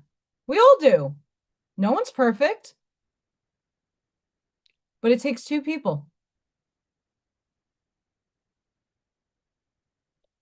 No one's really a victim or a victimizer. It's up to you what you're allowing yourself to tolerate. Claim your higher path. And anybody that is going to disavow you for that, deco here over there, please. I got no time for that. No time.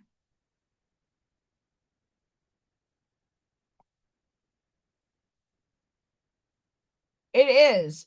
And we all judge. It's ingrained in all of us, right? It really is. And I'm still there in that I'm growing out of that phase, right? There's still things I label. There's still things to, I have to put in perspective. How do I do that from this vantage point? Sometimes I can't, and I'll go back into a judgment point. But my intention is not to rip somebody to shreds. It's to point something out. Like I said earlier about an artwork and about criticizing, there's constructive criticism where you're giving valuable information to somebody to help them from a loving space, not from one that's deconstructive, disrespectful, and going to make somebody cry in a corner. That's not how you go about helping somebody or a shedding light on a situation that you might see a little different. Be respectful. We're all here with a purpose and we got to help each other out, but you got to do it in a way that is going to aid somebody, even if you don't agree with them, and not deconstruct them in such a way that they're going to not shine their light. Everybody's light deserves to be shown.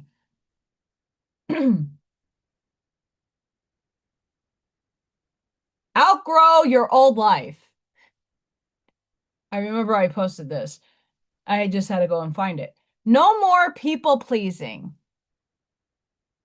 and one-sided friendships. Setting boundaries is self-respect, not selfish.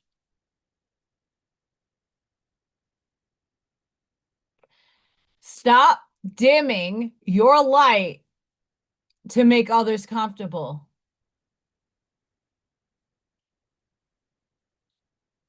I think a lot of people fall into that category. Whether you're around your family, whether you're at work, you're in social situations, yes, show up respectfully, don't change, but like, do you. Take your power back. I want to say take your power back and reclaim your worth. Shine without apology. Don't be afraid to outgrow connections that no longer match your soul. And this is that period of time that a lot of us are going to start feeling this more. And we're going to start seeing it more. I know I've been seeing it for myself. I know that.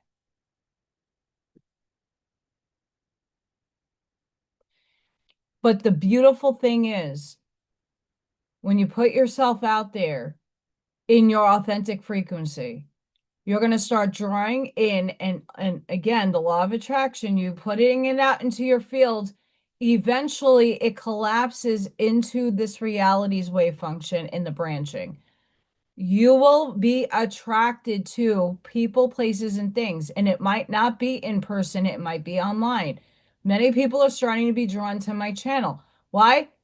I'm showing up authentic on the frequency in which you match. Everything has a divine orchestration and timing for it, outside of quantum mechanics. We all have a knowing.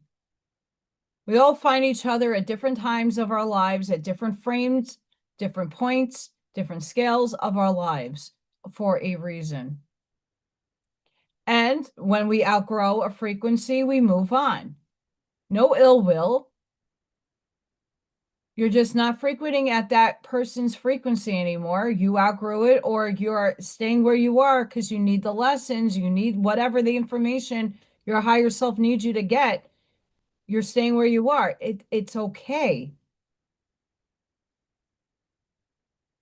We all outgrow things. We all shift. We are all moving on up, and it's at different levels and different intervals in time, linear time frames.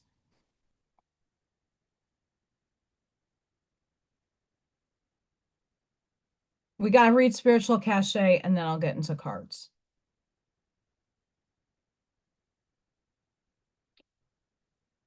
Today, where it's showing up has changed. What used to feel internal, the tension, the movement, the constant pull, isn't happening inside you the same way anymore. And yet it hasn't disappeared. You could see it, feel it, just not within you. It's as if what once moved through you is now moving through the world instead. While within, there's something else. Not clarity, not direction, just space. A kind of listlessness that doesn't point anywhere. And that you could feel strange because you're used to processing it internally, working through it, trying to make sense of it. But now there's nothing to work through in the same way. Just a quiet neutrality where something used to be, as if what once needed your attention has been moved out of you and is resolving elsewhere. And for now, you are left here, not driven, not pulled, just present. A space that doesn't ask anything of you, and it holds on its own.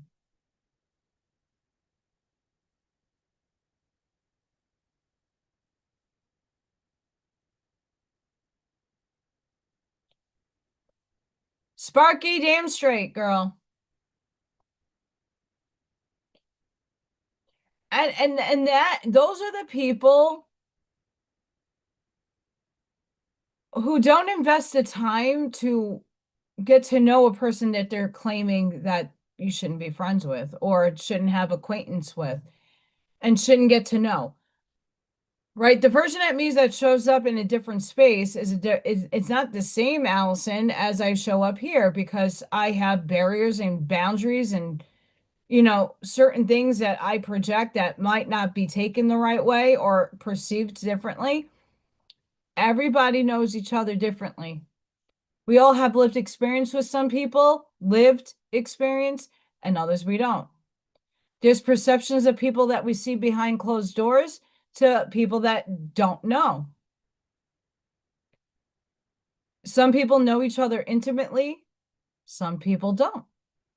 So you got to base your relationships, your life on your frequency, on your terms. Take your power back.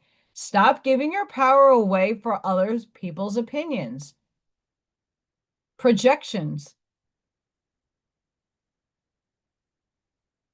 Sure, you see someone doing harm to another person. You see people attacking other people. I've had that a lot. People go out of their way to prove their point. And if people know my intention and know me personally, or even in not in personal, but know me enough to go, wait a second, what version of her are you receiving? It's not the one that I know, and I'm not gonna change my perception unless that person proves that that's the person that you're claiming them to be. I need proof. I don't want to make anybody, I've never gone out of my way. I will give my perception of a person based off my lived experience with them. But I'm not asking you to look at them in a different light than you already have an opinion based off of your experience. That makes sense.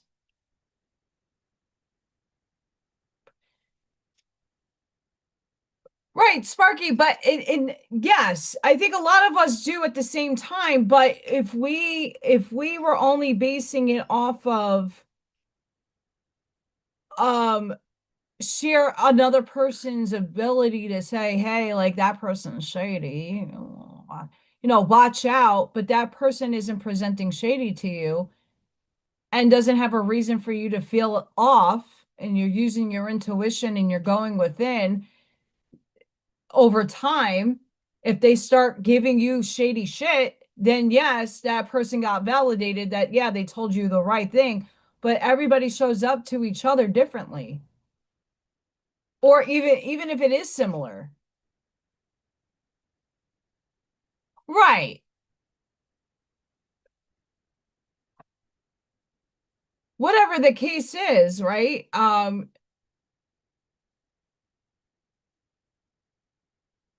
Let's just say in the past,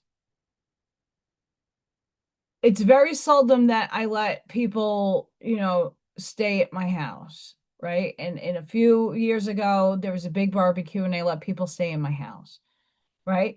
But I don't know these people. Like, I know them as a human being. We converse, we had good conversations, but I don't know them personally in a human context that I lived with them or were close enough in proximity to know their habits. So I just made sure that everything of value was in a safe place. Not because anybody stole from me, not because anybody was accusing of that. You got to take precautions and put your boundaries up. You could tear your boundaries away once you know and have that understanding that person is showing up to you authentically.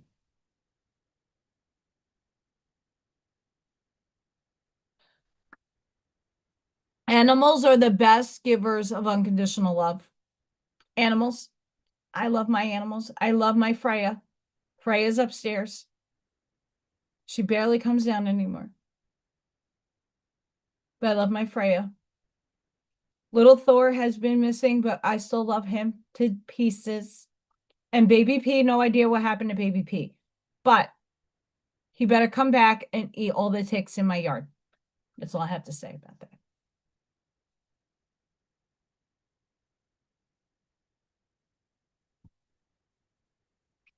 Right. I believe that, I'll say this, a lot of people perceive me in one light and they never had a lived experience with me.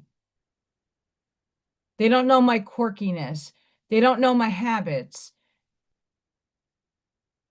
Until you have that lived experience with me, like, you can judge me a little bit more. But even still, like in a romantic relationship, like, you're not getting all my layers just at once. I unlayer very slowly.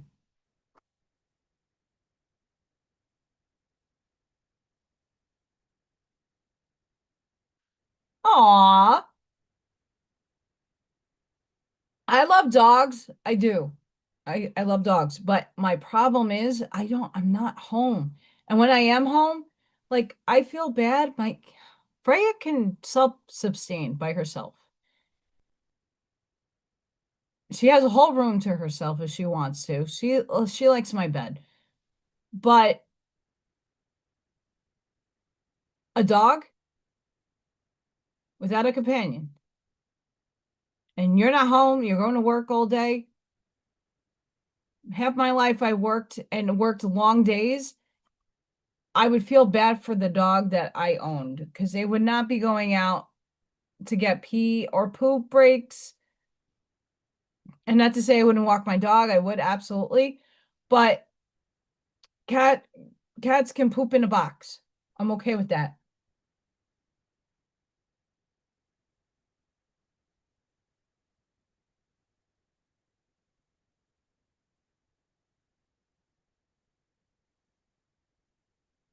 There's a lot of things I could say about this card, but the hunter, the seeker, the pursuer, the predator. I'm going hunting. The hunter hunts. They're on a precise mission with an aim. To return home empty-handed would be to fail, which is not an option in the hunter's eye. This archetype will journey far and wide, seeking the prize that calls to its heart or stomach. Tales of bravery and feats of strength often result, creating a life full of adventure. The hunter is skillful, quick, decisive, and results oriented.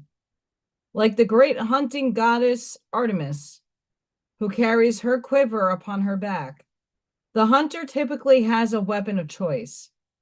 When this card appears, it is critical that you ask 3 questions. When am I hunting? Why am I hunting? Is the weapon I hold so tightly in my grip truly needed for the task at hand?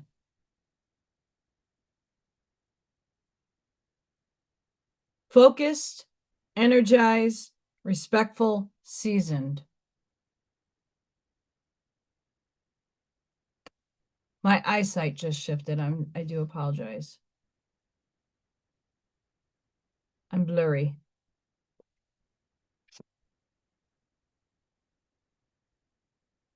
The lover. Have a good one, Glenn. Good vibes to you, sweetheart.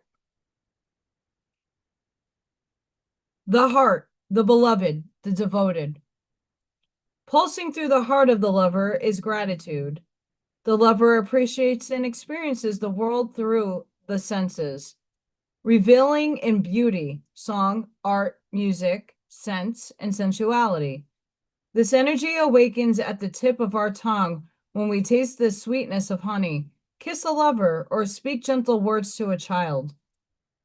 The lover lingers in foreplay, aroused not by the getting there, but by the slow merging of self and other. This energy is usually experienced for short periods of time, as in order to feel it, we must be fully present and awake with no expectations or rules about what should be. Rather, the lover is in awe of what the world presents, revealing in the glorious details, grateful to savor every last drop of life's offerings. Connection, expansion, devotion, awe.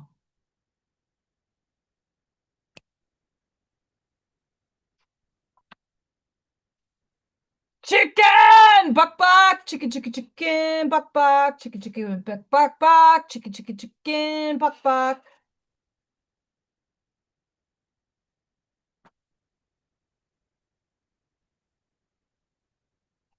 My eyes are blurry.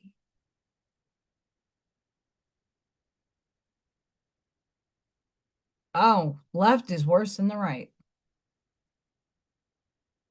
I did not chicken emoji quick enough. Chicken!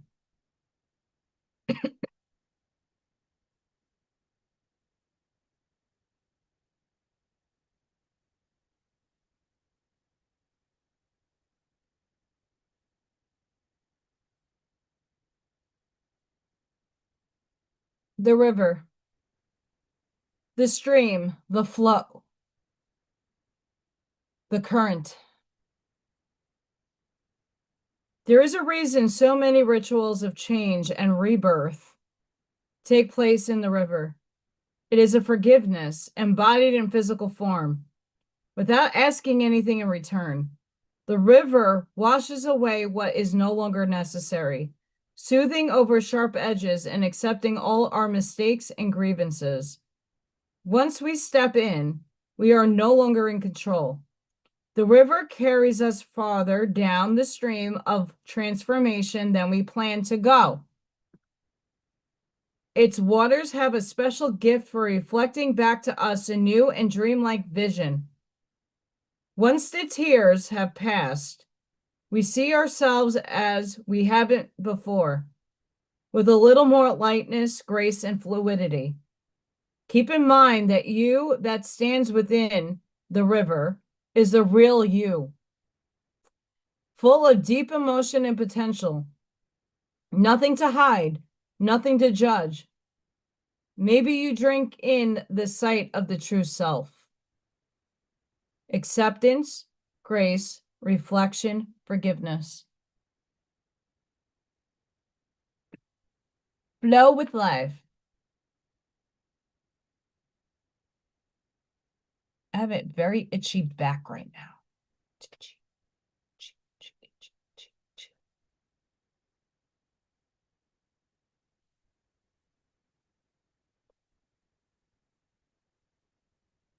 And oddly enough, this is almost everything that I'm speaking about.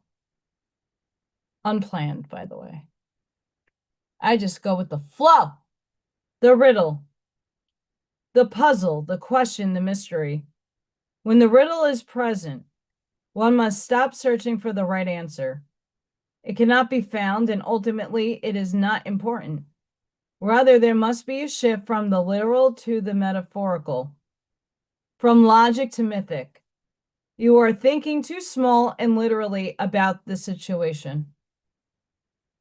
The riddle card appears when the energy is deep and mysterious, like the elusive wisdom in a Zinn koan. Focusing harder won't do it. Neither will increased effort. Time, surrender, and humor are your only allies. What feels like the most pressing dilemma won't reveal its deeper wisdom for a long time. Eventually, you'll learn a profound lesson from the riddle. For now, get comfortable with the limitations of your intellect and the reality of not knowing. It may, in fact, be the only reality there is. A great awakening or aha moment.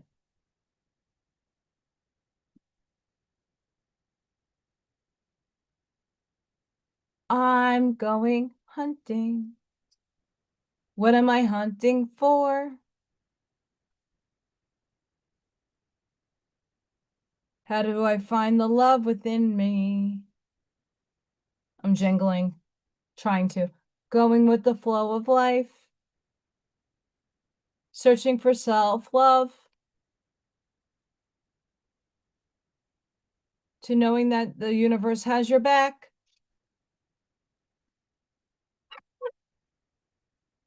Maybe. Does it? Do you have your back? You are the universe. You, my dear, are the universe. Do you have your back?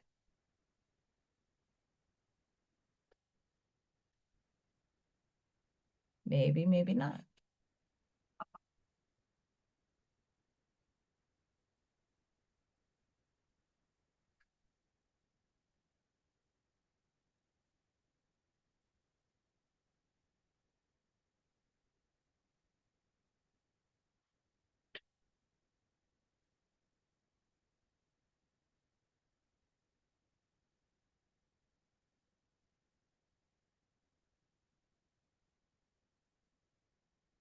My school had a very interesting day today.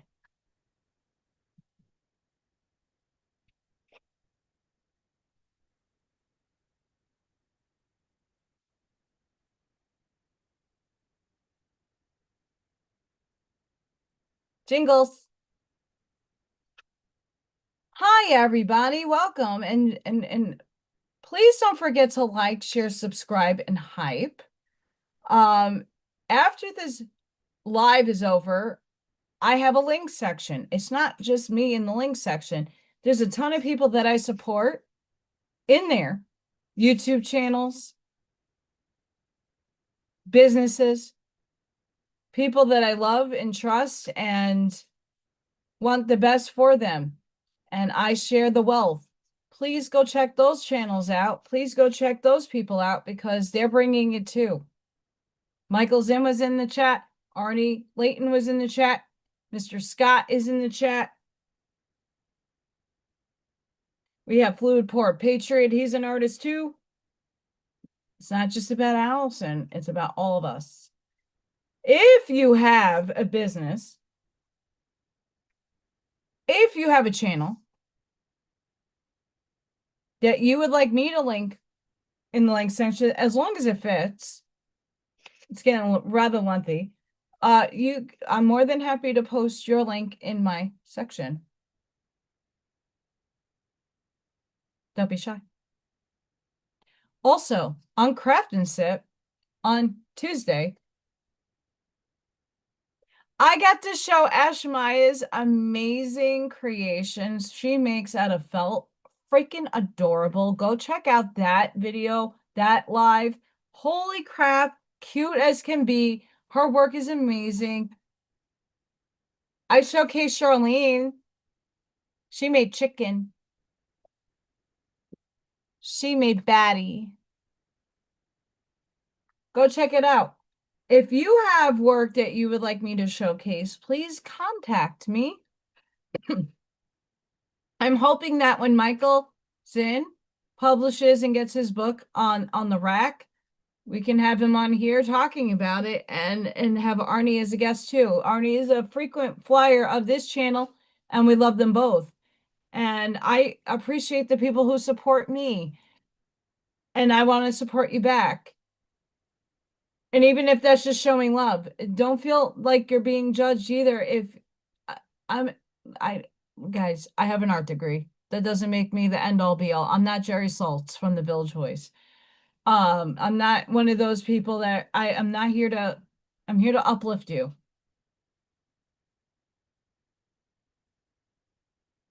I mean, back in the day, when Jack broke out, his logo, he never asked me. And then eventually he started asking me, but he like showed me a picture and it was the cutest fucking thing ever. It was a stick figure. And I was like, oh my God, this is cute. And he's like, what are you talking about? This is like shit. I'm like, no, it's not. It's actually it's adorable.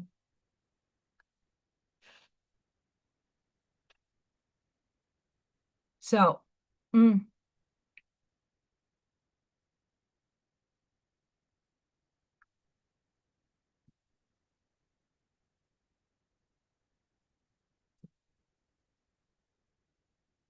last quarter moon in Leo. Lighten up.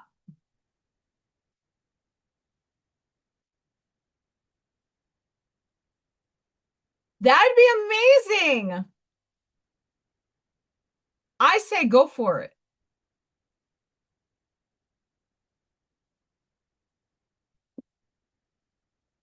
Here's the thing.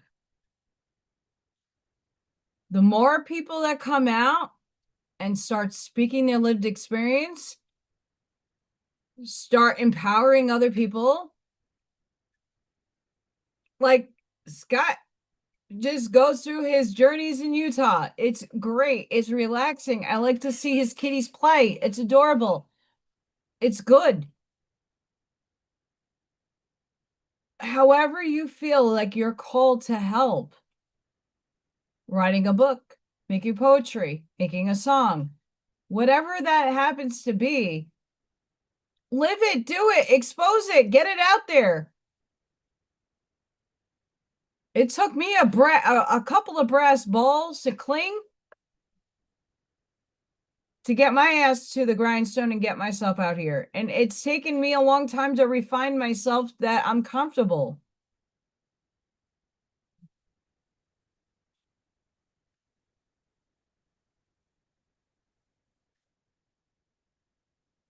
Full moon in Gemini. Embrace the flow of life. Okay, we're getting a theme, guys. Flow. Just allow it. And it might not be flowing the best. You might have a lot of rocks and a lot of beaver damming going on, but you can overcome it.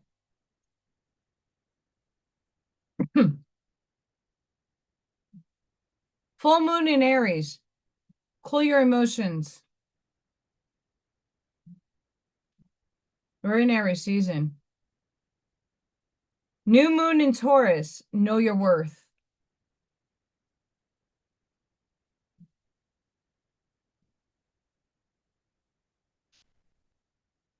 Sparky, I bet you if you get a good camera mount for your car and videotape while you're driving and just chit-chatting,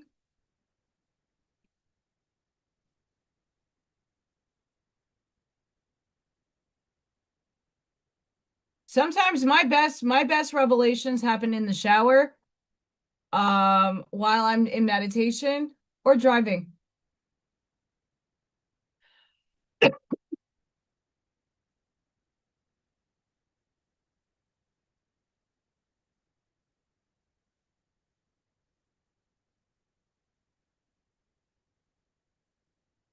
Girl, if I can get 3 other people to get successful channels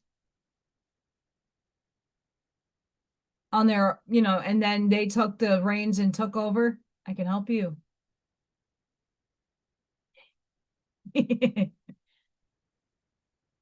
All you need is a phone,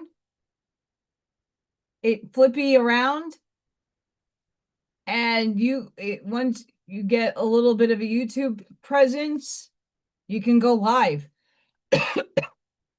You can go on Facebook. You just have to watch what you say.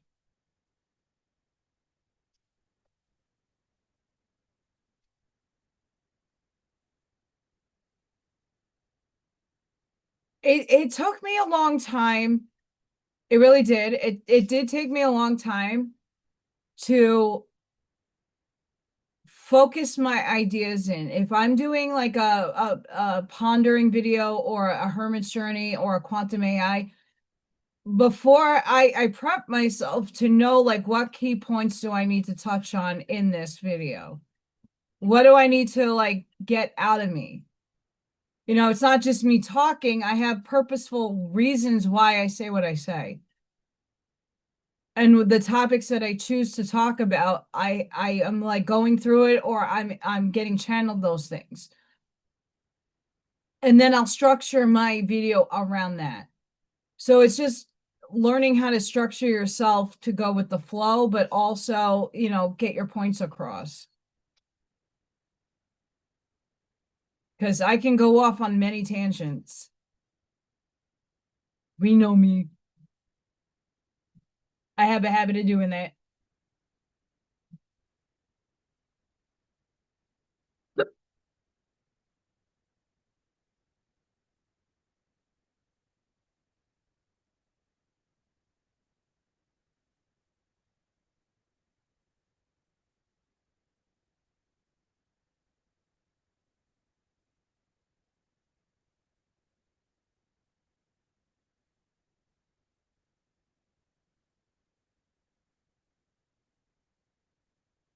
Just because this one came up first in the book. Inner Earth, base chakra, strength and security, laying foundation.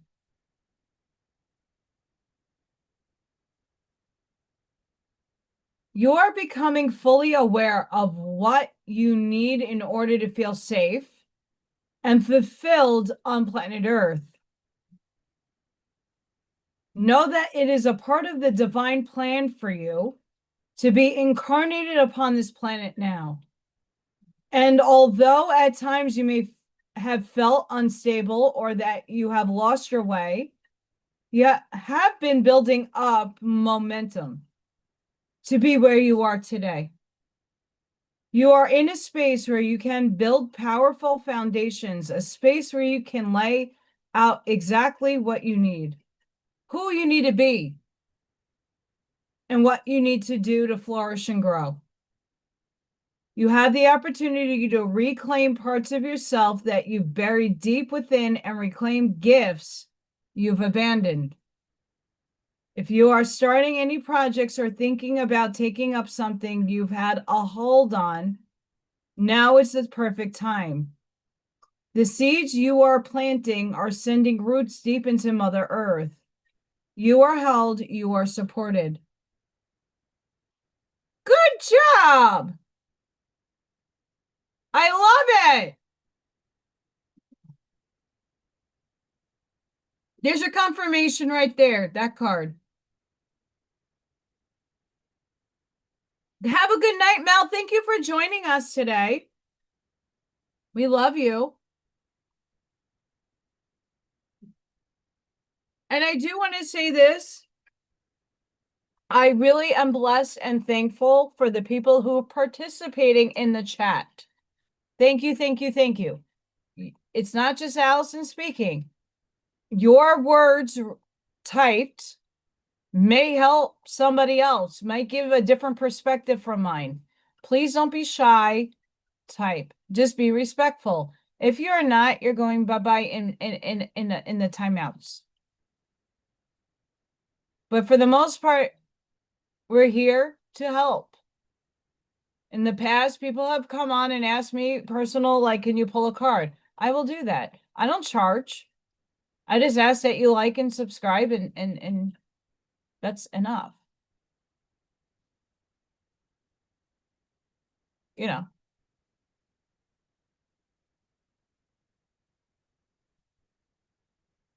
Weather is coming.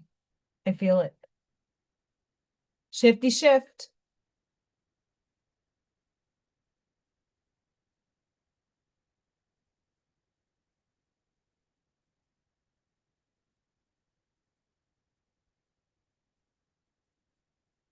Angelic frequency.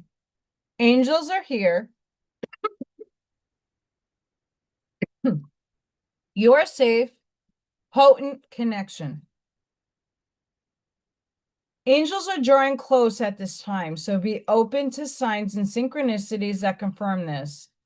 It's important for you to know that through your actions, choices, and service, you have upgraded your spiritual connection and your frequency. Rejoice. Hi, Hazel. Sorry for the coughing. I'm going to run upstairs after this card and get something in me to help. For you may be rewarded with abundance and blessings at this time. And you have been making choices that are not just for your own greater good, but for that of those around you. Your guardian angel is with you. Now, I mean, they're always with you. Helping you remember your infinite power and potential.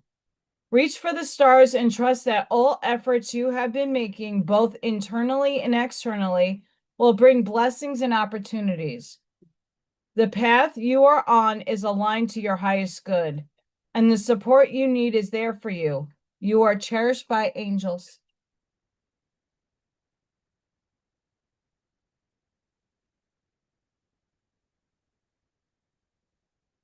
Yes, you.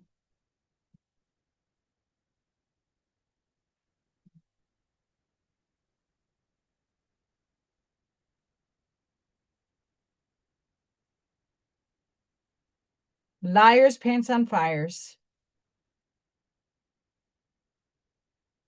I will be right back. I'm going to grab something to maybe like I have a supplement upstairs I'm going to take so that my coughing is kind of like chilled out. So I'll be right back. Don't go anywhere. Talk amongst yourselves. We love you. Heal, love, flow, go with the flow.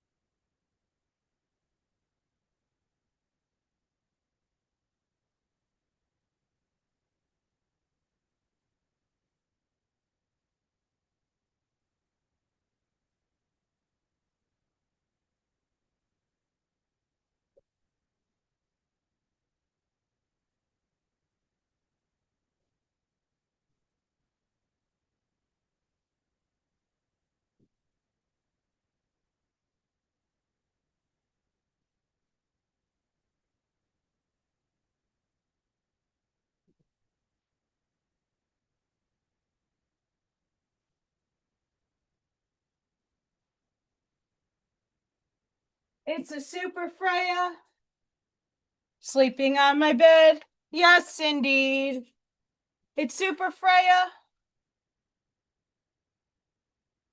I'm back. Hi.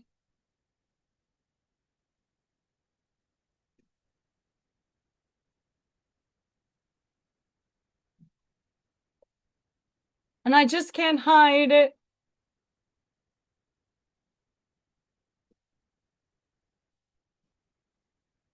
Who's being shy?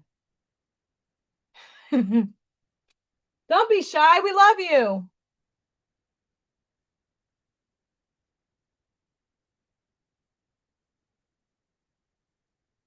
I'm serious though. I really thought I was sick because I have a kid out with strep in my classroom.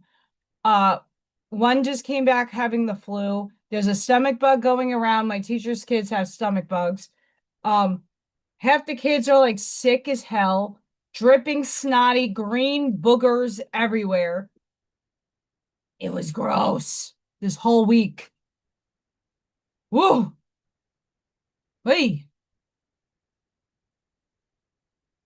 what I do for a living, you have to stomach a lot. Throw up.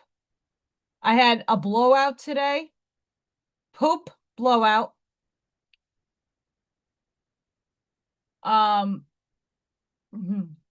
all week, lots of poop. Got to have the stomach for that stuff. The other day I had a kid take a chair. I was going down to sit with like I had crayons and scissors in my hand, and the kid pulled the chair from out underneath me, and like I fell pretty damn hard on the floor. Thankfully, I'm fine, but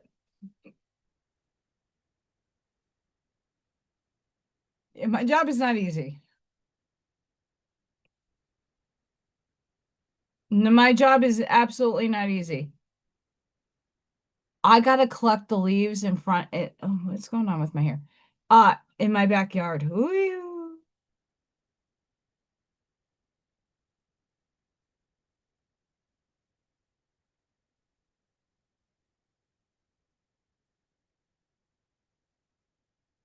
I gotta get my leaves in my backyard to the front of the house. Ah! If anybody knows the size of my backyard, it's pretty massive. Oops. Okay.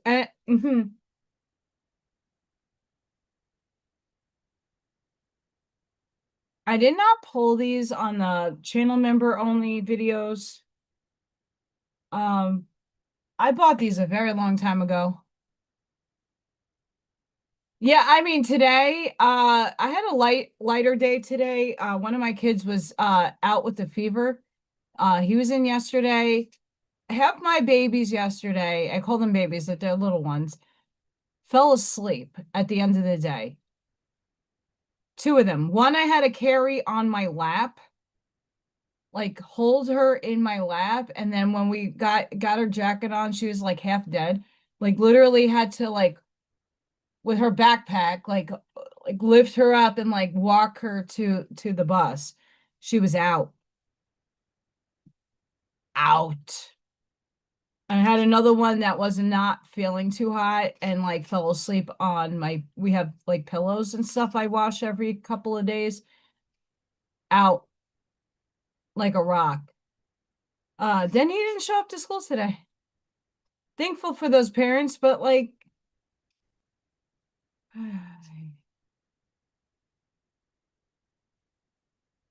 I had most of the kids have green boogers, booger bubbles, booger bubbles, booger bubbles. They exist. They're a thing. It's when the snot bubble comes out, it bubbles out. And it's colorful too. Not just clear. They're white, they're green, they're yellow.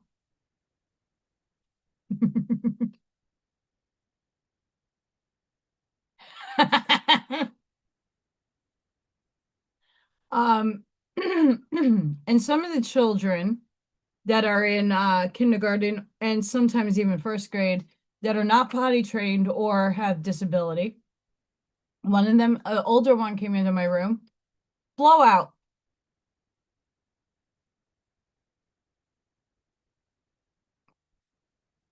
That was fun cleaning up.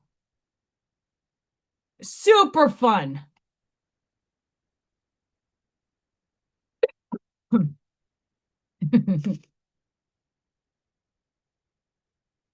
But that's the thing about my what I do. Like a lot of stuff doesn't get to me at all.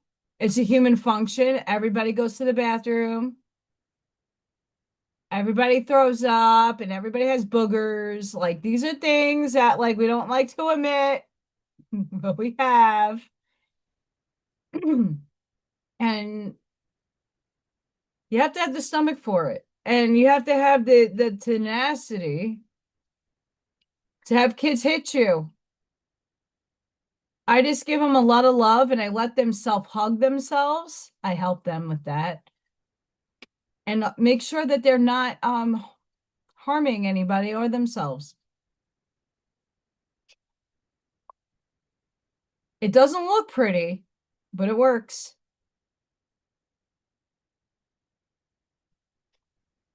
Mm-hmm.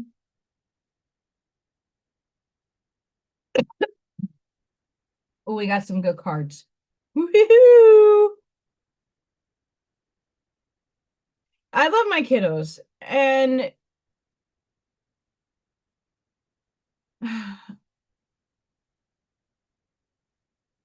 it would be nice to be able to continue my job. It is getting a lot harder and less tolerable as the year goes on. I got a couple of more kiddos coming into my room. Yes, they accept kids up until like the last week of school, which is really annoying. So, yeah. I'm gonna read this in the order that I pulled it because it'll only make sense that way.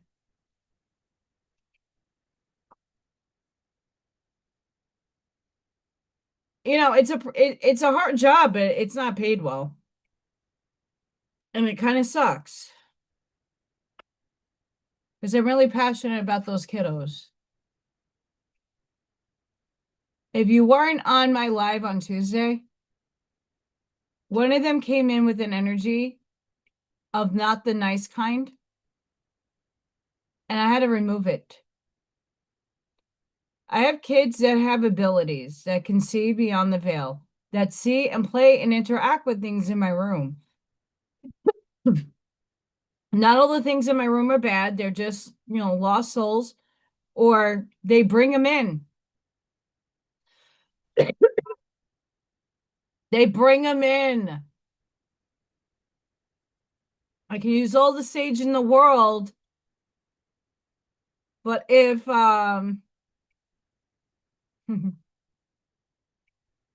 if someone comes in with something, I have my duty quietly to get it off.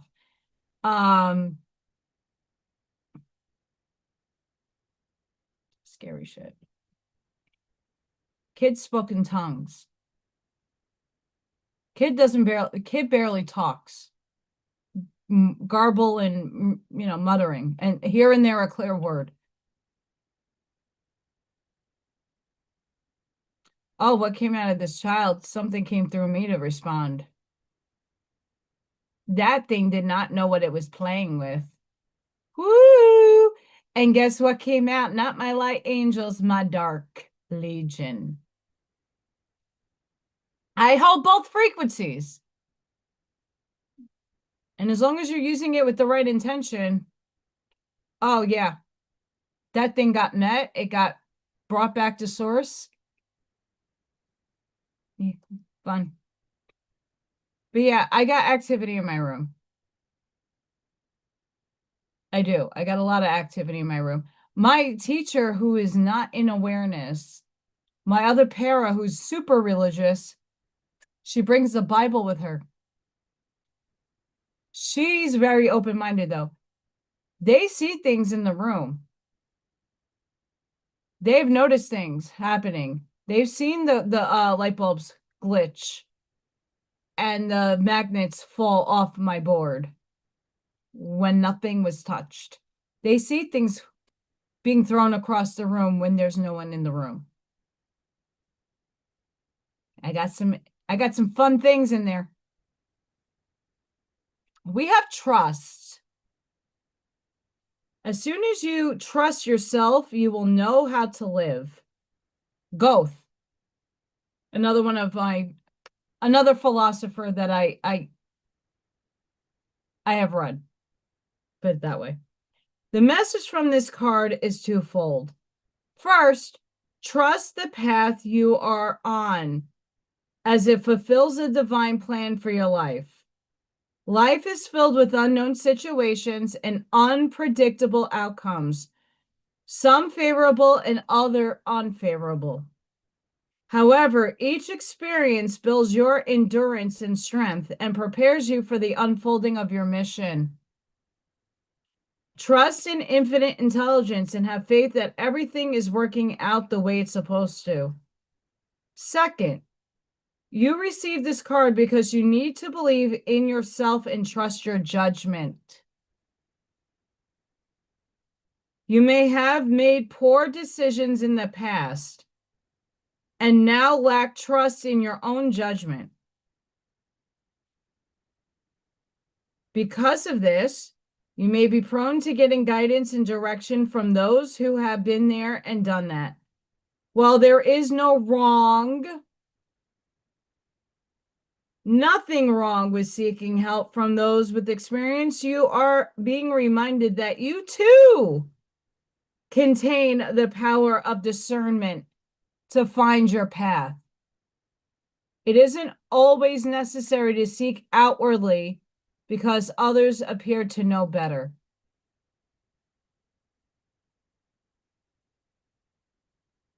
Your free will choice is to take the advice or not, right? This card encourages you to seek inwardly, since the tools of discernment are present within you too. Yes, there will be stumbling blocks at times, but without these, you wouldn't be able to learn valuable lessons and strengthen your spiritual muscles. Do you believe that you are being watched over and taken care of?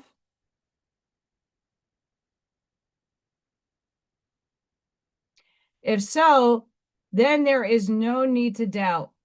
To shift your thoughts, find an inspiring quote or read a passage from your favorite spiritual text, spiritual teacher that will uplift you. Bring your negative thoughts to your higher power for healing.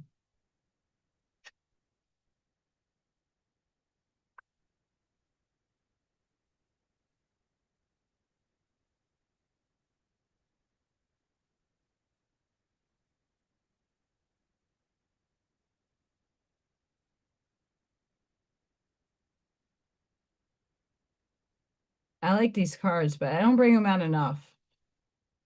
Perspective. Everything we hear is an opinion, not a fact. Everything we see is perspective, not the truth. Famous quote by Marcus Aurelius.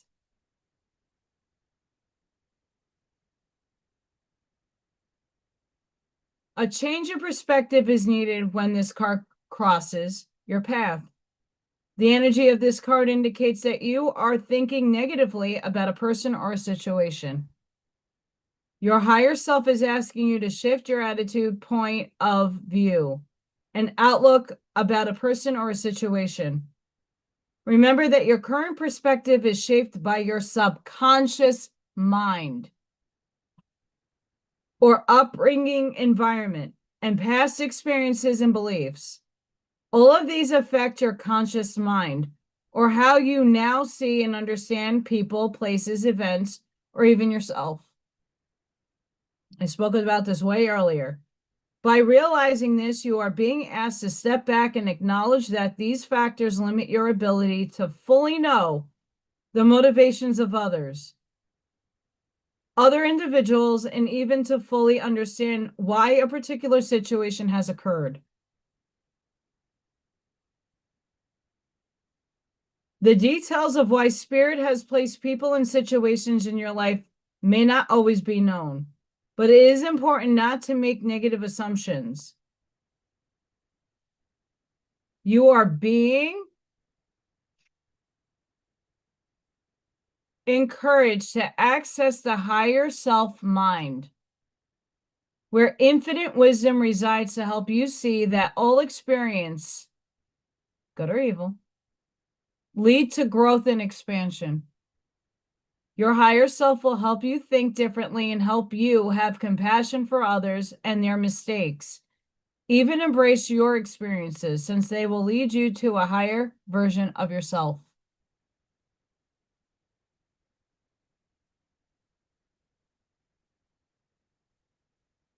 I'm illuminated. Joking. I'm illuminated.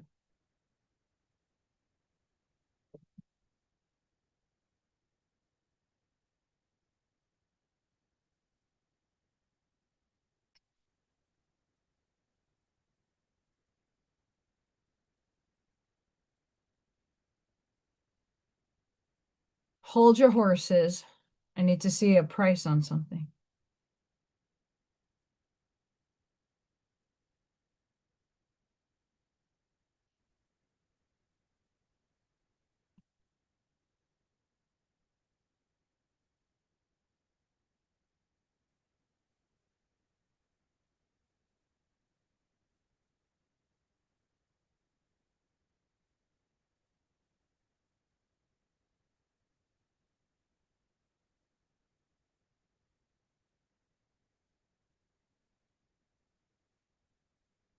I'm car shopping, by the way.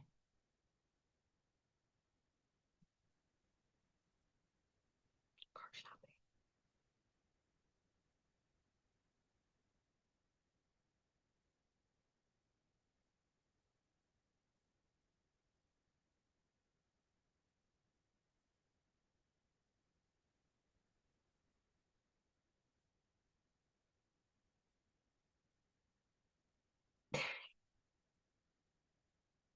I'm car shopping. Um, I've only shopped for one used car. All my other cars were hand-me-downs. And the car that I have now that's 16 years old and it's really on its way out, that I got brand new with my mom.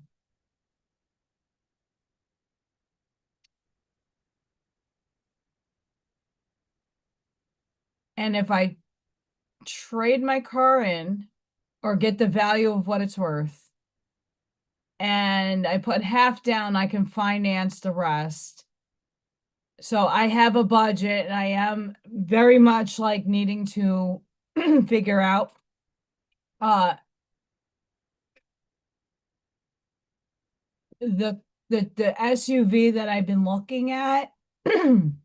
I just went on the regular site because just to get an understanding of the value of the vehicles that I'm looking at. I'm not putting my eggs in one basket. I didn't do that with my other car either. But I have a budget.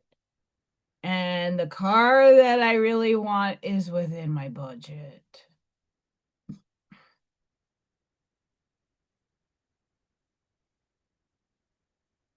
Now, will it work out with financing and my credit score should be going up because I'm clearing a lot of stuff off?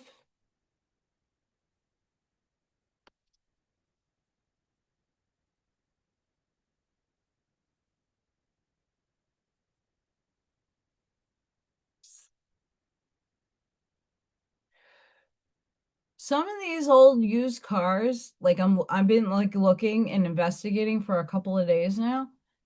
Some of the older cars are more expensive than a brand new one.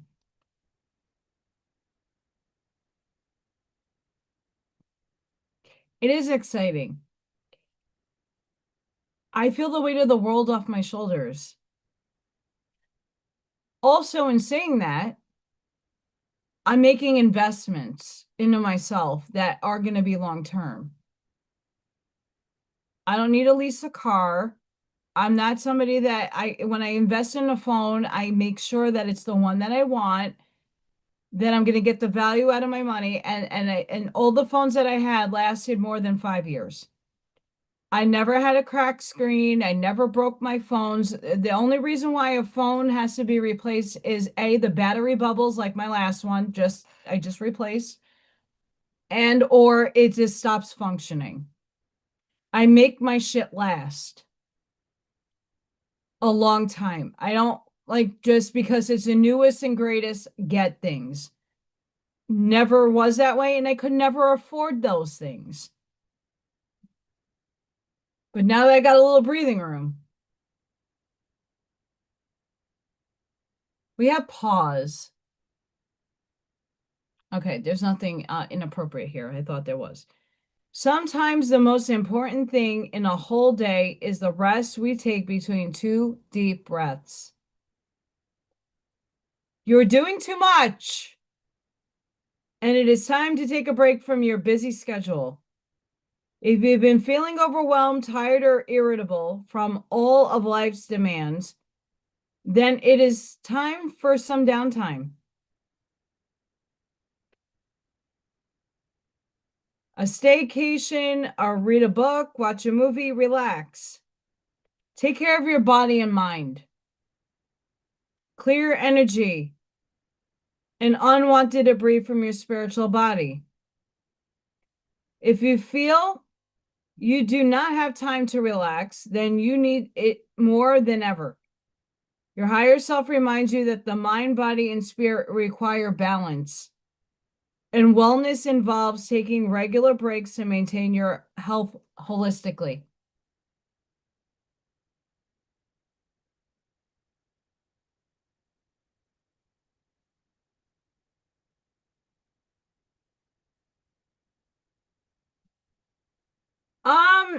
I'm not talking that old. Mm-mm.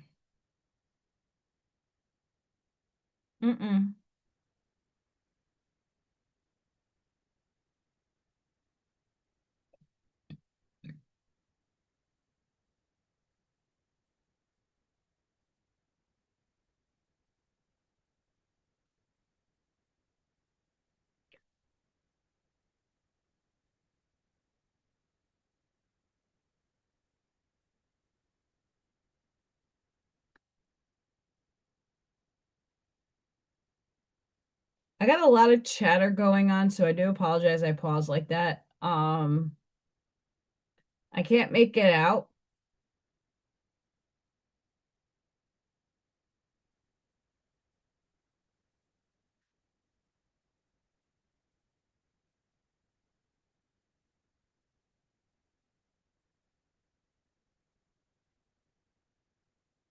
Purge.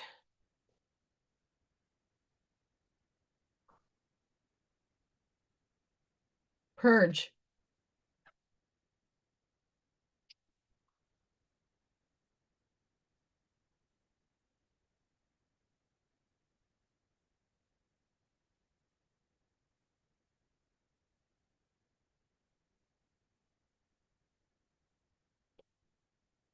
I need more of an SUV than a truck. Not that I wouldn't love a truck. Um,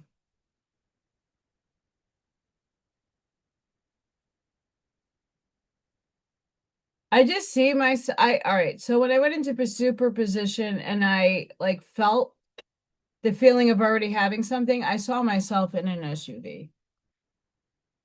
Black interior, black outside.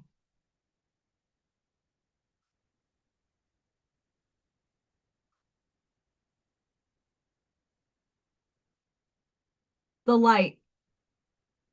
As far as we can discern, the sole purpose of human existence is to kindle a light in the darkness of mere being. Carl Jung.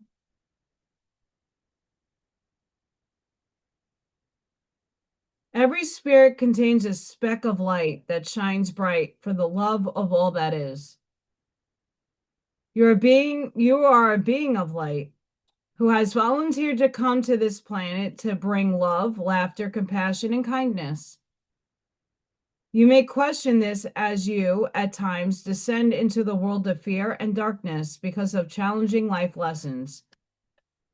The darkness of the earth is created by dense energy of fear. Fear, manifested as anger, hate, envy, jealousy, lack, worry, and anxiety, lowers the vibration of the spirit, sours the mind, and corrupts the heart. Living in states of fear can prevent us from seeing and being the light, but does not erode the truth of our spirit, even if we cannot see it. And the truth is that you have always been the light and always will be the energy of the light. If you're going through an intense and unrelenting life challenge and have been dwelling in the darkness too long, then call upon the light to help you. Your higher self reminds you that regardless of your past, you will always be the light, since you are part of all that is. And all that really is light. You can never truly be disconnected from what you are.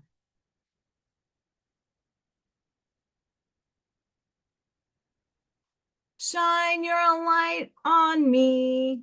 Shine. Shine your light on me. Illuminate me. Make me complete.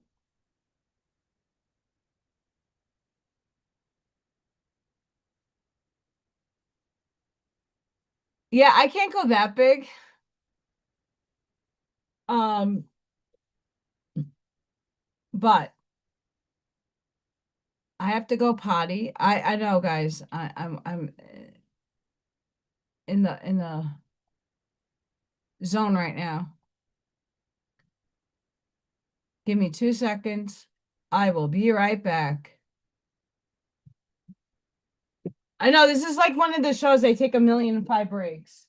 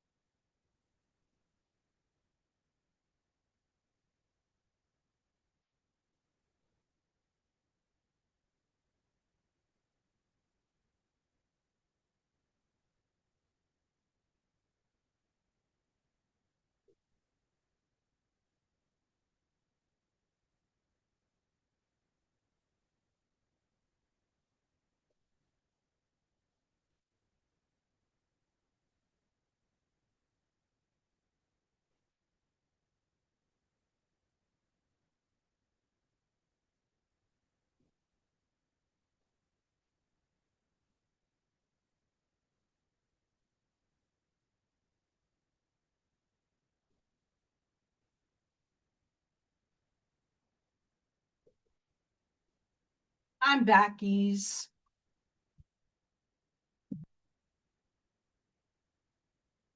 Thankfully, the bathroom is right around the corner.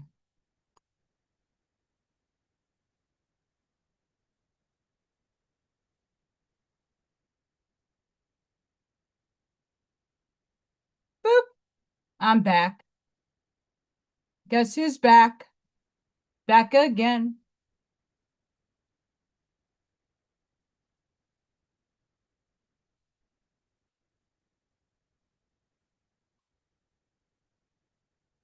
Oh yeah, that car that you drove over here was great. The car I am looking at is a Chevy. Not a Tahoe, though.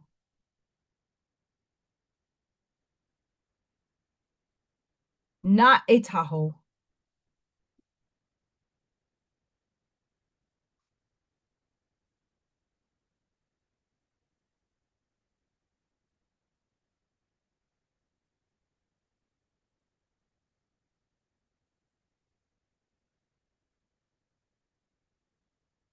Yeah, I'm looking at the Mazdas, Chevys, Toyotas. Just price range wise. What I like, there's way too expensive.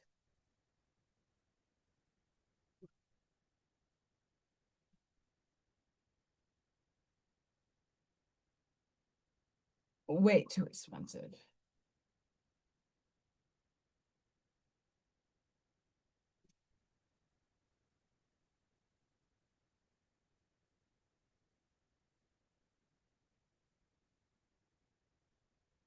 Ooh.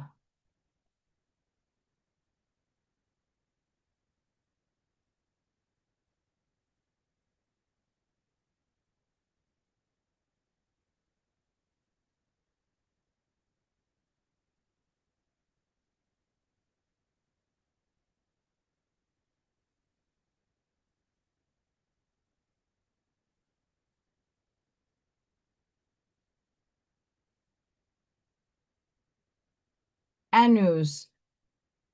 Divine God.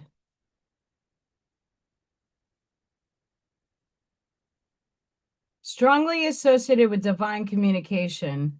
This rune card suggests that you need to pay close attention to the messages and advice offered to you, either written or spoken. However, this card goes far deeper than mere external communication and indicates the true insight you are seeking can only be found by searching within. Learn from and be inspired by the wisdom that external voices or divine signs, such as coincidences, offer, but also be a discerning spiritual seeker for the inside out. This means doing your research and forming your own opinions.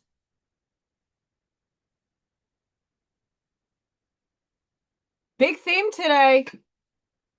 Big theme. It also means having the courage and humility to question your own assumptions and preconceptions. Personal transformation is about being open-minded enough to search for what is true, even if that truth is at times uncomfortable to confront. Fortune cookie. I'm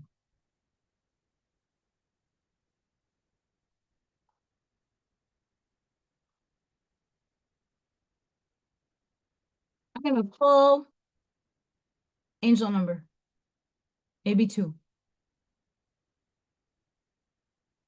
If you like the oracle cards you see tonight, I do channel member only oracle card readings. A whole plethora of cards and a lot of messages. So if you're interested, please check out my channel memberships. They're linked on the channel. It's the join button. And I'm hoping this week I am almost done with episode 2, the history. I just got to put it like an ending sentence or a paragraph or a slide, and then I'm going to film. 4D members get ready.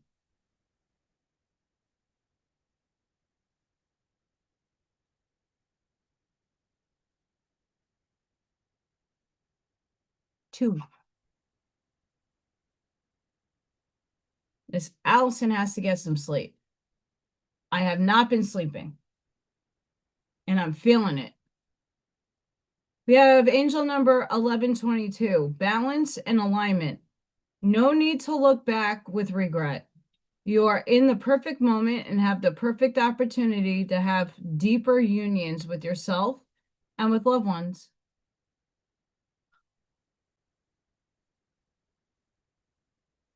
Seven, 2, 3. Positive vibes and good luck follow you. In this realm, you spread love, happiness, compassion, faith, and peace. A kind, true soul.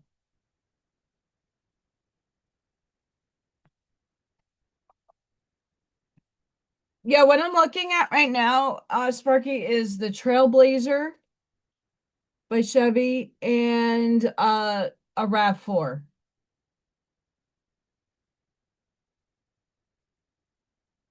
And some smaller I like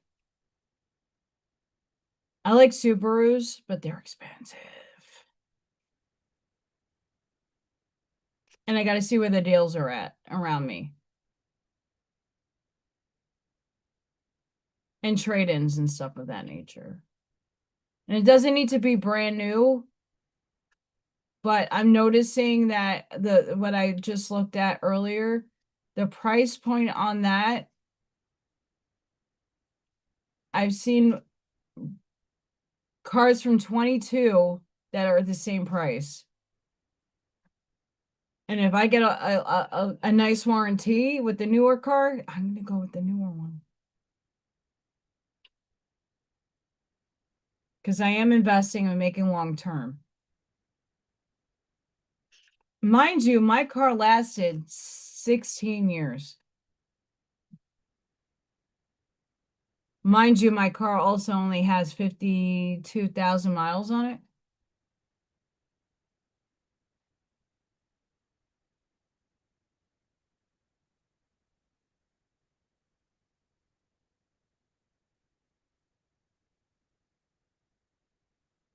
Oh, I could show this one today.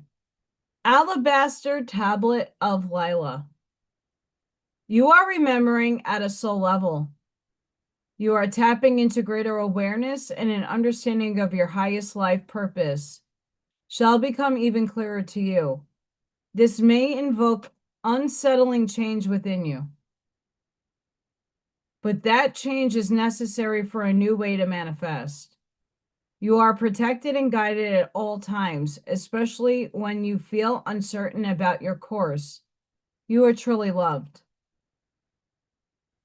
Layla is a guardian angel watching over all transitions, including the transition of the soul into the embryo during conception and the guiding of the soul out of the body into the realms of light when a physical life draws to a close. Alabaster was lauded by the ancient Egyptians as a guardian stone, which led the soul toward the light during times of transition. This indicates that you are navigating a significant transition. It may be that your outer life is going through change, or it may be that inner changes are happening within your soul, or both.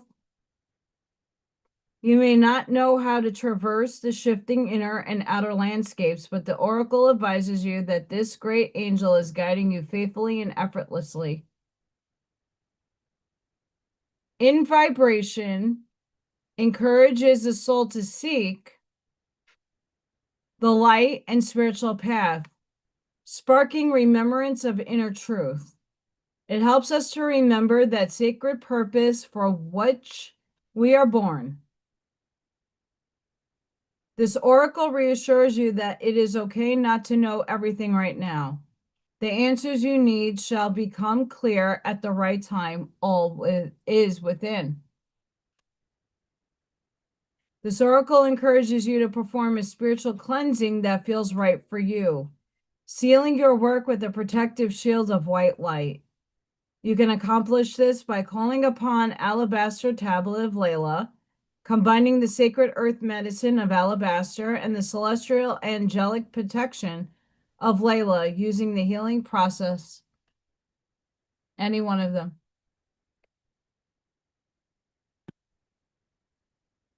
So, guys, I'm going to end it here. I know it's a little on the earlier side, but I'm fading.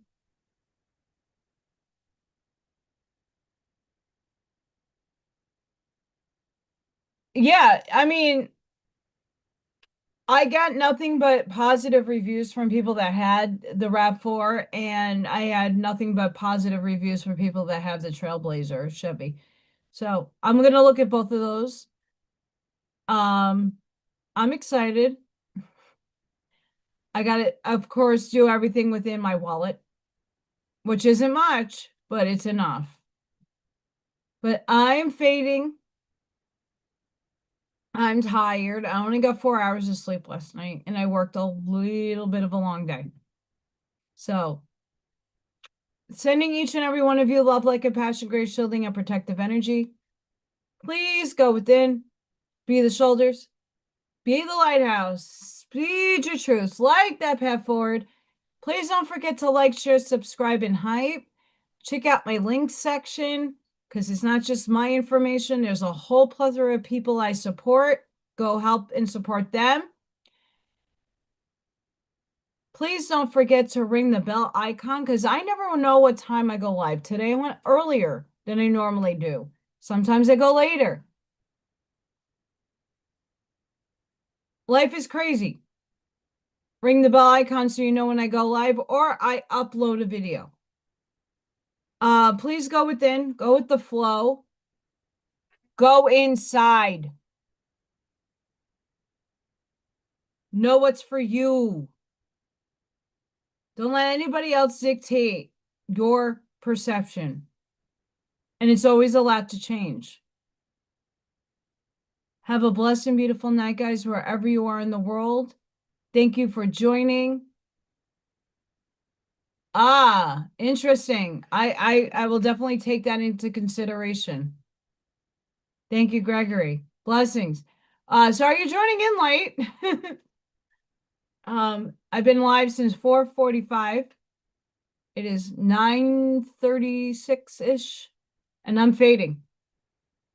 So I hope it's in my price point. Hi, Walter.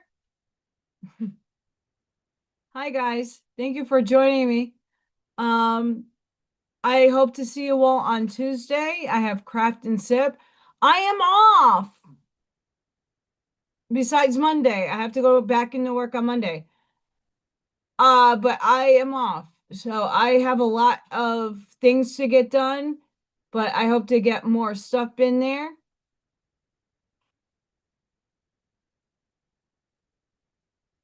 I have a fire truck, I think, down the block. Oh, I wish there might be a meteor, but I'll be sleeping.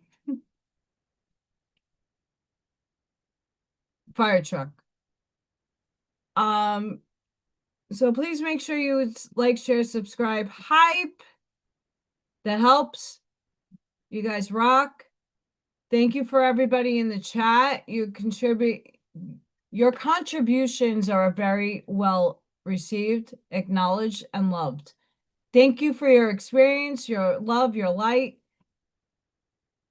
I can't wait to close my eyes after I upload all the information. So please check out the link section. My video takes a few minutes to upload.